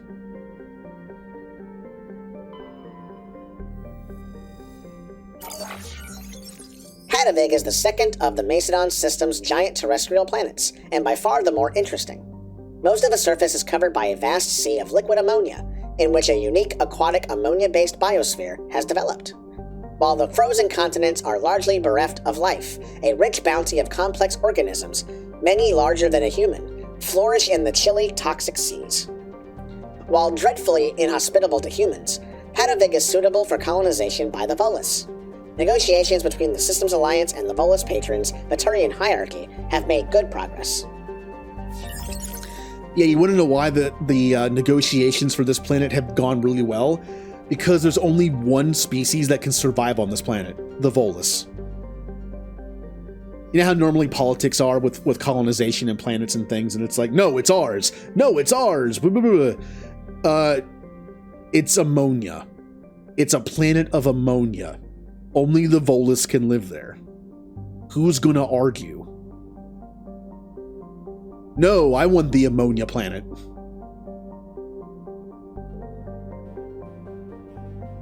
Where'd you go? There you are. While scanning the asteroid field in the Artemis Tau cluster, you discovered a large deposit of titanium.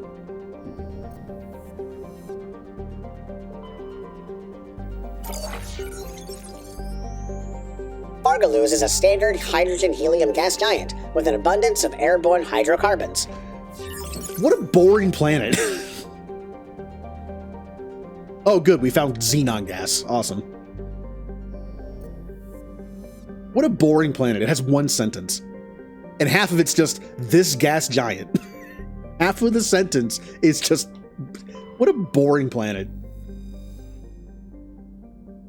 Boo.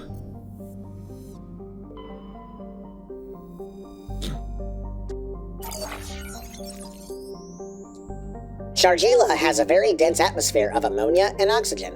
Its temperate surface is mainly composed of alumina with deposits of sulfur. Comm buoys in the system have recently logged a number of unregistered vehicles operating nearby. Shargila has an intensive silicon-based oxygen-breathing ecology. Heavily populated areas are covered with fine silica, silicon dioxide dust, the respiratory byproduct of the world's higher animal forms. High-speed surface winds have often laden... Wow, I am just struggling with this. Have often laden with abrasive silica dust, present a hazard. In areas where the wind deposits a great deal of silica, footing can be treacherous. EVAs are discouraged. Let's go do one.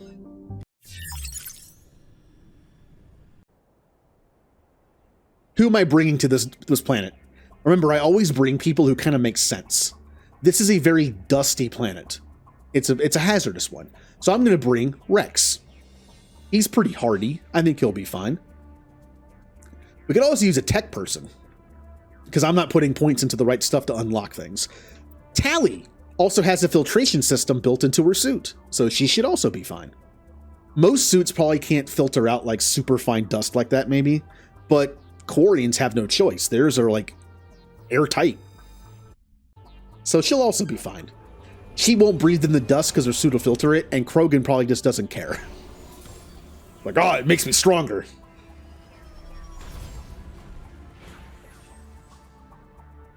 Krogan aren't going to complain about dust.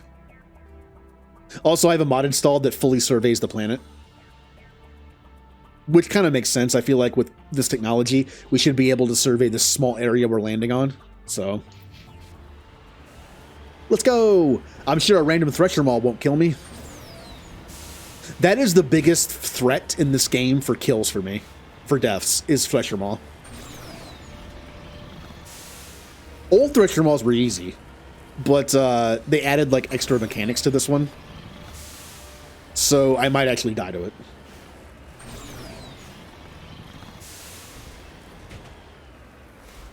I miss the Mako. The good old days of the Mako. Driving around uncharted worlds, or in this case, charted worlds. I miss it. Hopefully Mass Effect 4 brings this back. It won't, but it should. Just gonna blunt force way through this one. There you go. We found magnesium. Where to now? How about the other one? Hi, Vulcan. Mako. Mako good. But we're still doing our insane run. I have not died yet. There's an asterisk because some people claim that my one death should count, but I don't think it should. And only I can control the death counter, so meh.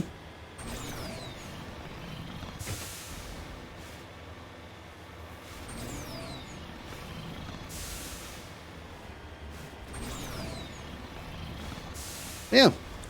While I was doing my testing to see what mod was melting my GPU at the time, I wanted to see if grenades would kill me on the Citadel. They do. I'd never done it before. I was still in test mode, which is why it doesn't count. I was still trying to figure out what mods were wrecking my game, and during that, I decided to test the grenade death. So I was still in test mode, on the Citadel with no way of dying to enemies. That is why I'm not counting it. Also, I could have just loaded another save file up and done that, and it would have been a different character, so...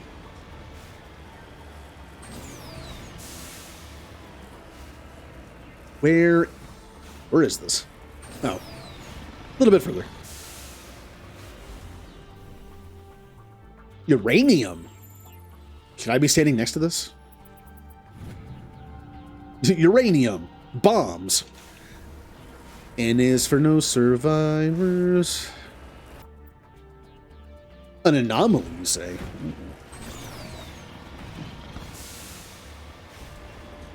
So I still wish I installed the unlimited boost of the Mako. But I feel like it would make Thresher Maul fights a little easier. Maybe not really, though. I mean, when you fight a Thresher Maul, boost isn't really that helpful.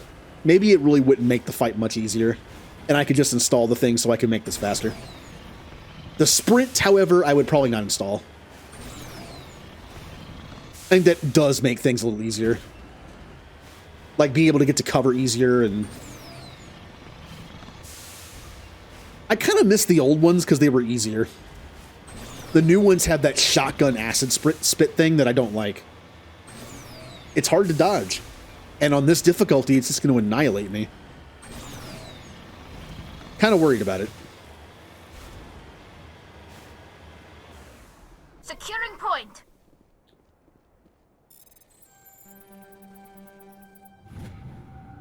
It's not clear who lived here, but it appears to have been abandoned for some time. A container in the tent held, among other things, one of Melchior Delanaga's writings.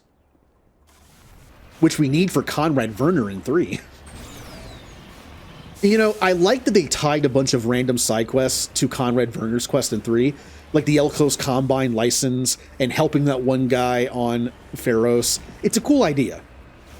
However, do you know what you get for it? 5 military points. That's it. You get 5. That's it. All that's worth 5. Oh, hello, laser beam.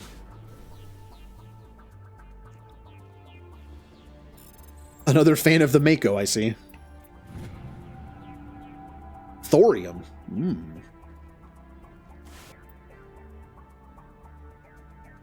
Yeah, it is. It's just strange how they go through all that effort to connect it. It kind of makes sense with Conrad Werner, though. Since Conrad's kind of like a joke character, they use him to make fun of the game itself. Like, you know, the glitch where he thinks you put a gun in his face when you didn't. Talking about how you do the same questions over and over again without realizing it. That kind of stuff. It makes sense that after all that effort, he gives you 5. I guess it's fitting for him. I want my unlimited boost. I might install it. I don't think the unlimited boost makes the Thresher Maul's fights really any easier. I think I'll install. Oh, hello, enemies. Let's be careful here. I mean, the Mako is no hammerhead, but on this difficulty, it still can't take that many hits.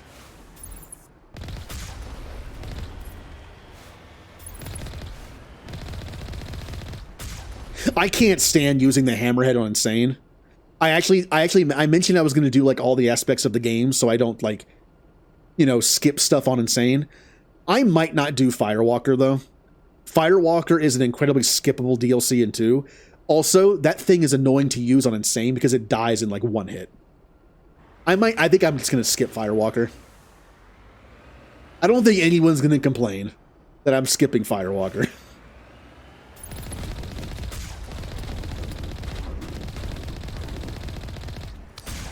Die, pirate.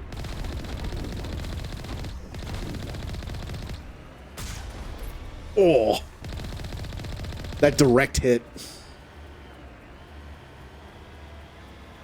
I like its maneuverability, but it just has no armor whatsoever.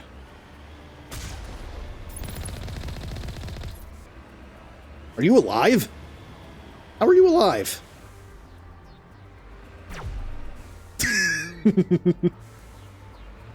Oh, they're still going. They're still going. Oh, they're good. They're done now. When they die, their body no longer has physics, because that's how real life works. When they're still alive, you can blast them all over the place, but as soon as they die, not affected. All right.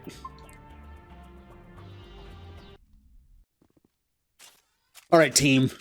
Also, Tally has like no points spent, I think. Ooh, Charm. Charm is now pretty close to being maxed out. Nice. I will still hang on to 2 points just in case, although I could probably spend them.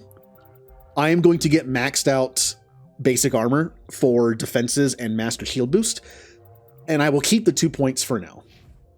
Rex has 38 points to spend. I probably should do that. Let's do combat armor for all the benefits. Let's do fitness for maxed out Unity. Unity's great. Warp is good. Throw is nice to have, just as basic throw is fine. And assault rifles for damage. And barrier for barrier. All good. Tally, you're pretty squishy, just like me. I probably shouldn't have brought you along on this mission. Advanced shield boost, master shield boost, electronics for shield. Dampening, I'm really not a fan of dampening that much, but it also makes it so I can open up stuff. So I'll do something in there. No, never mind, not dampening. Decryption is what I mean. Whatever. Hacking is godly in this game. Hacking kind of sucks in 2 and 3 because there's not that many mechanical enemies, but in this game, hacking is ridiculous. In fact, I'm gonna do. Is this going to affect Rex too? I hope not. It did not. Good. I'm gonna max out hacking. Hacking is ridiculously good in this. On this difficulty, I want hacking. Electronics for shields. And then basic armor for all that. And then just no points and pistol. Okay.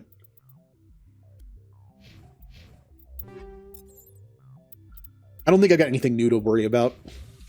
Except that one shotgun. Okay. So this is like our first battle in one of these prefab built things. Let's go. Ah! You must die. I missed. How did I miss that shot? Oh, they have a invulnerability thing. Immunity. Blech. All right, Rex, you're the big guy. You get up there. Rex actually getting cover. Or not.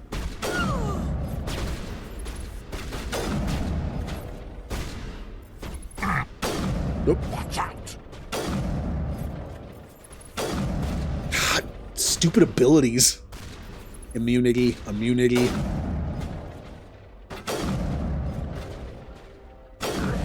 Okay. Tally, I want you to also get up here. Go, go, go!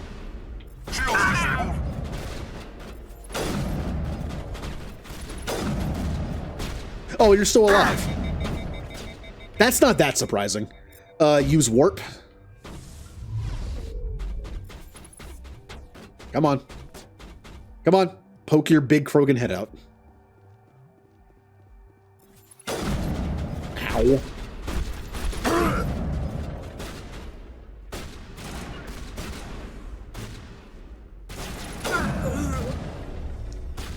Powering up. Target not acquired. Rex, rusher. You're a Krogan. Get in there. Krogan? Rex? Rex? Rex? You're gonna get me killed, Rex. Get in there.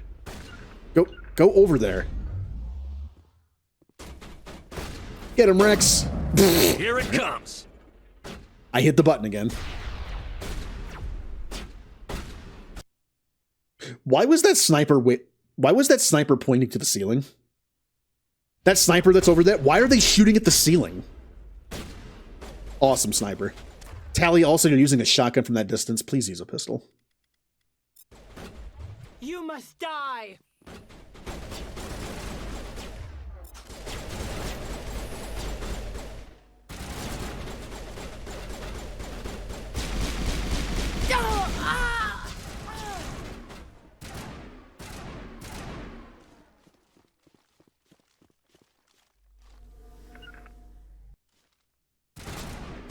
Rexy knew what to do. There you go. Now They died from poison before I could hit them. dead and done, just the way I like them. There, I hit him.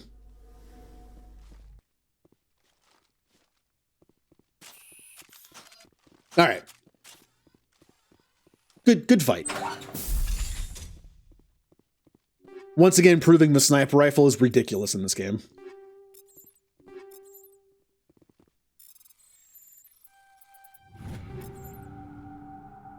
We just got a bunch of new stuff, but I'll wait to look at it until we find out what's up top.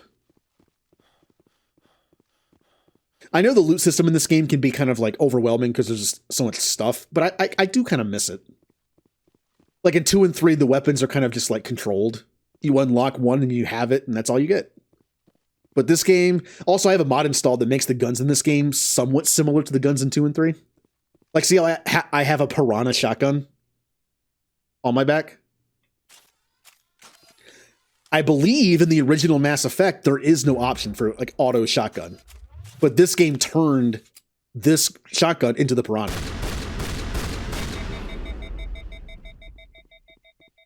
That's cool. However, you need to be thinking, isn't the Piranha shotgun kind of overpowered in 1? Like having an auto shotgun is pretty powerful in 1? Yes. But to compensate for the increased fire rate, they lowered the damage. So this mod does change how the weapons work a little bit, some of them. However, it does not make the game easier. Because this shotgun now has decreased damage, but increased rate of fire. Just to compensate. Hard decryption, you say? Ooh. No, I can't move. I'm not that good at that minigame. You discover evidence that the Asari leading these slavers and Nasana Dantius, an important ambassador of the Citadel, are sisters. You should return to the Presidium and confront Nasana with this data. Let's get her.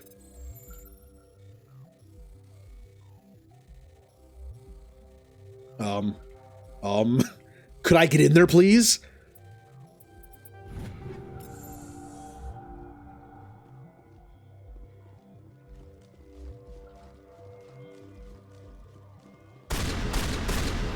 So I don't have shotguns as a thing I can level up, but in this version of the game, shotgun's still usable. Like when I fight the Thorians on Pharos, I'll probably use a shotgun because sniper rifle's not very good and pistol is fine. What I might do is I might make this shotgun like a one-shot. There's ammo in this game that gives you like incredible force, but also makes it heat in like one shot. I could use the shotgun as like a just-in-case get-away-from-me weapon. It was like fire once, immediate heat, but it knocks them back like 100 feet. I could use it for that. The assault rifle is also usable. It's not great, but it's usable.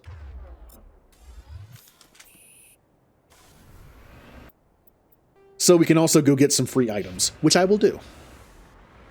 I might not go after the debris all the time, because sometimes they put the debris in very annoying spots to get to. There are a handful of planets in this game I hate, because they're like really spiky and rocky and annoying. I'll know them when I see them.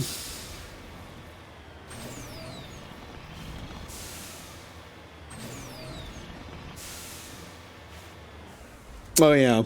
I now have 2 clips like that. I have Caden Please, because he wasn't moving when I told him to move. I also have a clip that's I think called like Ashley Please, and that video is from my first time streaming Mass Effect, like 3.5 years ago. I like how there's clips for both of them.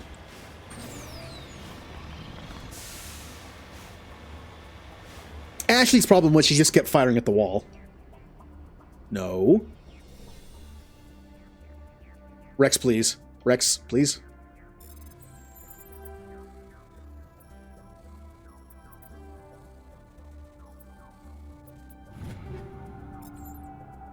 Now we're done. You got a good haul. Now we can go back to the Citadel and tell her we found your sister. I'm gonna do that now. I know it's not super efficient. I should just keep going and go back to the Citadel when I do a main mission so I can talk to Conrad again. But I just want to take care of it now. Yep, there it is. Hey, look, also clipped by the same person. I'm noticing a naming scheme there. My old layout. Well, I guess it's an overlay when it's on top of the game.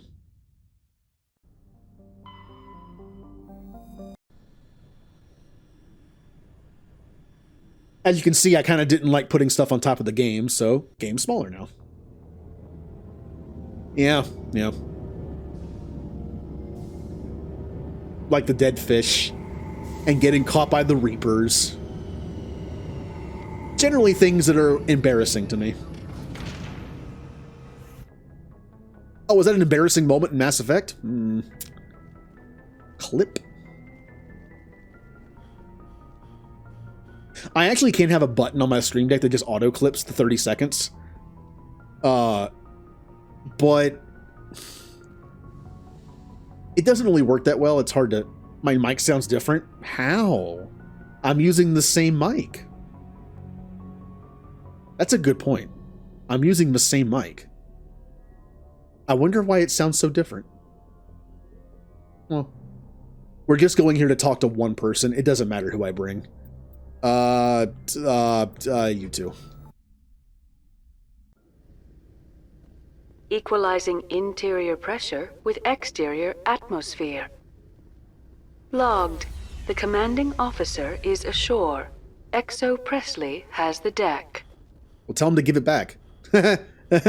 It's funny because it's like he took it. Oh, brother, this guy stinks! Oh, do I? I made the same joke 3.5 years later. No headaches worth mentioning lately. Maybe I'm getting used to the strain. Maybe you've just got a good stress release. I know that knocking the geth on their synthetic asses gets rid of my headaches. Asses. Still making the same jokes. So, Julie, tell me, if the mic sounds different, tell me this. Which one sounds better? I really hope it's the current one. I really hope so. What is this person doing? He's like getting ready to attack him.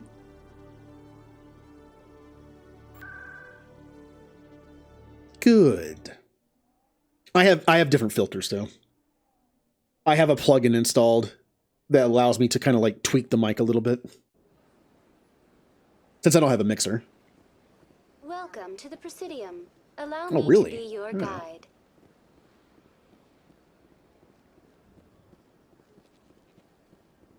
It might have been further away then too.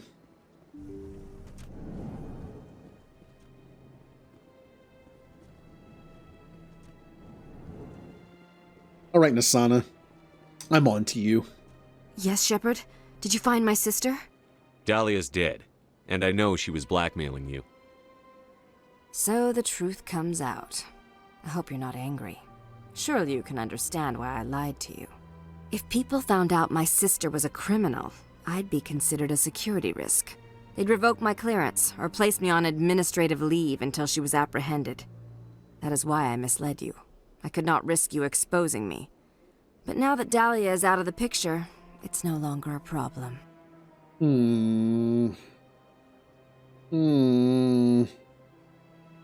I would have helped if you just told me the truth. Perhaps you're right. I am sorry.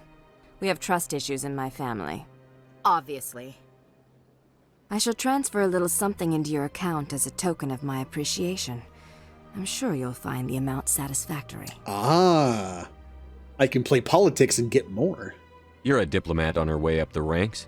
It could be handy to have a Spectre who owes you a favor. You make a good point. Anyone can come up with credits, but I can give you authorization to purchase prototype Asari mods. I will get you added to our manufacturer's preferred client list. I think you'd be very interested in what they have available. Goodbye, Shepard. It has been a pleasure doing business with you. And I never bought any of those items in any playthrough ever, because the game throws 1 billion items at you for free. There was one time I bought stuff because I just wanted to spend the money. And you can buy like Spectre gear in the end game. It is good, but you find so much stuff in this game. And we're done with the Citadel. Still watching you. To the Presidium. Allow me to be your guide. Tuba Normandy. Direct. Oh, I can't go. Wait, why can't I go directly? How come I could go directly last time? What?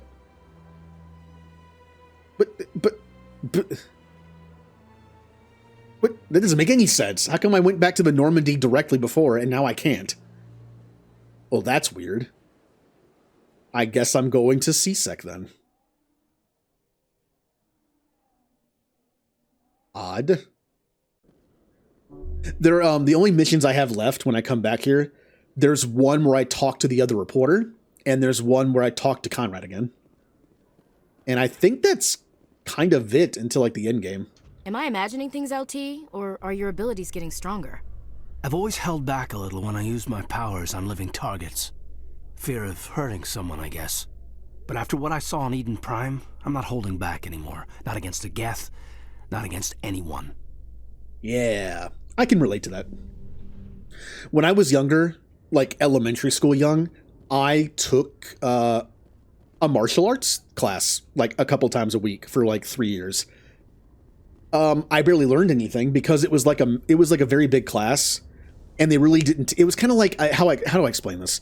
In high school, I took Spanish. Right, I took Spanish for 5 years, but I can't speak it because we learned in a very public school manner.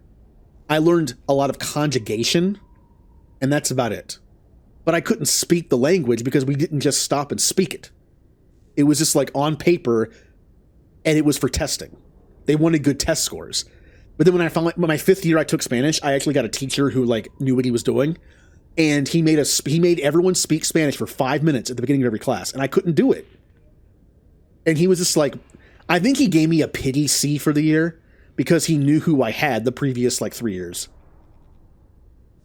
And they were just like, they taught like with test taking, and that's it. Kind of like this. Oh yeah, let's check that. But yeah, like we learned forms. Like we in our Taekwondo classes, we learned forms, which would get you to the, no, they're not there. Which would get you to like the next belt, right? But we didn't actually spar that much. So what's the point of knowing, cool, I know all these different forms, but I can't use it. Like it doesn't like it doesn't make sense how you teach that way. Like, yeah, form's cool, but we actually couldn't fight. Stand by, shore party. Decontamination in progress. Yeah. It didn't work.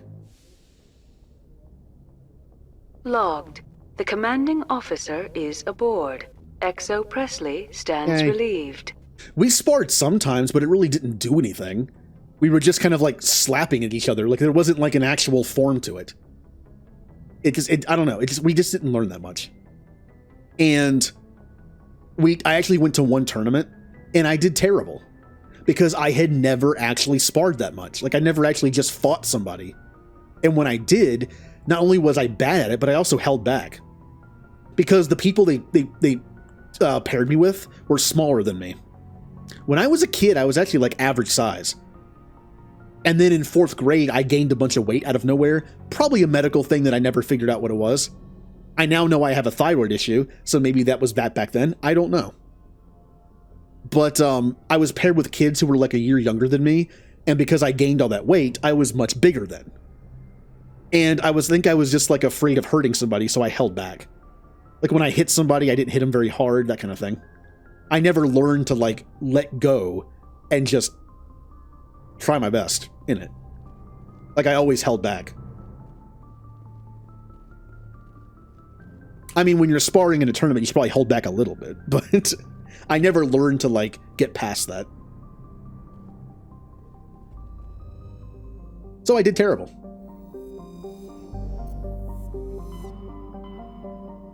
I also stopped doing it. After a while, it kind of just became like a thing I had to do instead of a thing I wanted to do. Even as a kid, I think I knew I wasn't learning anything. I wasn't getting any better. It was just learning these forms and moving on to the next belt, and that was it. And it was the class was so big, there was no one-on-one time whatsoever. And I think even as a kid, I was like, yeah, I don't want to do this anymore. The complete cutoff point was, again, I think it was in 4th grade.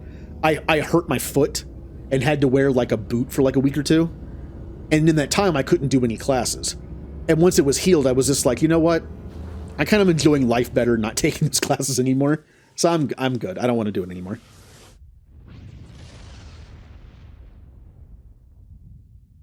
I kind of enjoyed the extra time I had after school at that point. I had a brown belt, but it didn't mean anything. I was only like 1 or 2 steps away from a black belt, and I could do nothing. So I could do forms. Like, oh, how'd you earn that? How'd you earn that brown belt? Oh, I know all the forms of every belt. But I would lose in a fight to like... I'm sure there are plenty of places that taught correctly and had more like one-on-one time and actually taught like in practice what to do.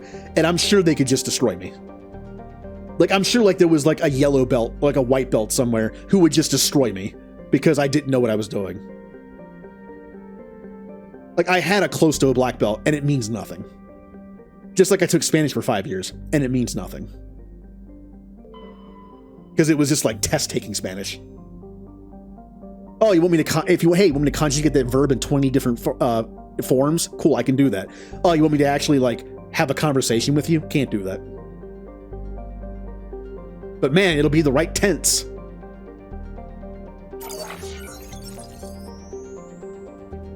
Terminer is a dwarf planet composed of light magnesium silicates with deposits of aluminum. Its surface is covered by wide swaths of ancient, dark, basaltic lava, possibly indicating the world was created through impact with some other body in the system. Terminer's magnetic field is non-existent. This makes it impossible for ships to dump drive charge from orbit. That said, Terminero's minuscule gravity allows even cruiser-sized vessels to land safely for direct grounding. Once again, kind of a boring system, kind of a boring planet, but you land there to discharge your stuff. That's pretty much it.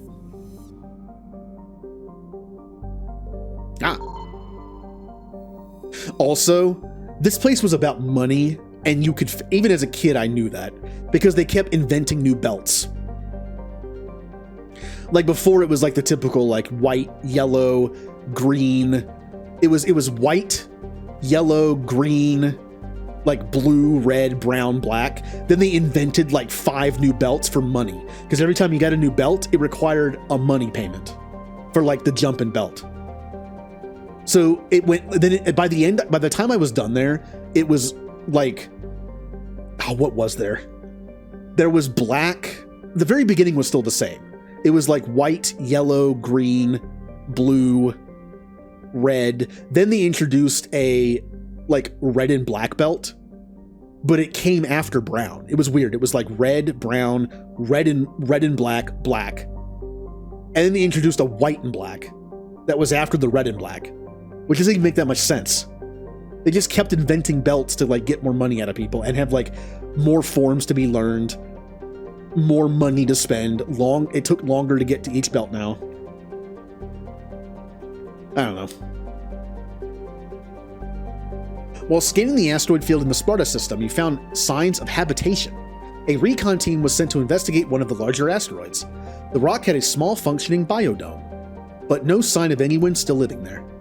However, a data console with an intact Prothean data disk inside. It's also possible Taekwondo wasn't my thing. That was the only thing available in our like where I lived. But maybe that wasn't my thing. Maybe I would have liked something else better. Again, at the time I was like average size, but right now I'm definitely shorter. I'm only 5'6". What would be a good martial arts to learn for someone who's 5'6" and a little round?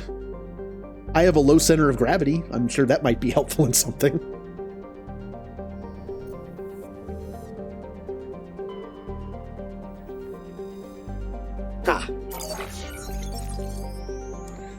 Altea is an unusually large terrestrial world with a trace atmosphere of methane and ammonia.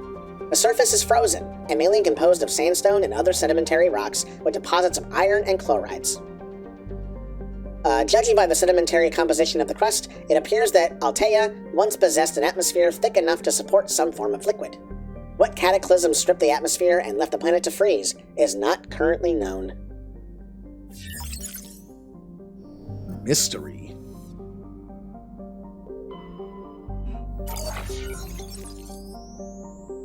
Antamalka is a large hydrogen-helium gas giant with traces of chlorine and sulfur in the atmosphere. Its massive gravity well tugs many asteroids from the outer belt inwards, past the orbit of Altea and Daedalus. and eventually settle into the inner belt. Antamalka's orbit is congested with hundreds of captured moons. Most last only a few thousand years before being ejected, dragged down into the atmosphere, or ripped apart by tidal forces and added to the gas giant's immense rings. Attempting to navigate this chaotic environment is hazardous at best. Ships without military-grade kinetic barriers are likely to suffer catastrophic impacts. Oh, I still keep forgetting to survey the planets. I'm probably missed something. Nope. Nope. Could you just grab the survey automatically, please? That's kind of what I'm doing.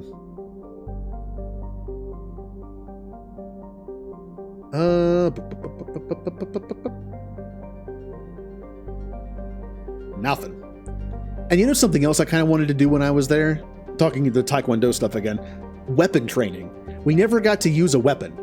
I was a big Ninja Turtles fan growing up, so I was just like, when do we get to pick our weapon? I think it would have made me like stay there longer to actually like learn. Although, just like I wasn't learning anything useful, and probably couldn't defend myself in a fight at any point because I was just learning forms and that's it, and I actually had a fight. But when do you have a weapon on you? It's like, oh man, let me go grab my bow staff out of the car, and then I'll show you.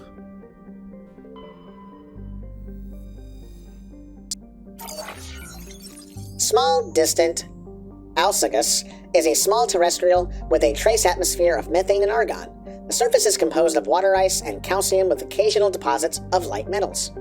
During the Alliance's pirate suppression campaign in the 2160s, the Batarian Ulium Ranpera was caught with his frigate Tunaran grounded on Alsagas for drive discharge. When challenged by the cruiser, there's so many names in this, Hyderabad? Ranpera refused to surrender. The Turanar, there's so many like words in this thing. The Tunaran was destroyed attempting to take off, but debris is strewn across the southern hemisphere. Plutonium? Yay. There were so many words in that description. It was like planet name, ship name, Batarian name, other ship name. Please. Commander, I'm picking up a signal from the planet's surface. It looks like an automated distress beacon. I see. Edelus is a terrestrial planet with an atmosphere of carbon dioxide and nitrogen. Edelus's surface is covered by wide deserts of silicate sand, with only a few areas of igneous rock highlands to break the abrasive dust-choked wind. Edelus's orbit is congested with debris thrown inward by the gravity of the gas giant Antamalka. Due to a high rate of meteor impacts, exploration is highly dangerous. I see. Who do I bring with me here? Well, this is the mission that has to do with the Alliance, right? So I'm going to bring Alliance Marines. No offense, other teammates, but this is an Alliance matter. So I will bring Alliance Marines. I think that makes sense.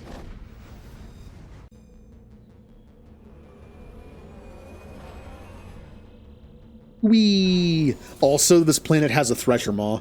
This could be our first death. I still think Thresher Maws are the most likely candidate for, like, our first death. Yep, there's the Thresher Maw. It even tells you warning there. Because I have the mod installed. He said, no, it's coming. I mean, I already knew it was coming, but...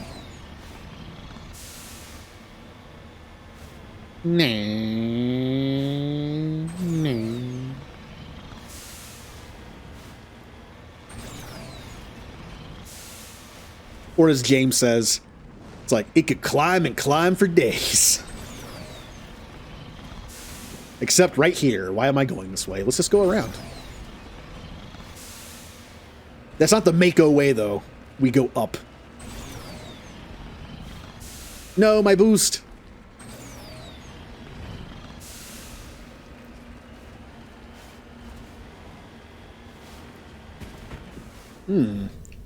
What are you?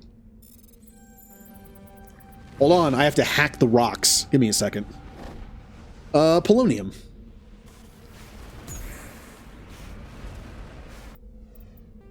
I can't even tell you which elements are in this game are real and which ones are made up.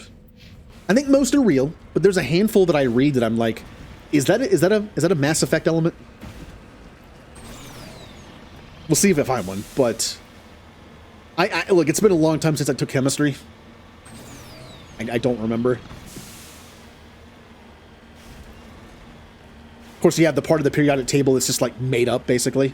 It's real, but it's also kind of made up, where people were able to make an element themselves and name it after themselves, but it only existed for like a fraction of a second, and then it just became like nothing. It wasn't very stable.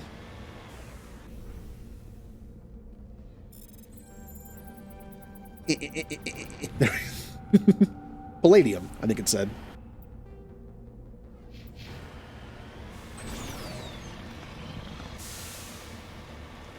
That's how I like to solve puzzles. Blunt force them. Or like James in Mass Effect 3 where you have him do the tech option where it's like, hey, you gotta pick one of your teammates to like do this. When you pick James, he just kicks the thing. That's how I solve puzzles.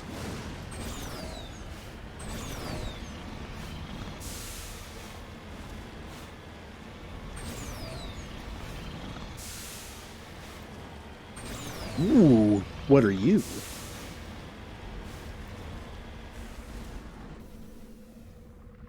Lithium.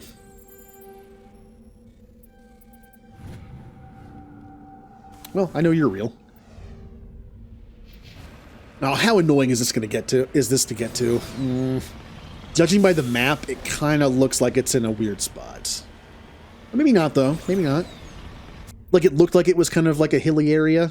Like, I have to go past it, but I'm already on top of this, so. Yeah, this is fine.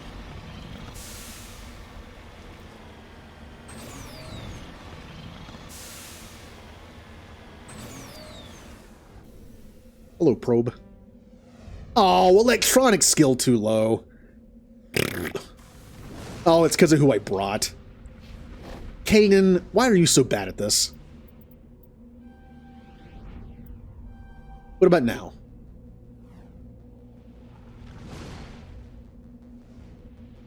Oh, hello, Fem Army Vet. Yay.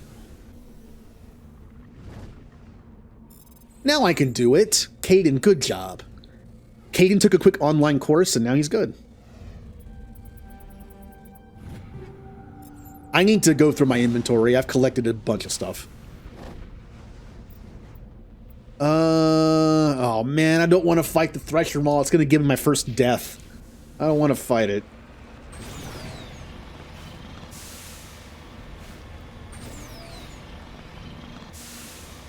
Well, I can, OBS hasn't been freaking out this time. I think I finally figured out, maybe it was the lighting mod that was doing it. Well, good. Hopefully that won't happen next time. Or I keep having to restart OBS in the middle of stream to fix it.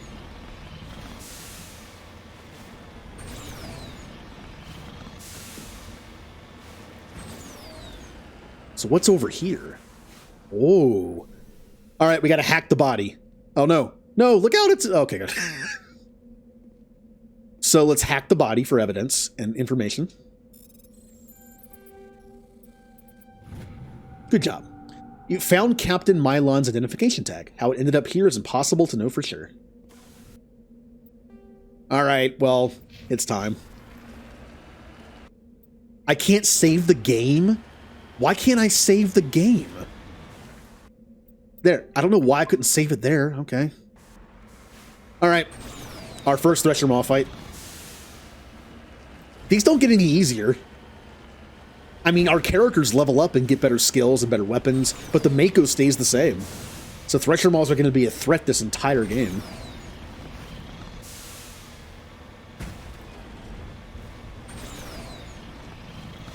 Here we go.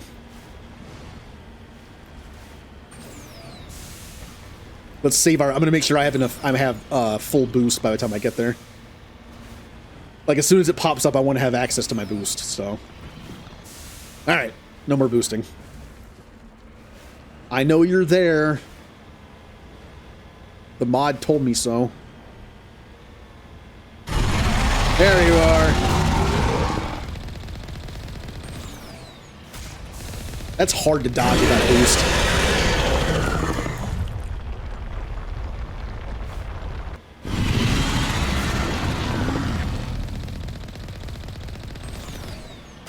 Eee, okay. Almost hit me. You almost got me.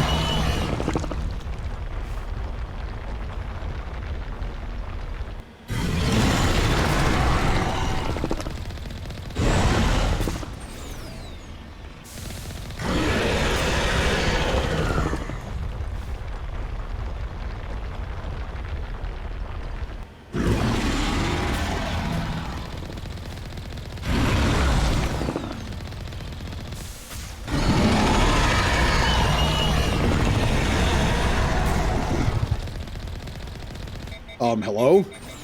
Why aren't you dead? That was weird. Oh, that reminds me. There was a glitch in the original Mass Effect. If you killed the Thresher Maul at like a certain point in its animation, it would give it all its health back. It would get full health again. It happened a few times to me. Alliance soldiers. Looks like they were lured here by the distress beacon. Curse you, beacon. These are Admiral Kahoku's men. We need to tell him what happened here. Hold on. I'm searching the corpses for items. Here's what bothers me. I can't destroy this or turn it off. This always bothered me. It's a distress beacon that lured these people to their deaths. Why can't I destroy this so it doesn't happen again? We're just gonna leave it here? And we're done. Let's go back to the Citadel and talk to Kahoku about what happened.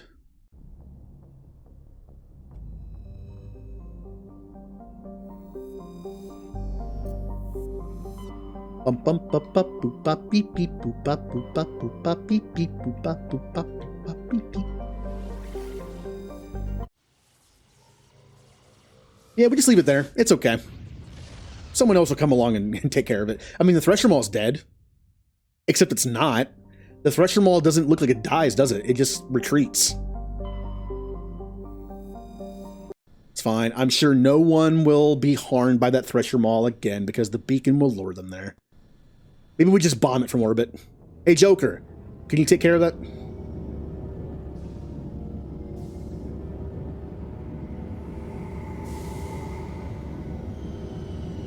We get back to the Citadel and we're on the elevator and it's like, you hear like a news thing about someone dying there again. Like, it seems like there was a fake beacon that lured a bunch of people to their deaths. Like, oops.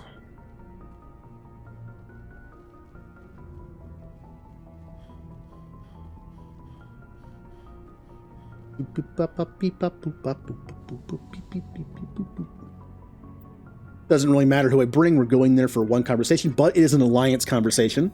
So I will bring the Alliance people. Equalizing interior pressure with exterior atmosphere. Ah, yep. Logged. The commanding officer is ashore. Exo Presley has the deck. Thresher Maul jerky and Chocobo nuggies. In other news, Exogeny Corp is still denying reports that one of their survey teams has gone missing in the Hades Gamma Cluster. That's a different system. When asked why communication with the survey team was suddenly cut off last week, company officials refused to comment. That's not the system I left the beacon in. That's a different system.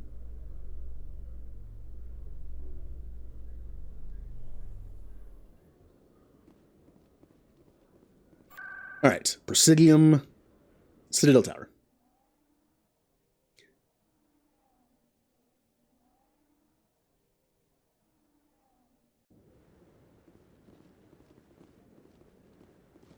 All right, Kahoku, we found your people. No, Commander, any word on my missing men? I'm not sure how to tell you this, Admiral. Your men were killed by a Thresher Maw. A Thresher Maw? That's not... My men wouldn't just stumble into a Thresher nest. Not the entire unit. Somebody lured them there with an Alliance distress beacon. Placed it perfectly so they'd land right beside the Thresher nest. Damn it. I had a bad feeling about this ever since my team disappeared. An Alliance beacon used as bait. My unit wiped out. and nobody seems to know anything about it. Commander, I appreciate what you did. Now I need to do my part. The families of those Marines deserve to know why they died. Captain Anderson said you had information on This is the same Baines. thing as before. Not as much as I'd like to. One of my crews found him. The missing recon group? Anything you need from me? Not right now, Shepard, but I'll let you know as soon as I find something out. Yep, we just left.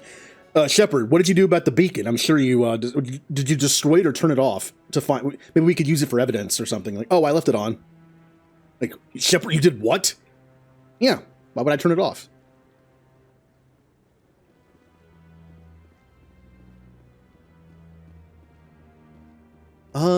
Well.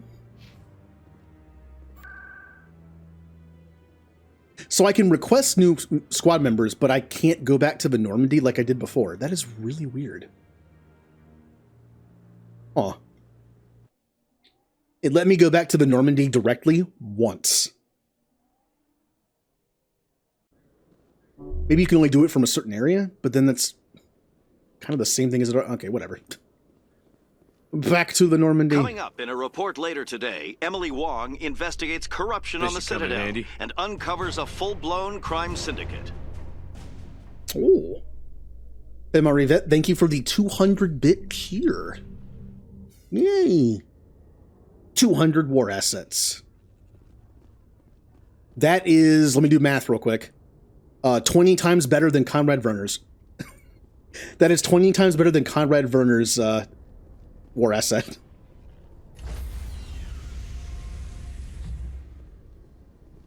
Stand by, shore party.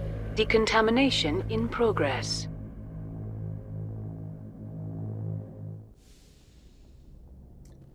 We're back home. The commanding officer is aboard. XO Presley stands relieved. Yeah, we took the deck back from Presley. Stop taking that.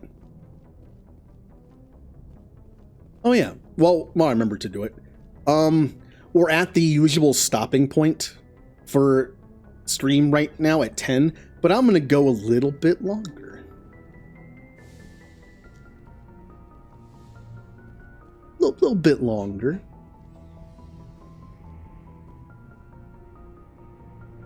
Because I'm going to do everyone's favorite thing in any video game. We are going to be doing some item management. Can it wait for a bit? I'm in the middle of some calibrations. I haven't gone through my items in a while, so we could use the item time. So, I still haven't found a better pistol than this thing. That's kind of surprising. We have chemical rounds 3 equipped, but ooh, incendiary. Yay, it's fire time. And my sniper rifle, which is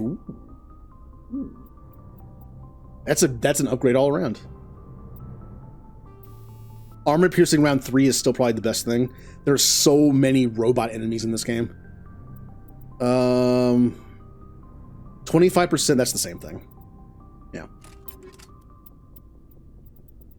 Still no better armor.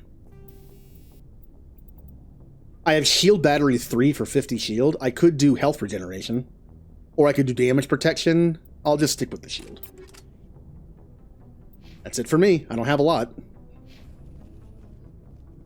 Liara, would you like a decent pistol? Sure you would. Shield bypass, but less damage. I kind of don't like these that much. But until I get better Geth bullets, I guess I'll give her this. Damage is all that matters for our teammates, so we'll give you that.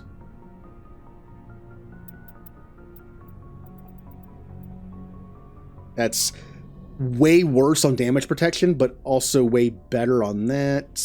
Yeah, either one's okay. Sure. Medical interface. You only use pistols, so that's already done. Although, since damage is all that matters, I think I'll just give her this. Yeah. Also, did I actually do that? Hold on, did I skip that? I think I might have. Yeah, I didn't look at this. Combat scanner, kinetic stabilizer. We'll do kinetic stabilizer on the pistol. And we will do... 12% heat absorption is not that good. I think I'd rather just have the damage. Tally. Tally's also only using pistols, but I think I'm going to make her my shotgun user. I'm going to put enough points in just to unlock shotguns. Because no one else has shotgun. Oh, that's the Eviscerator, I think. Sure, and... only damage really matters on your squad mates, and I have nothing for damage.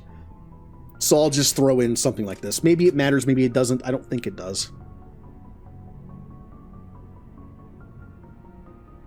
Oh, I'm having dinner after this. I'm looking forward to it. I'm hungry. What did everyone have for dinner tonight? Anything good? Oh, I have no Corian armor, but I can give Corian better shields. Smoked salmon and sushi. Ooh. I'm gonna have some chili, I think. I like canned chili because it's super easy to make, and I like chili. I get a bunch of spices out of the spice cabinet, get some hot sauce, put it all in there. It's actually not that bad for canned chili. Like I always like take the canned chili and just add a bunch of stuff to it to make it better. But it's so simple to make. It's just like in the bowl, microwave for like 3 minutes, I'm done. It works out for me. I'll give you a shotgun because I'm probably have you use a shotgun later. Sure, probably doesn't do anything. I don't have any new Krogan armor, unfortunately. Oh yeah, the biotic amps. I kind of forgot about those. Okay, I'll be done like in like 5 minutes probably for the night because I'm hungry. I don't want to eat too late. It's already 10 o'clock. Yeah, I'll see you in Discord. Speaking of Discord, thank you for the segue, Julie. I always forget to do this. Here's a link to the Discord server. Mostly for updates for the channel, but also different channels for stuff like Mass Effect, Dragon Age. There's also stuff for like Star Trek and Stargate. Things like that. I might as well pop the other ones too while I'm at it. Twitter, I pretty much only use it for when I go live. Maybe I'll start posting stuff that actually matters, but we'll see. And then where I put all my VODs for streaming. I've been streaming 3.5 years, and almost every single stream I've done is archived on YouTube. Minus like 3 or 4 things. And those were just like random things that don't matter. That really weren't worth archiving. Garrus. We'll switch it up a little bit. We'll do this for now. I'm finding so many anti-organic weapon or anti-bullets, but I'm not finding any Geth ones. Kind of lame. Oh, we can give him the pink and white one. I love that one. Yeah. Yeah, Garrus has awesome armor now. I'm going to give Tally... Actually, I'm going to give myself the... this. I forget it exists. And I'm going to give Liara the only biotic amp I have. Caden. Caden only uses pistol. He has best pistol. That's fine. That's fine. No better armor, really. I don't think it's worth it. And Ashley. Better assault rifle. Again, I'll do that for now until I get something better. Ooh. 0 biotic or tech protection, but a lot more overall damage protection and better shields. That could be worth it. Hardened, we'll do shields. All right, everyone's good. Now I should probably take the time to Omni-gel the rest of it. Probably should. But I can always do that off stream. Also, do I have any new level ups? I do. I am going to do sniper rifles for better assassination, and 1 more Spectre training, and I'll keep the 2 for charm just in case I unlock it at some point. That's it. All right.